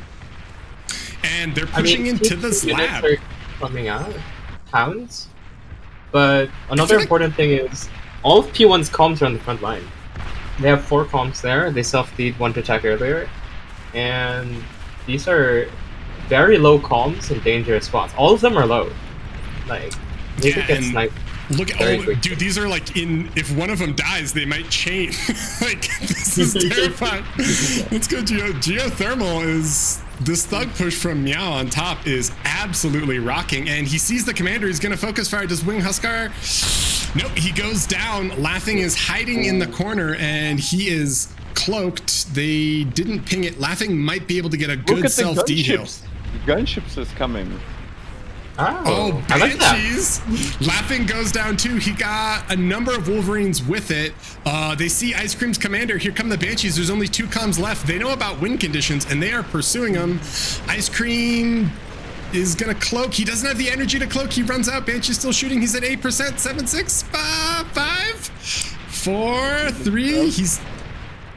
Oh my god. Oh, there we go. All right. He's down. And last one, arm contingency. They ping it. They know he's there and he's low. They're just going to run at him, and that's game. What? Win. All commanders down. Wow. Wow. Okay. I think this Team Geo playing with some misdirection here. They're called Team Geo, but they're all in on aggression. Dude, I mean, hey, I am all for it. T1 aggression, amazing. And dude, Meow is just like, you guys ever seen Thugs on repeat? No? Let me show you. That was awesome. Very, very well done. It was all about metal expenditure. I don't think the P1 had the sliders down, so the T2 didn't get finished, and then we're just holding a lot of metal, to be fair, while the Geo was able to just spend their metal, and that was the difference, right? Yeah. Yeah. No, I think you're right. Wow. Okay, so I was I was rooting for them, but I wasn't expecting it to be quite like that. So for geothermal power versus players first on center command, not command center, geothermal power takes it. So they get their first win. They only need one more win to move on to the main event, correct? And then the other game is DME. You can join on me. Okay. Give us 1 second while we connect in. Playing Salt Reef. Okay. All right. All right. I'm on board with that. And this is going to be BN versus DME, and they are 12 minutes into the game. Let's go. Exciting. Did they start late? I feel like they're only 12 minutes. No, but the other game ended. That's like, I mean, the Right, other that's game true. was just The team other aggression. I think game it was was just the quick fast. Oh my word. That was really crazy. Ooh, I almost made the Cardinal don't change the scenes mistake. All right, so we are catching up very, very quickly.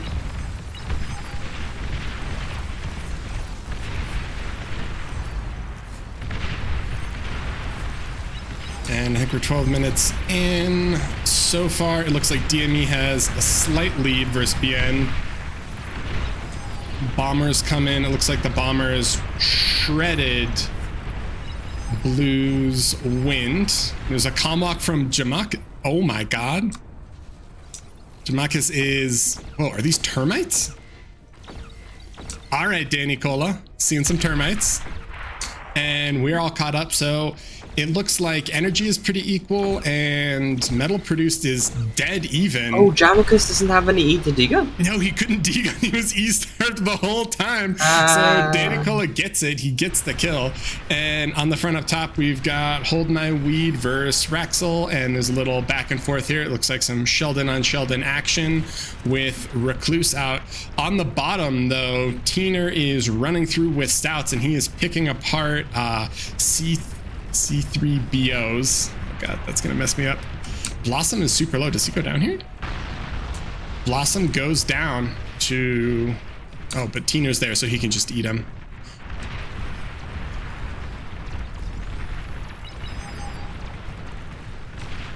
And Zeeberg looks like he wants to walk. I don't know if they actually saw him. They see him on Counter radar. comm walk? Legendary counter comm walk? He's doing it. He is on radar though, so we'll see. But this bottom push from Blossom and Teener seems like it's doing a lot of damage, so they're gonna have to respond and then do damage somewhere else. Spiders are coming for Zeeberg. There is a T2 lab here, and there's sprinters coming. Do we think he can make it all the way? Can he actually comm walk this whole distance? I think it depends on his D-gun usage. He's not D-gunning. He's not D-gunning. He needs to. You can't get there with just walking. Yeah. Well, Yeah. he tried. Nice try. How's And- the eco looking like between teams? I think with the death of C3BO's base, now they're behind economically just a little bit. Right.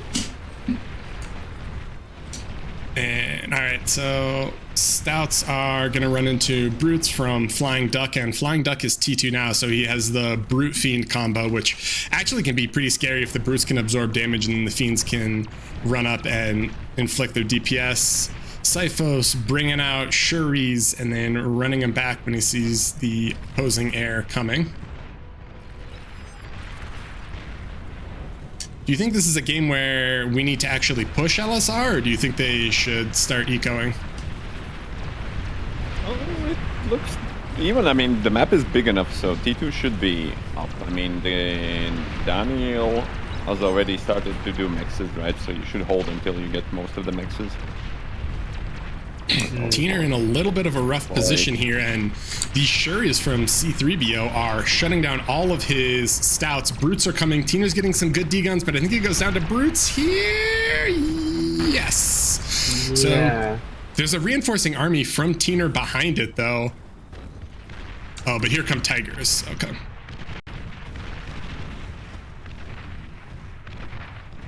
Yeah, hard to tell. I mean, the BN team definitely wants to fight over this rec field. There's a big rec field there. But it looks like a lot of their resources are actually being sucked into the T1 bot lab instead of the T2 bot lab. Because they're kind of stalling on metal. And it looks like they're not printing out units that fast from the front one. Bottom.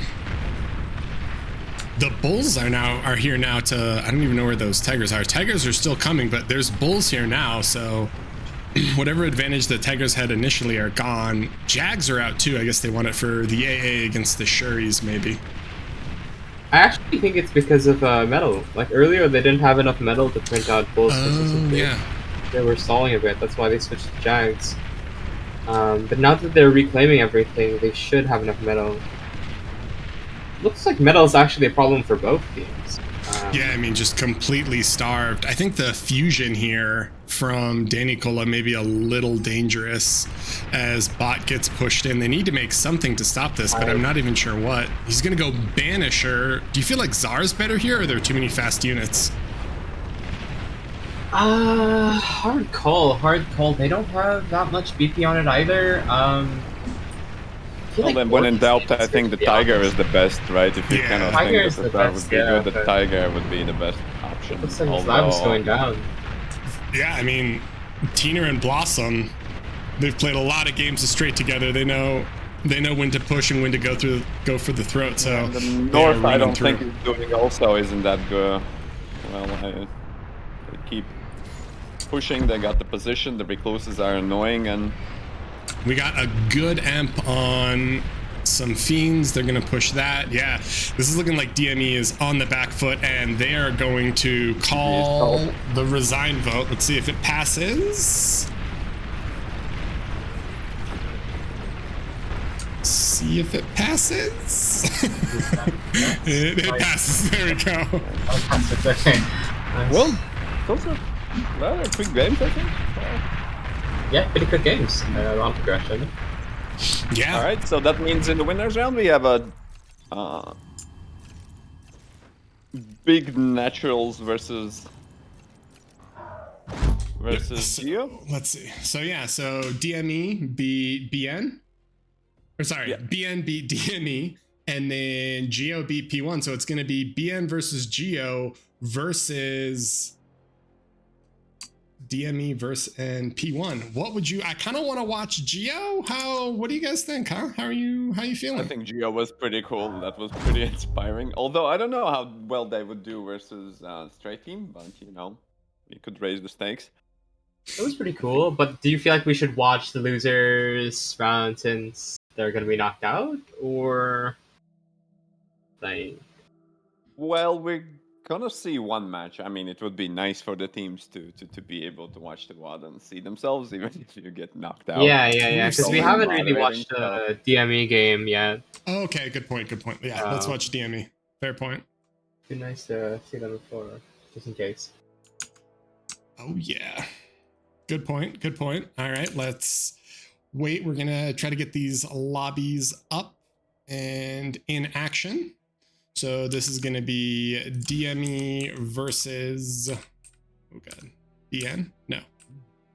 To be fair, G already beat Big Naturals. That's true. That is a rematch. It's a grudge match right there. They're going to be like, oh, no, not again. Okay, so in terms of teams, so Big Naturals is the straight team, and that is Outlaw, Gemkiss, Watch Me Do This, Teener, Blossom, Hold My Wheat, and Cyphos, and that is the wrong button. I apologize to everyone. Then there is DME, which is Rax, Flying Ducks, C3BO, Zeeberg, Danny Cola, Warsloth, and Canard, but Warsloth and Canard are not playing right now. Nut, which is the German stack, Lewis, Czar, Major Noob, I think is Juviol, right? Random Variable, Teriyaki, Che, and Soft Ice. Players first, Sir Ice Cream Lobster Meat, Osama Bin Clappin, Laughing, Lich, Winged Huskar, and then the dark horse that we all just watched Thug push and we were so happy about, Geothermal Power. That's a Crest, Deemer, Tengun, Tank, And then Meow is the other one who's playing. Rald is not playing, and BR98N is not playing. So yeah, we are just waiting for players to get into the lobby, and then we can watch this next one. Gentlemen, did we decide on the DME game? Yeah, I think so. Well, I think it's just nice to be able to see all the teams at least once. Agreed.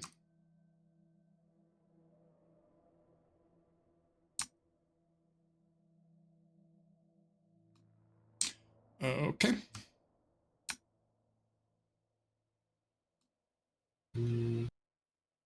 Where the lobby at, boys? Where the lobby at? Yeah, I'm not sure. This is technically Blossom's lobby, so I don't think it's going to be this one. And wait, is DME or P1 higher? DME is higher OS, right? I think. Yeah, DME is higher OS. Yeah. Which means P1 will pick first. Yeah. All right. The lobby. Let me check. Are we in? Are we ready? Oh, yeah. Got it. Okay. Let's. Oh, they forgot to put a password. They what? Forgot to put a password. Oh, we can lock it later. Or he can just Lobster meets boss, so we should be good. Oh, I guess they just will remake the lobby. Yep. Yeah, that's fair. That's fair. Why run through all the headache of doing everything else? Okay, so this is players first versus DME. who is in that lobby? I'm still in the old lobby. I'm in some I just got there. So Daniel is there, yeah? Yeah. Okay. Oh wait, no. He's not. Just follow me.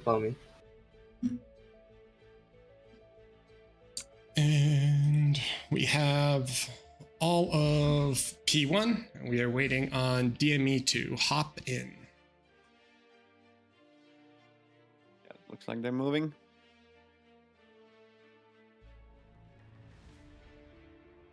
So we only have there's basically 3 more matches, just if you are following and wondering about time or anything. So there is the winners match that's going on right now, and that's between BN and Geo. And then there's the losers match, which is what we're watching, and that's DME and P1. So the winner of BN Geo is automatically qualifies, so they make it to the main event. The loser has to play against the winner of this one. So GSL format. And we've got most of the people. Let's see if we can start picks and bans.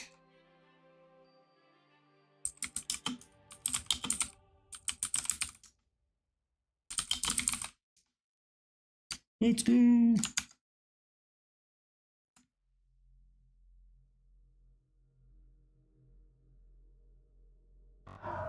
All right. Gets first ban. P1, right? P1 gets first ban, yeah. They are 9th, and the other one is. Yep. Yeah. All right. Waiting on P1. What do they want? Little AT. Nope. Okay. Tabula. Banning out Tabula. They would. Okay.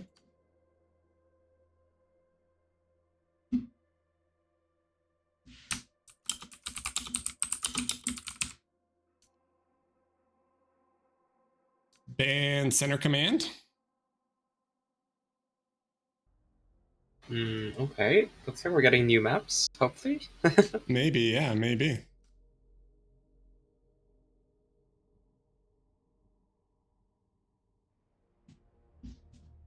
What do you want, P1? What do you want?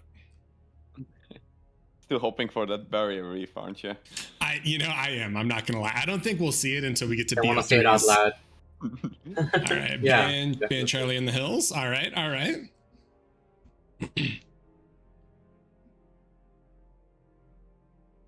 Waiting on DME's ban. What do we got, DME?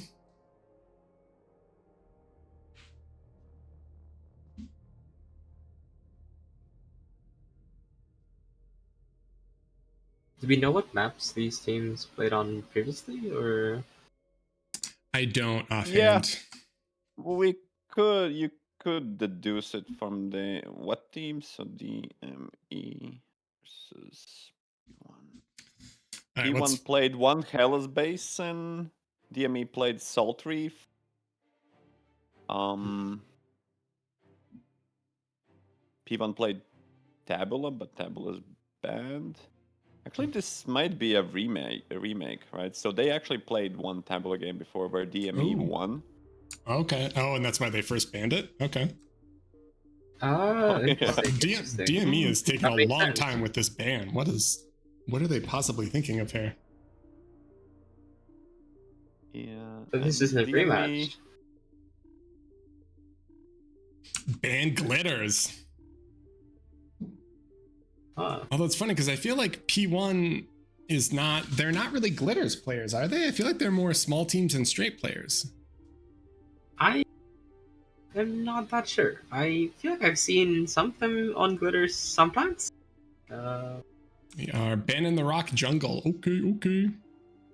I want to see some rock jungle. I thought it might be like a good map, but I like it's pretty niche, I guess. I think it depends on the team that you're on, right? Yeah, for me in the scrims I saw, like I said it before, I feel like spawns and strategies on that map are so varied that you could end up in situations where like you lose not because you did anything wrong, but because like not because you got outplayed, but like because your opener is hard countered by the other team's opener, and like you have no way of knowing that. Yeah, the river in the middle makes sense. So you cannot actually reposition. Like it reminds me of the Rust Cannon game we played. I think in what was the meme tournament where we actually there was a river in the middle in the Rust County, and we all started on one side, just on one side of the river, everybody, and we flew over. So it's basically 5 comms versus 3 comms, right? Like or 6 comms versus 3 comms, right? And it's just numbers advantage. Like what are they gonna do when there's 2 comms versus 1 comm and the comms up you? So you win one side and then win another side, right? So it's like a Napoleon divide and conquer strategy, kind of. So Barrier Reef and Hades are all that's left, right? Yeah. Feast of Hades, a bit more Somebody of lost on Hades. standard I'm really small team hoping they're games gonna map. do And Barrier Reef is no. So close. So close. I love how we all know it's not gonna happen, but we're just hoping. Yeah, I mean it wasn't really likely, but you never know. Alright, Feast of Hades. Huh. Alright.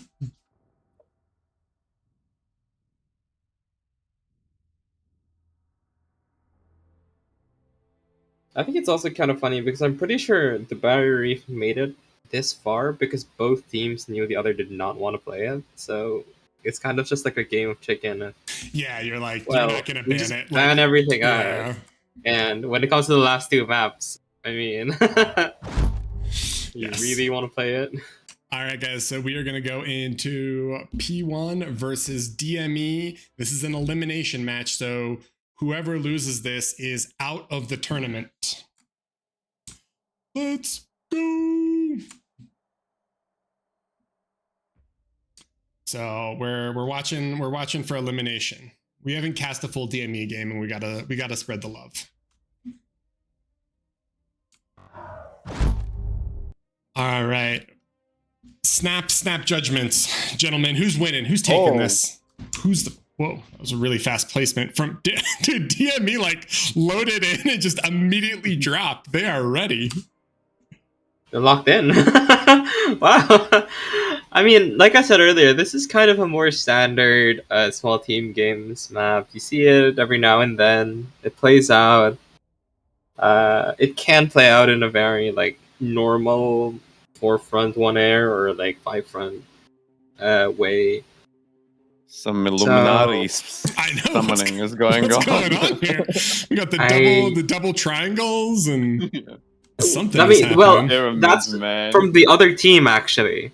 Oh, yeah, So that's you're a right. prediction.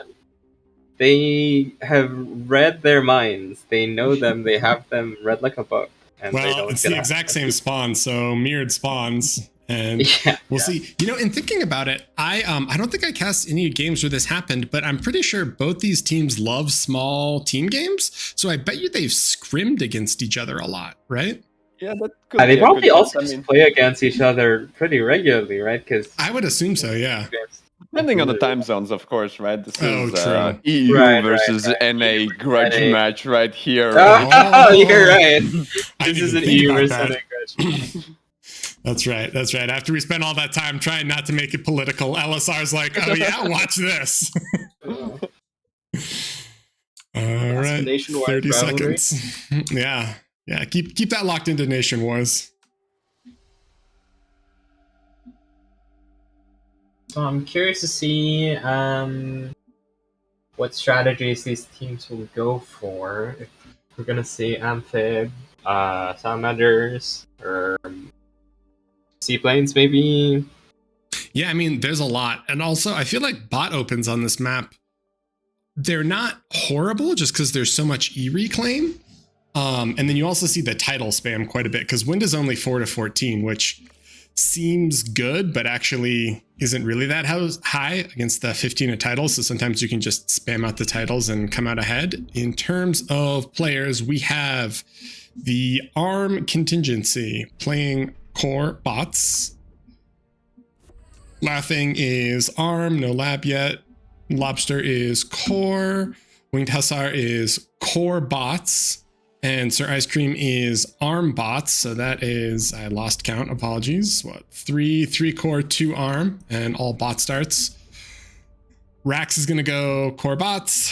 Z is going to go core bots. A lot of core bots. ARM, Danny is just battery for now. Flying Duck is also just battery, but he is core. And then C3BO is also core. A lot of bots, a lot of core.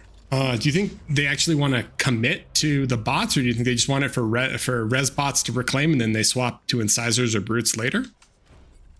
I think they're just probably going for because they're familiar with like the grunt bot opening.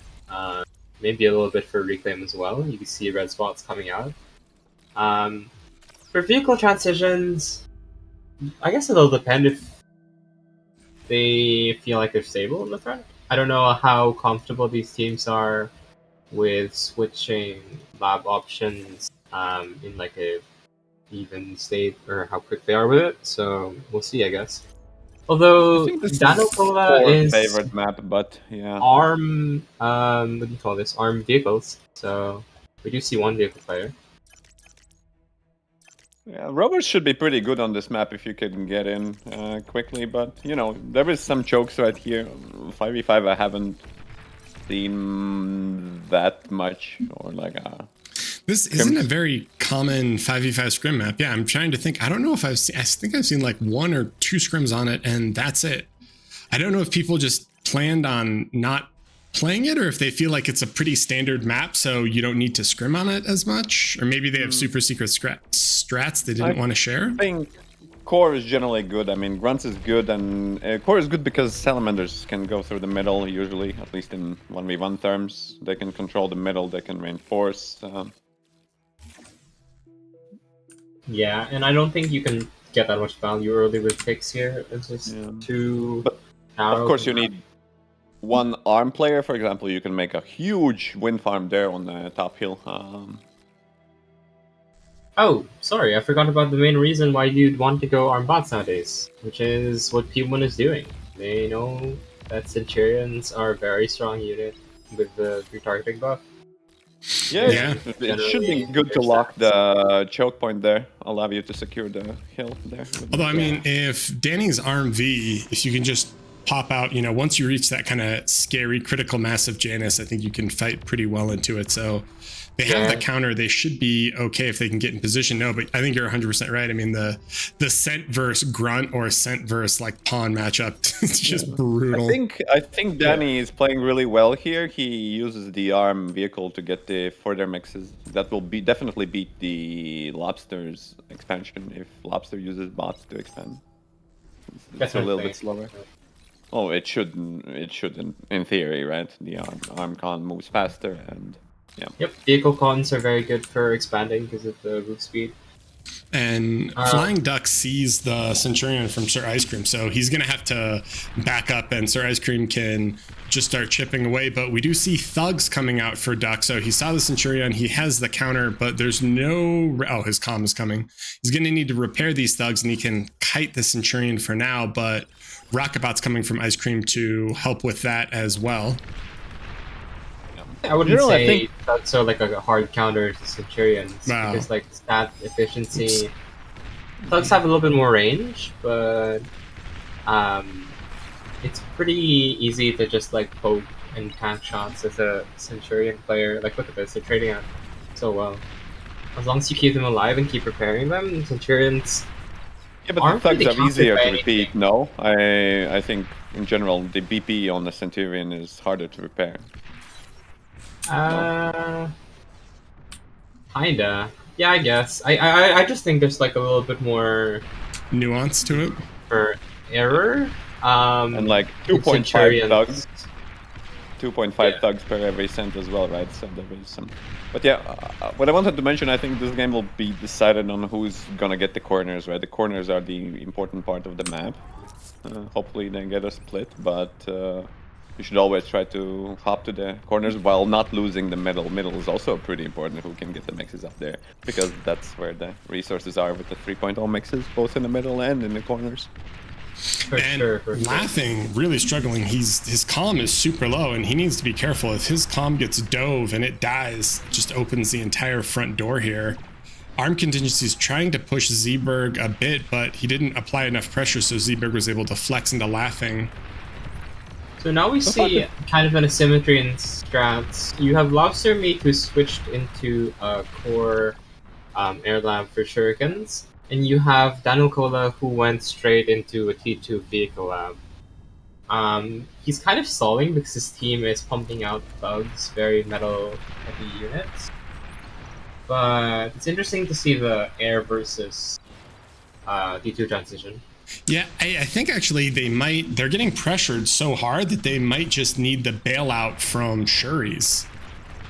But right. I think you only get one, right? I think you can only bail out with Shuri's, or you can only go bomb. And I don't think bombing on solar maps is quite as good. I mean, you spam wind on this too, but I feel like there's going to be more solar than wind in a lot of these bases, or there could be. I say that and then immediately proven wrong. But I feel like on the high wind maps, it's easier to like make that call. But I think if you send Shuri's, they make AA, or if you bomb, they make AA. So you kind of have to choose between one. And I think the Shuri path is right, so we can bail them out, but I don't know. Yeah, I guess let's just it's just like a matter of like which team can like find the resources, to be honest, because they're kind of struggling to pump out to manage their metal spending. Laughing is really low. Like he needs to keep dancing. One is trying to bomb. We're just printing out Shuri, so they will be in danger of a T2 push. Kind of like the gentleman's agreement, so everybody just engages everyone on the front. There is no like soft side, hard side strategies. Like, let's go. I am really worried about Laughing's comm. I keep looking back, but Flying Duck has gotten a pretty good position here versus Sir Ice Cream, but Ice Cream has more Roccos, so I think it's a little bit of a micro war here. And Arm Contingency's commander kind of getting surrounded here. Yeah, he's kind of stuck in no man's land over here. He could always go through the water, to be fair. True. He won't die, but... And these thugs from Flying Duck are still pushing versus Ice Cream, and C3BO's sort of getting bullied by Wing Huskar. It looks like he has a slight unit advantage. Shuri's come in and locked down a couple of thugs, and then need to back off.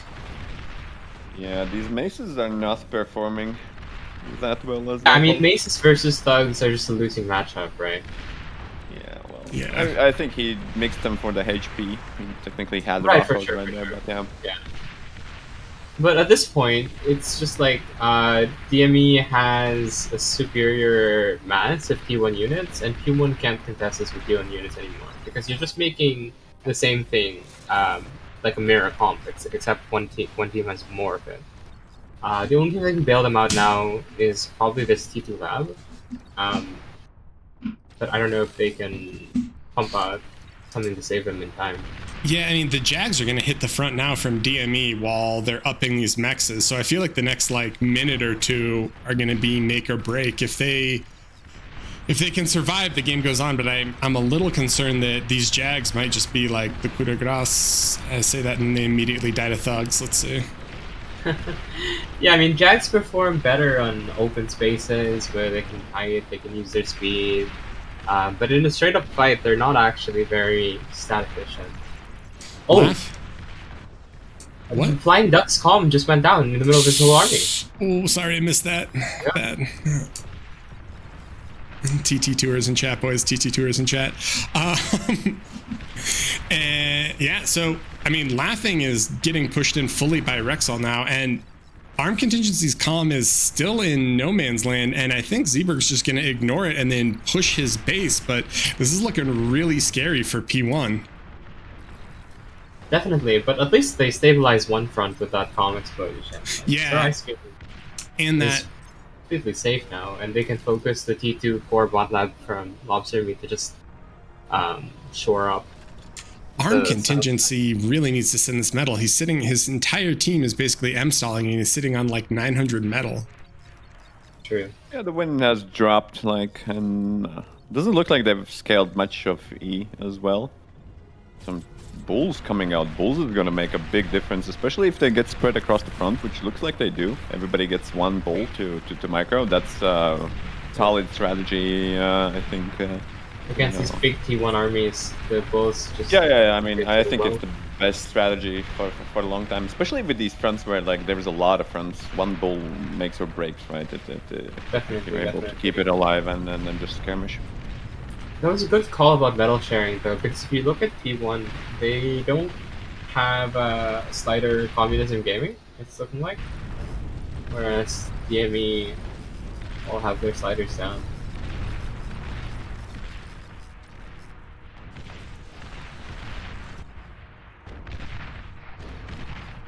Yeah, and this thug push is now running into Bulls, which the Bulls are just gonna eat it up. To be fair, they do share the metal, but I think it takes away from APM to... Oh, they're manually sharing metal. Yeah, oh, I see. Yeah, that does... it gets a bit awkward to them, repeatedly. Well, you have to be precise with your mouse movement, right? It's not contributing to your APM. I mean, Laughing's comm has been at like 20 to 30% for what feels like 5 minutes, and it hasn't gone down. So good job on him with all of his micro. But this Bull is Sheldon's, but the Bull is just... Yeah, Sheldon's are really cool when they can chip, but if they can't chip, then things get bad. And this Thug Ball is running at C3BO's comm, and he cannot afford to lose this comm with Bulls around. Like, that's going to be not only the commander, but looks like he might be able to get into one. At least he's friends with Bulls, so I think he's okay. Actually, 12, 6, 0. 0? He's at 32 health. He gets out. Oh my god, he gets out. Wow. Just like he planned, just like C3BO planned. Amazing escape from him, and at the same time, Armed Contingency is trying to clean up these brutes that are running in his base, so Grunt's killing that, and C3BO also has this little raid of Grunts running through these thugs. They can't man-fight it, but they're going to try to sneak through and get eco. I think he's gonna buy time. I mean, he's making fusion at home. Like, he's been greedy. That's why he's struggling, I think. He has a fusion already done, and so he's just farming there. Yeah, he has a second fusion queued up. He's just... Yeah, well, the other guy is spamming maces. He's holding with 2 bolts. And these get in, so C3PO is going to be able to snipe. If he gets... He got the BP, right? Oh no, there's just cons here. It's cleaning up this, but this is starting to look really scary. DME is putting all the pressure on brutes running in, and these Sheldons are not really the best counter to these brutes. I feel like we need something else here. DME has added a second T2 lab. I don't know how I feel about that. I don't know if they have the metal spending for it, but they said add the second T2 vehicle lab, core vehicle lab. And he does have that other fusion cute. I mean, that to me is just like pure greed, no? I guess he thinks he can still I think hold. it's a bit unnecessary because you don't even have all your T2 mexes up, right? So you don't really need the extra income yet. I would much prefer, like, just running forward with some mobile BP to get all the mexes up. Rex is eating's laughing's calm that finally went down, and there's a pretty big wreck field here. I'm not sure the defender's advantage for laughing might let him actually win this fight and secure this wreck field. So Zeeberg trying to eat everything he can.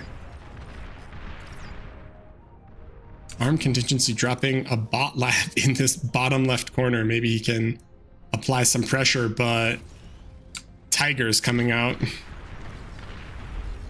Yeah, it's looking pretty dangerous for P1. I mean, on one side you have Tigers, and the other side you have Bulls and Mausers. It's like two very scary army compositions jumping at you. That's a lot of bulls. That is a lot of bulls with Mausers behind him. Sir Ice Cream is going to need to pull. Is there no radar here?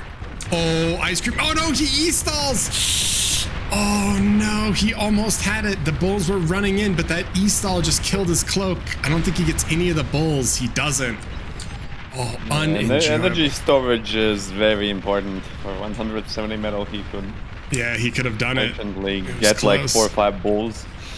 Yeah, this is feeling borderline insurmountable. Although these bulls are running into fiends and taking splash, so at least there's that. And there's the res bots are behind. They're just eating all of this. Everything. Yeah. And at the same time, we have Tigers in P1's base, so it is looking like DME is maybe going to be able to clutch this out. I'm not 100% sure how P1 can recover, but they are still in it and still trying. Is trying to walk his comm into Ice Cream's base. I think he's going to get it. Interesting that we have a comm walk injury here, because last game that we saw the tail end of it was also Seabird, right? Walking. Yeah, he's just love it. Maybe he's been watching shoddy replays. This is a pretty good map. I mean, the water allows you to get quite close with your commander. And whew, here we go. They are DME putting on a little bit of a show. They're doing good work. Gonna kill probably Wing Huzzer right now. The green one, yeah. Yeah, we just like see units flooding in. Units flooding in. Zeeberg's comm isn't being stopped. It's looking like DME takes this one. Did they not see his comm? Is there no? Maybe there's no radar. Oh no, it's gonna degun the lab. Oh god. And I think that is whatever hopes critical and dreams damage they had. Yeah, that's gonna be it. And he dies in the base, gets some more of the BP and some of the wind. And now it's time for Jaguars and Tigers, all the big cats coming in to finish the game. No cheetah though. No cheetah. Hey, I will have you know, I spent a lot of time in Glitter's lobbies being like, yo, where you at? And ATG did not represent for OS. It's a little disappointing, but very well played by DME. I think, I think they were able to get quite a bit done. So in answer to your question, Panda, it turns out the earlier T2 was a little bit more impactful than the air swap. Yeah, right, you do have to work on the bombing and or something, right? I mean, if there was a bombers or Shui, like effective concentrated Shui with dedicated push, the air has, but you have to use that. Just making a couple of fighters against Eco is not gonna. Yeah, it's not gonna make it work. So that was players first versus Dominicatas and DME were the winners. And P1 is knocked out, so I'm in the Glitters lobby with Geo against. Are they still engaged? Yeah, Oh, they're they only didn't. 10 minutes in, so it took a little bit. So, Oh, okay, okay. All 7 right, so minutes. shout out to everyone playing from P1. Thank you for that. Thanks for the games. Good job.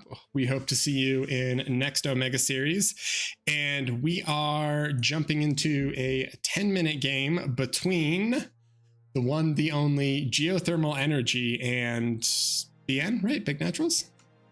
Yep. Yes. And this is a rematch. This Because is a Geo has rematch. beaten BN before. All right, we are catching up, so it's going to be a little chaotic as we get caught up to everything. Looks like Geo is the blue team, BN is the red team. And oh my god, Icarus was able to kill the Canyon player. And all right, Meow is a thug enjoyer, and I am here for it. He just has 2 nanos On the and line, 10 yeah. thugs on repeat. Okay. I mean, Jamicus is gonna lose his comm here. Like, Yeah, he needs to be careful. that's an AFK comm with 1 HP versus a line of thugs. Yeah, and the thugs are still walking. So in terms of, do we see any T2? So T2 from Blossom, and it looks like Tengen Tank is also going to go T2. He's eating his T1 lab, so we're going to see T2 Arm Bots versus T2 Arm V, and Meow is able to snag Jamicus's commander, so thugs on repeat still going, and his commander is eating all of this and turning it into thugs. Shuris are here to shut it down, but Calm is here, can drop some thistles and hopefully push it away.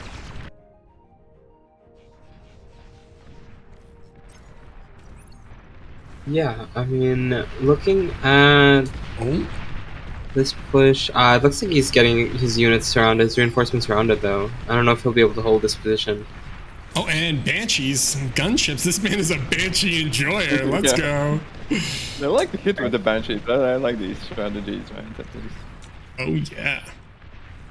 All right. So Yeah, I mean, what's important is they control that rec field, right? Because all of these units that they're dying there, like Souths, Thugs, they leave a lot. They're gonna be causing a lot of APM loss on the north if they get in. Oh, pull Yeah, them he back. needs to self-do these mexes, but I don't know if he's looking at it. Yeah, if he can split these ticks and then snipe all these, it's going to be a pretty big mex advantage. And they already have a metal lead, just a metal production lead. And look at this army difference. Although stouts are coming, and that is a lot of stouts. But Teener, in his effort to go over, yeah, he's going to get sniped. He's going to take a lot of this army, though, I think. Is he? Maybe. Oh my god, Teener, 2%. 100 HP. Wait, no. Oh, radar wobble. Radar wobble. I actually think trying to dodge was not the right call there. Like, he actually dodged so much damage that he couldn't die in the middle of the enemy army. And here we go. All right, so Janus are coming to fight these thugs, but this is just like 30 thugs in mid. They're like, all right, here we go, boys. And T2 is out, and we got some gunslingers. All right. So Canyon has fallen. They sniped a ton of these mexes in back, and this mid push might be able to do critical damage before anything comes out. Are Jags the right call into thugs? I don't think so, right? I don't think so. I mean, especially against a critical mass of thugs, we're just gonna shred the Jags. You need to kite very precisely if you want to have advantage. Definitely. We do need a little bit more AA though. These Shuris are able to run up and do damage. Banshee's coming in, and we got a beamer drop. Heyo! All right, I have all the. Oh wait, it might just get shot down. I don't know where it's dropping, but I'm on board for it. Apparently, with enough Banshees, you can kill Jags with Banshees. Banshees are relatively tanky, to be fair. Oh, he sees the beamer, so let's see where the beamer goes. I know there's a fight happening elsewhere, but we gotta see the beamer. Gotta see the beamer. Oh, it's gonna get the BP! Oh, it gets the BP! Let's go, Fat Son. Amazing, Let's go, Fat Son. Okay, on the other side. It's e-stalling, so it can't shoot anymore. But Teener is trying really hard. Oh, and he picks it up and runs. Amazing. Oh my god. All right, so Jags did stabilize the front a little bit, but there's still this huge wreck field, and Meow is eating it. Meow is also going T2 himself, so this aggression's gonna stall. He just needs to keep these thugs alive long enough to eat all of that. They still have air control, and he's gonna drop. Does he really drop this beamer in his base? Oh my god. He gets it off. He gets it off. Oh, but If only he had more E. Please, No, please. It's getting eaten. It needs to kill the Get a nanos. reclaim. No. Oh, no. It's so close. All right, still A amazing. very respectable attack. Though. Yeah. Meow is still pushing. He is. This might be a little bit of a feat, but he also just might want to give the space for these res bots to eat everything behind while they transition into T2. Behind it. Yeah. And he is getting Sheldon's out. Yeah, massive Sheldon ball. I just heard a comm die. Where did that comm die? Oh, looks like Icarus commander died to these Jags pushing on that side. And this is a lot of aggression. There's almost nothing in front of this T2 lab where these thugs are. It's Thug Hound. And I don't think BN has enough to stop this push from Geo. Looks like Deem and Tengen Tank are doing a lot of damage. They're coming in. Beamer hurts. Hounds need to kite. Yeah, the thugs are just shredding these hounds, jaguars, and it shows that like jaguars are not a straight up fighting unit. They can't trade into these very cost efficient units. And now we've got some ticks coming to also harass, but I think they'll be okay. He had LTs dropped. The thugs get the lab though, so that T2 lab is down, which means no reinforcements for it. Do they have another? Oh, they have another T2 lab because Jamekus is making them. I feel like Blossom doesn't have that much BP. I mean, he can't really pump stuff out to defend against all of this.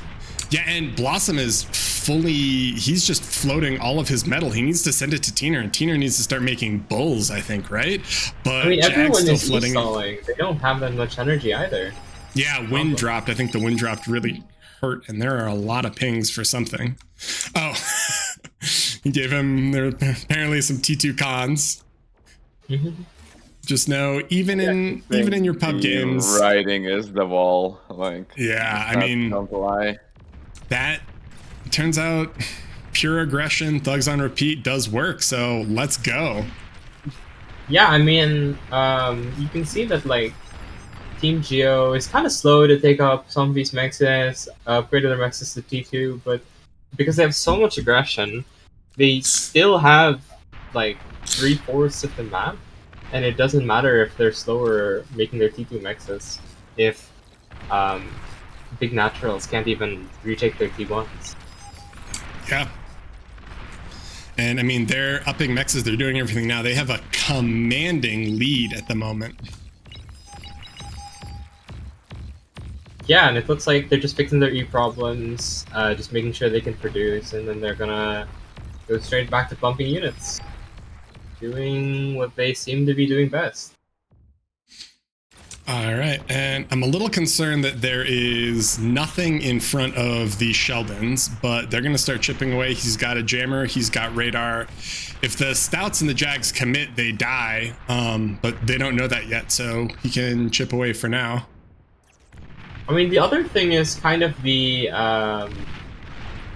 mental warfare, right? Like, if you're on the losing team and you have so few units, do you take the risk and commit your few units to take out these potentially unprotected? Especially when they can get kited like this. I mean, when the Jags close, these are dead, but oh, they just resign votes out. Do they just call it? Do they think they're too far behind? Yeah. I mean, I think they probably know that they're pretty far behind. Oh, and the Jag gets stuck on the wreck. Oh no. So Jag is cutting backwards, but Meow realized that. So we got Arbiter Sumo getting ready to back up those Sheldons, and then it's going to be really hard for them to fight into it. What are we pinging? We got fusions, lots of fusions. I think he's pinging stop making fusions, start making units. But tons of bulls on the front, and this T2 lab was res. There's nothing in front of it, and there's like a massive, 5 bulls, 6 hounds, just dogging it down, and it's dead. Oh, and if you look at the Team Geo's base, I like what they're doing. So they're making a nuke, they're switching to T3, they made pinpointers, interesting stuff. It's nice to see them have a little bit of diversity in their strategies. Yeah. Because it shows that, like, even if their pushes don't work out, they know that, like, they're building a nuke against a team that can't afford anti-nuke. They're switching to T3. Yeah, and the nuke, I think, is going to be huge. This is actually turns into a little bit of a metal donation. The Shuris and the Stout Janus is able to stop this push. So that's a pretty big metal donation, and they have a ton of, right? They have a ton of res bots behind. So 14 res bots, and there's 8k metal here. They can either reclaim it or res it, but Mara's coming out, like you said, and Mara's through Canyon or really anywhere are going to be scary. Meow is still chipping on the side, but he doesn't have AA. Where is... Oh, he's got 1 nettle. Let's go. Nettle is scaring away all the shurikens, to be fair. Yeah, I think the nuke is just gonna, if they shoot it properly, that's... They don't really have a counter to that. Nuclear launch attack, they're just like, hey, resign. There's no way you have that eco here to think of building an anti-nuke. Yeah, I mean, even if they, they'd have to start it now, and it would have to not e-stall, but I think you're right. I mean, you just can't afford... And especially when you're getting pressured this much, it's really hard to be like, oh yeah, they're devoting resources to make a nuke, right? It's like, you need to make units to survive, and you just assume with the amount of units you're fighting, it's not an issue. So, I think an interesting thing is also the early pinpointers, because that's definitely like a sign that like that's just how their lobbies work. Yeah. Because it's not a habit that you see very often in like the AV8 lobbies, like we see or we play in. Not that it's a bad thing. I think pinpointer is a bit underrated. Hold my weed running. Maybe he can degun this bull. Oh, bull goes down, so he's okay. Yeah, no, it is. It's awesome that there's kind of like a more unique meta, and they have like a different style of build. So this is great. And Sheldon's Meow is still just chipping away with these Shellies, and his commander's still alive. He's gonna zone with a D-gun. I thought he had, oh, he does have a sumo over here. So sumo's coming into man fight, but if this bull gets good shots, the bull AoE is ripping through the Sheldons, man. Clearing through the Sheldons. Cool. And guess what we also have right here? Oh god, but there's a comm right there. If they all get D-gun, this is gonna be so bad. Hold my weed. And the comm is 1 HP as well. Oh, wow. Well, it dies, and there's more reinforcing, so now they know it's here, and almost loaded. We got a little bit more. So reinforcing Sheldon sumo push is still putting in work while, dude, Meow has just been eating a wreck field over here constantly with his commander. Yeah, I mean, he's partially creating the wreck field, right? A lot of these units are his units. So. He has been draining resources from BN and just taking up so much attention, right? The constant unit spam. Alright, and Mara's on the side are gonna get Shuried. I don't think there's enough AA with them yet. So maybe these Shuris can lock him down and they'll be okay. They don't have Figs, but they have 2 T2 labs, and you know what I just heard? Here we go. Where is he? Detected. Where is he firing this?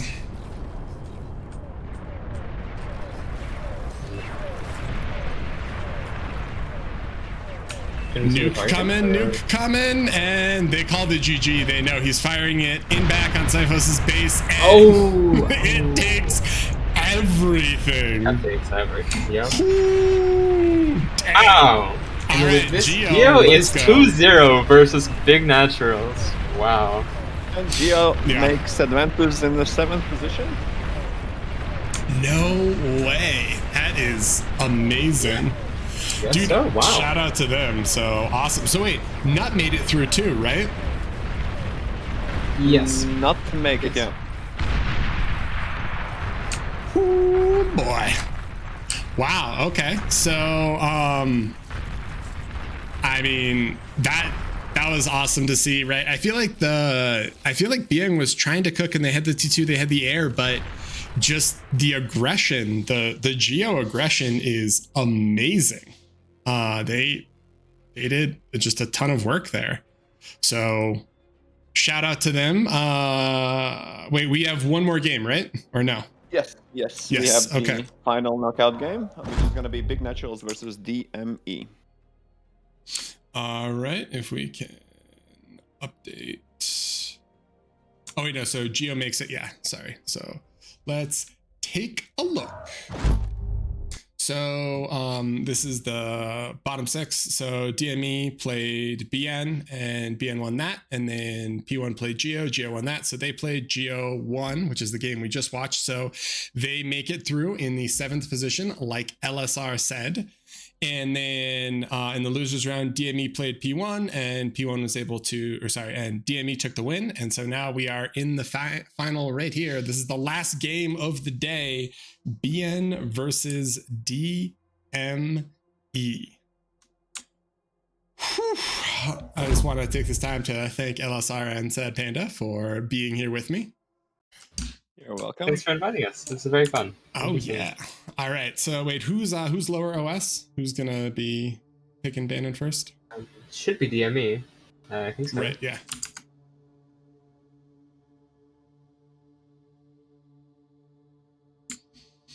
All right, and we are herding players into lobbies. So give us 1 second, and we will get going.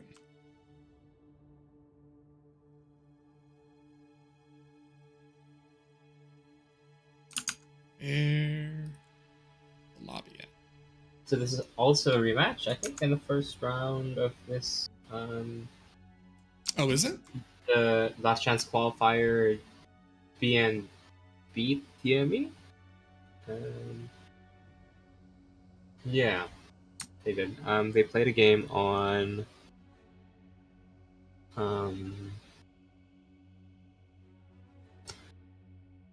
They not post it? I did not post it. Okay. We're not sure yet, but we are trying to find the lobby. I think the really important thing here, now that Straight has dropped out, is that if you guys have looked at the rosters, there's this really crazy thing where there is no AGT team, which I think is a little disappointing, right? I mean, we see, the Rotato players here. Whoops. And then we see more Rotato. We see some of the small teams. We see Straight. Everyone's, here. They're doing stuff. I will say Zeph is kind of an ATG player, and then we see the small teams players and we see the German stack. We see the Chinese stack. We see some more Rotatos, but we are missing all that glitters.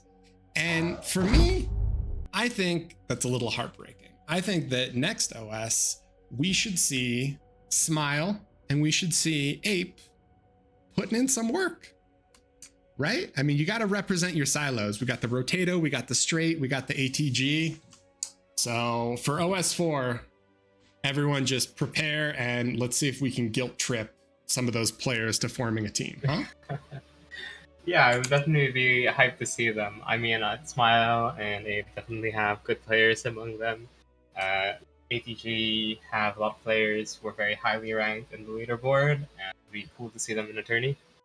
Yeah, no, for sure. And I think a lot of Glitters definitely has some, there's a lot of skill set that transfers. They just need to kind of get more familiar with the maps.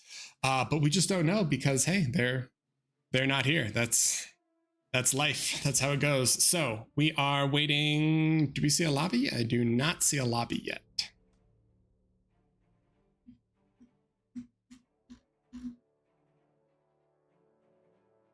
BN versus Geo, TC versus Geo. No. Where are we at?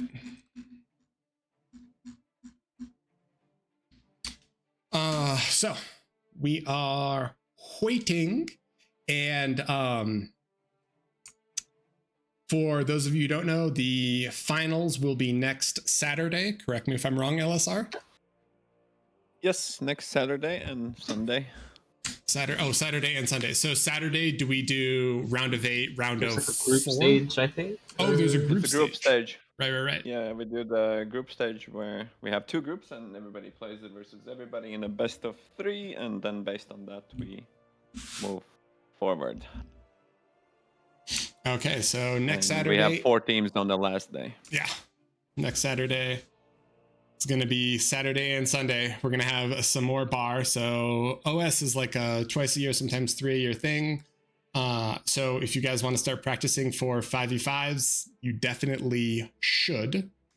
And show up in the next event. But for now, thanks everyone for watching. And let's see if we can get LSR to convince these people to end up in one lobby. Yeah, let me see who's Raxville was from.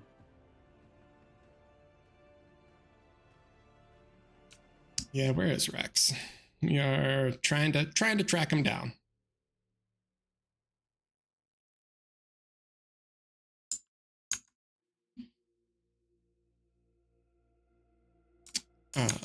Give me 1 second and we can take a look at the upper teams. See if I didn't. So if you missed, hold on.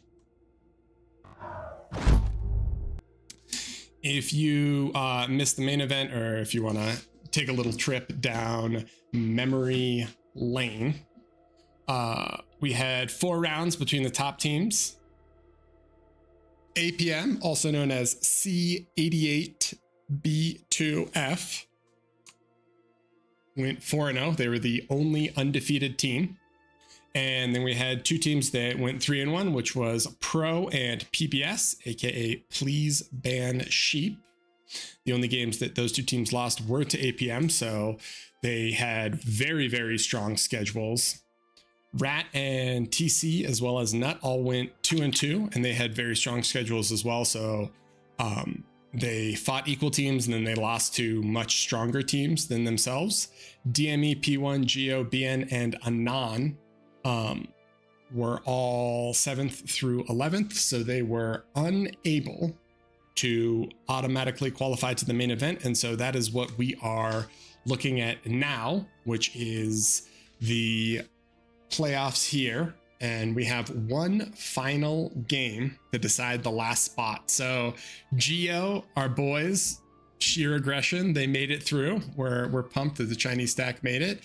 And now it's between BN and DME. I'm trying to card, but it looks like they're all over the place. We need to get. Yeah, looks like they're joining this lobby though. We just got to get Blossom. Yeah, well, I tried to card them both clean it up. to both sides, but looks like they're reviewing their win. So They're too busy strategizing last minute. I mean, yeah, this is an elimination match. You know, last is on the line. This is for all the marbles. So we are waiting. Let's go. Blossom is here. Oh, and he's gonna start. Perfect. There we go. You. All right, boys, we got him, and we are ready. And oh, never mind. All right. Been a long afternoon. He is not wrong. They have been playing for 5 hours. It's definitely long. It's not exactly the afternoon. It's not even noon for you yet, isn't it? It's morning.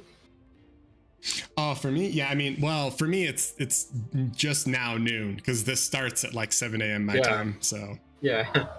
All right, team. It's like a nice little morning thing to do. Nice. Wake up and start yelling. Ah! All right. So here we go. We have Dominicanis DME versus Big Naturals BN.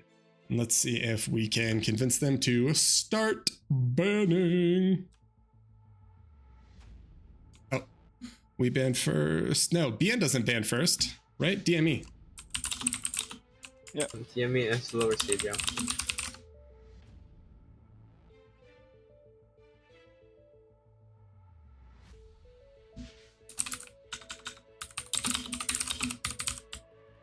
The Moras? They do not have more lower seed. Yep, sorry. Here we go.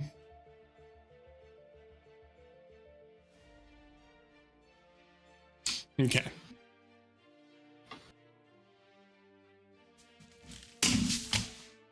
All right. It is DME's turn to ban. Whoop, whoop.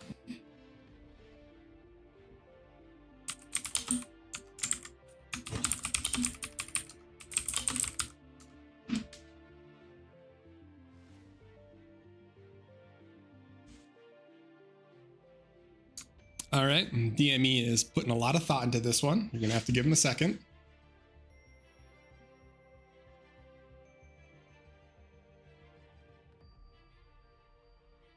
Are they? Do you think? There we go. I was like, are they AFK? What's happening here? Sorry, it's been a long day. It's been a long day. All right, so ban on Rosetta. Ban on Tabula, which is immediately responded with an insult, a personal insult at the ban. Interesting. I was trying to find out which map they played on previously because BN. I can give you the Center Command. And DSD. DSD. Okay. DSD has not made it through the pool at all, has it? Yeah, it's kind of I don't think sad. they played, by the way. I don't think they played. Yeah, they haven't played.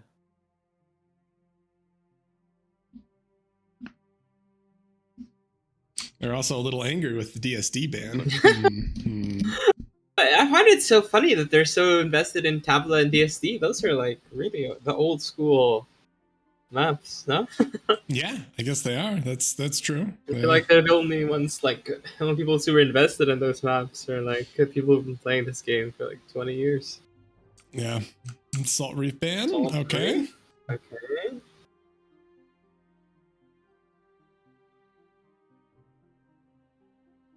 What do we got, BN? What do we got? What does Straight not want to see? No, Hella's ban is interesting, right? I feel like you'd want to ban Hella's pretty early because it's ban Charlie. Yeah, if you were going with like ban strategy, if I was DME as the underdogs here, I'd probably ban Hellas and ban Barrier Reef instantly. If they don't feel like they're comfortable in water, I wouldn't let it. Yeah, there's the Hella's ban. Yeah, if you're gonna ban it at the start, because BN is not going to ban it, probably. All right. What's next? Although Hellas is a little bit of a not really a water map, to be honest. Yeah, in fives it's much more of a like all-in mid map. That's true. It is an all-in mid push. A little bit of a macro thing, but.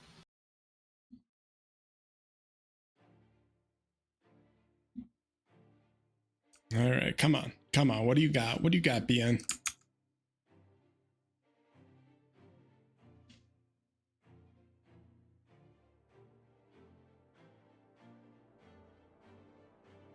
Ban feast. So okay, we're not gonna say what's still in the pool, but there's some interesting maps in the pool. No shot. Yeah, I don't think so either. Oh wait, no, there's 2 maps that are cool. What's the third map? That's true. Hopefully both of them don't get banned, but we'll see. Yeah. What do we got? DME's thinking about it. So 3 remaining maps. And what do they want to choose? ATG, Barrier, or the Rock Jungle? What eats the next ban? Interesting. I mean, there's a world where we get a fun game, and there's a world where... oh my god. Well, DME's taking a while. It looks like It looks like they're backed into a corner here with the bans. That's fun. Yeah, so Blossom mind gaming. He goes, "It's Navy time, guys." Oh, they banned And all all the the glitters. glitters. Okay. Oh my god! And Oh, I'm they actually banned the gonna get rock it. jungle, which means And that they're we get to see the Barrier ocean. Reef.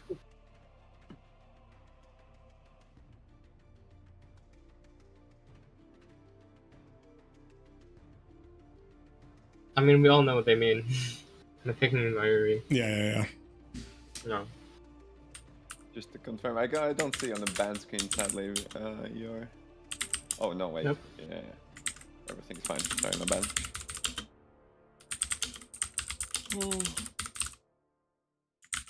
All right. So shout out to Straight. Win or lose, I have to respect the fact that we get to see some ocean play. Let's Shouldn't Yeah. straight players have advantage because they know how to micro the riptides or something, no?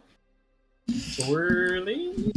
I mean, We'll I see. also think I mean, that's that what- Straight Sea is, there's a lot of co-op that happens. So I think they're probably pretty familiar, with a lot of this. But yeah, we'll see. Syphos he's an air player, isn't he? I don't actually know. Someone's gonna get He's real an air angry for player, me yeah. saying I think he's an that. air player, yeah. So maybe he'll spawn and we'll see.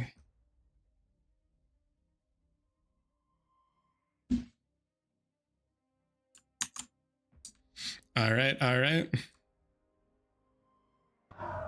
Let's. Oh wait, that's me. Hold on, that's not what we want to see. All right, let's watch the game. By what Dominaticus Esports is thinking, because they are the ones who opted into water, actually, right?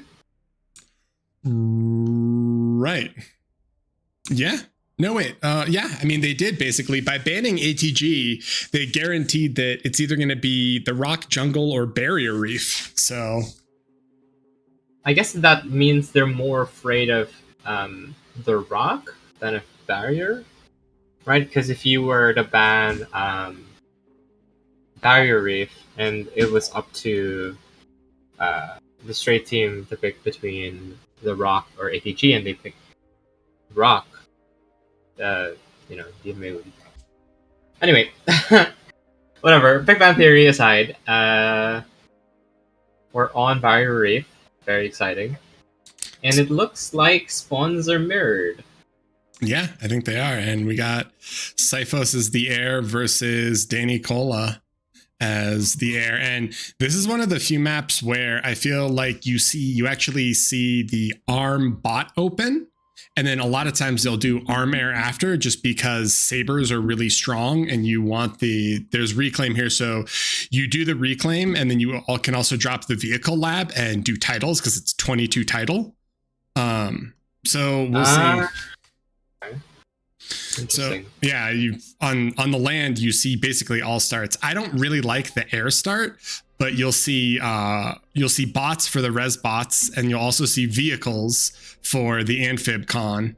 But yeah, I feel like it's one of the few maps where arm air is actually kind of a little bit more viable.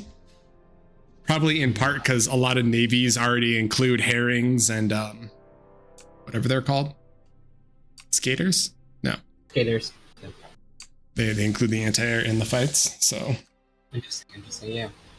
All right, and we are starting. There we go. So what do we got here? I think this is going to be a lot of core. Flying Duck, core. Rex, core. Zeeberg, core. Both the titles and riptides being good, yeah. Yeah, so wait, they're a fully core navy though. They don't even have an arm navy player. But yeah, so core.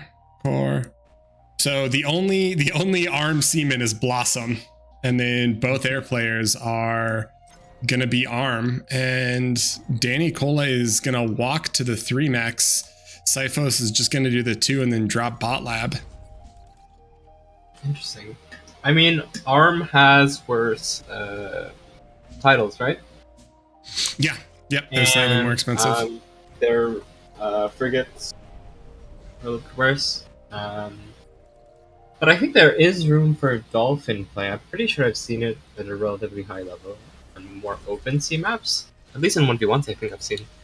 Yeah, I know on. for sure. I think the problem we've is like tried the a couple choke of- points. The choke points here can make dolphins a little hard. One thing that I've seen on scrims on this map is like sneaky subs, because it's like you hold the choke. If the subs can sneak through, they're able to do a ton of damage.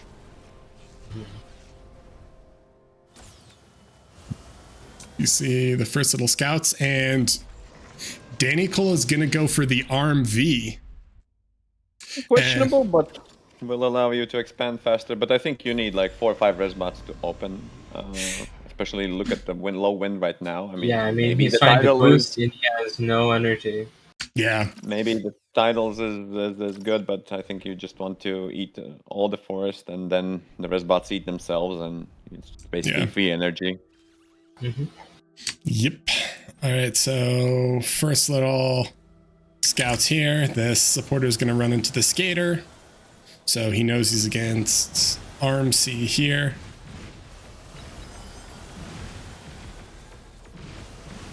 No witness. Skater does, which is lucky because that con might have gone down otherwise. There's another supporter that... Oh, is this undefended? Oh, no. Oh, he has a supporter of his own. Okay, wait, where's the supporter going? Oh, supporter's coming. I think he might get at least one title, though. Might get at least one title, yep. Wait, why are there no mexes on the... What? Maybe you're watching the other guy. You're watching the... Oh, sorry. I was like what is happening? All right, sorry. Meanwhile, users off. Raxel It's gets been long. 2 titles of his own, 1 title of his own. And, Oh, and Zeeper gets a pretty good rate off. This is Yeah. going to do some real damage. and he's building a destroyer right now. I think Zeeberg might be able to... Ooh, here we go. And Teener isn't even walking back. It's so Syphos is going to eat his lab now, but I think he can get most of the energy here. Yeah, I mean, he's gotten what, 3 titles? He gets all 4 titles. So poor Teener's on 32 energy, and on the other side, his supporter is running around at sniped a couple other titles there. It's going to try to get one more. Blossom has a sub out to try to clean it up, but it feels like DME is just harassing incredibly well with all of these supporters. GoldenEye does have a sub out, and the supporters are going to run away and start running somewhere. Or checking over there, and they really haven't taken very much damage at all. Oh, Yeah, and another impact of all of these raids is that DME got to just like walk forward with their commanders. yeah, and they can start holding chokes. I'm a little the C lab. He went converter into C lab. I don't think they have the E to actually make seaplanes right now, do they? I feel like that might be a little early. Well, it depends if they cut ships for gunships, right? You don't know, but yeah, I think these lower teams usually not that coordinated, but who knows, right? Yeah, we'll see. Flying Duck with Oh my the God, submarine. These supporters are just doing so much damage. Yeah, I will say that Zeeberg feels like he basically won the entire early game with this. His supporter might die to the title explosion. How big of... Oh, no, it's getting eaten, but he still gets 1 title for his efforts. So Blossom has a destroyer out now, so he'll see this commander, and there's really not that much in front of him. He does have a destroyer of his own, though. Ships will lose to those 2 commanders. Yeah, they're gonna have to back up. And Zeeberg has a sub in the water here. It looks like Jemikis should be able to run it down and kill it here, but DME does have a pretty good economic lead. The one flip side to this is that, oh, Syphos isn't gonna make title at 22. What? He's just I think gonna... the title isn't that important. I think what causes the difference is just the fact that they're eating the reefs. I think the reefs were pretty good last I checked. I don't know how much the commanders are eating, but it's... yeah, I mean, there's at least 200k, so... Yeah, and Oh, you're right. very controllable. They had a lot of energy in it when we checked, like thousands and 500s. And C3PO chipping away at these frigates. There is one destroyer there, but he has a destroyer and a herring of his own, so he has the vision to land a little bit more accurate in terms of shots. Hold My Weed kind of snuck through the top here. He's in a 1v2, so I'm a little concerned he might get pinchered between Teener and C3PO might get pinchered between Hold My Weed and Teener, and then I think top might fall, but we'll have to find out. There's a rogue south by Flying Duck. That's getting chased out though. But yeah, Corsair finds it, and depth charges are gonna clean it up. Whoa! Still like a mix. He reveals the seaplanes with the scout, so they know. Oh, I don't really like that. Interesting choice. Well, it depends. I think they're gonna use there defensively. As you can see, there's a torpedo gunship, right? So they're trying to stop the ships first because they might feel that their navy is lacking, right? So they're gonna use the highly mobile torpedo gunships. Yeah, and then they can just pick them away. Oh, classic torpedo gunship, shoot the land instead of into the water. But that's a good point. It's just really stuck on this foot. There we go. So he'll lose a max, but he might lose. No, he only loses one. So Hold My Weed and Teener are both gonna have to back up in a second once these torpedo gunships get here, because they only have like a herring apiece. But on the other way, Gemicus did kill this urchin, and he can just shove straight through. Walking his palm, he can take out Teener's lap here. Is this a capture angle? I think so, actually. Will his head stick out of the water? I don't know if that's an issue. No, it doesn't. No. Wait, does he? No. Oh my god. This is capturing really fast, actually. Wow, I'm surprised. Yeah, he doesn't see it. Oh no! Is this a selfie angle? He's like, wait, there's a commander here. So that's actually big. I mean, on the flip side though, Gemicus did break through his front door and everything here is exposed. There are two herrings. All right, here come the puffins. So torpedo gunships coming in now, and Zeeberg has taken literally capturing unit after he's unit. running, capturing everything. What an absolute boss. So Puffin struggling a little bit versus the herring, but if it goes down, yeah, so it goes down, and now Gemicus just straight up has to run. On the other side, Raxel is fighting Flying Duck, and looks like the comm went down. He's gonna start eating it, and Flying Duck is gonna protect this other commander, but Zeeberg has taken all of this. He's cloaked, and where's he going? He's trying to get to land. That's not gonna save him though, because if his head pops out of the water, he dies for sure. I think he dies to depth charges anyway, right? Yeah. Yeah. He did a lot of work. I mean, he killed that whole base, and I think that's definitely value. Blossom is really struggling in this 1v2 down here. I mean, he's been 1v2 for a while. Yeah, and Sipho's is, I guess, he's just feeding his team, right? But Eco? Yeah, making wind, making converters. But I don't know how efficient that is. That was pretty good bombing run. yeah. And let's see, Gemicus is gonna self-D. I think he gets this whole fleet with it. Gemicus! No, he doesn't get that. He'd get more. He did not get enough. But here come the Sabers, and they are tanky. They're gonna start sniping Siphos' comm. Siphos is gonna have to run into the water. There's not enough AA here though. There's a single ferret, and I think that should not stop this. So yeah, Danny Cola. Pretty tanky. I don't think. But look at the top. I mean, lobsters are pushing through the top. This forward lab from C3PO is getting overrun. He might have the defender's advantage, but there are a lot of ships here. There are some defensive puffins, and at the same point, the Sabers in Siphos' base are sniping as much wind as they can. They are doing quite a bit of energy damage. Not a lot of AP. This is gonna hurt. You can't get like that much AAF in time.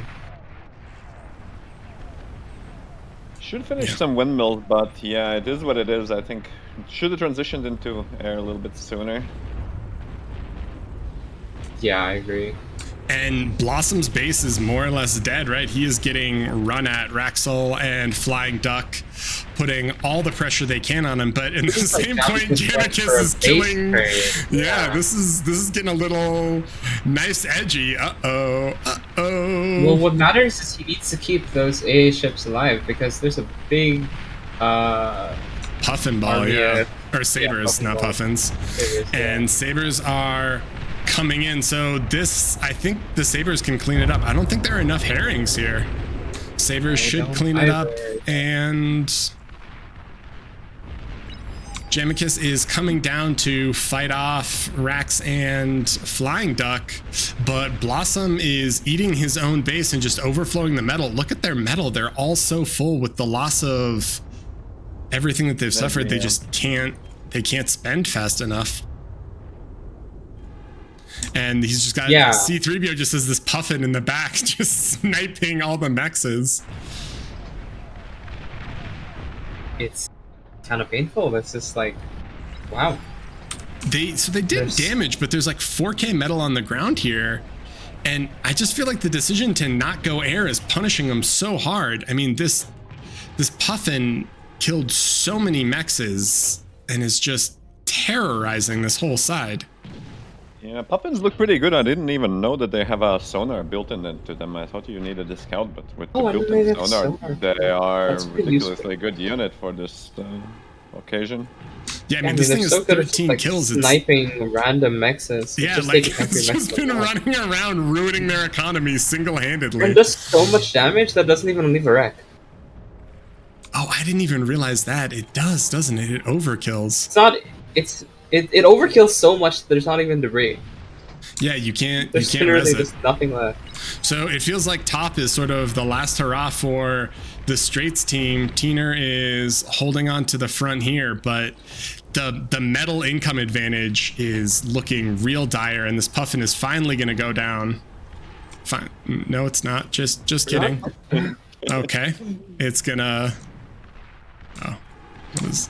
Okay, it's just going to keep harassing. So Syphos is trying to rebuild here. He's not really, he's doing a little bit of rebuilding, but I mean, Straits team is on the ropes and reinforcing Puffins are going to come in. There are a few slingshots, floating nettles, There are but sabers as well. and they are ripping it up. Jesus. So here come the reinforcing ships. All these ships tried to pull back to deal with the Puffins, and they're gonna throw out the resign vote. I think they know it's over. That was... Wow, oh, they resign. It passes. Yeah? Oh. Man, Huh. that was quite a play from Danny Cola to... I wasn't sure if the seaplanes, I didn't think he had enough E for it, but he completely decimated the whole... the whole game with him. He stopped all the raids on top. He basically sniped a bunch of bases. That was wow. Okay. Yeah. I was not expecting that, but I think you have to kind of give DME quite a bit of credit for being willing to fight straight people on sea and then coming away with the win. Yeah, I mean, they did a lot of good plays. I mean, they harassed a lot early. They did so much damage, actually. And their seaplane play really worked out for them. Going for torpedo gunships? Pretty good. Well, yeah, I think you cannot skip seaplanes on this map. I mean, at first we thought like they're gonna be defensive with the fighters, but yeah, once they realize that there is no enemy here, you can just freely roam and do whatever you want to do, and then actually you use can the just Puffins snipe and sabers. every other mechs on the map, but it's just so annoying to deal with. Yeah. So we finally get to see a Barrier Reef. Thank you, teams, for letting that happen. And thank you, Big Naturals, for playing in the tournament. We unfortunately have to say goodbye to them. But if we look back at the brackets, we have Geothermal Energy and DME both advancing to the main event, which is group stages of which will be on next Saturday. So thank you all for watching. That was a great 5.5 hours. LSR, SadPanda, talk to me. Well, I like the qualifiers. I think we did see a lot, although there was not full rosters. For example, the APM still managed to advance the first.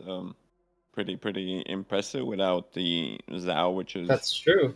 Yeah. And their certainly later matches didn't even have Shisato either. yeah.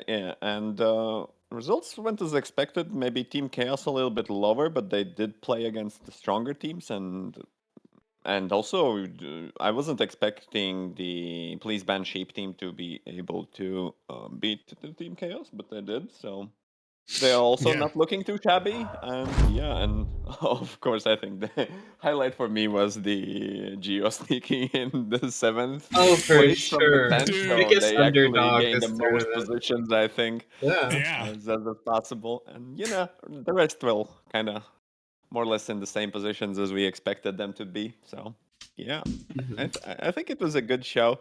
So as for the teams, we're probably gonna have Team A with APM, that is Shoddy, Zhao, Austin, playing together in a team with Rat Team, which is really awesome team, where the Pretoric and Row and Master Bell, I think. Flash. And Team Chaos is gonna be there as well in that Group A, and they're gonna be rounded out by the 8th team, which is the DME. And then on the second team, we have a Pro, the Please Ban Sheep, Nut, and Geo. Mhm. That's gonna be Team D. Okay. Awesome.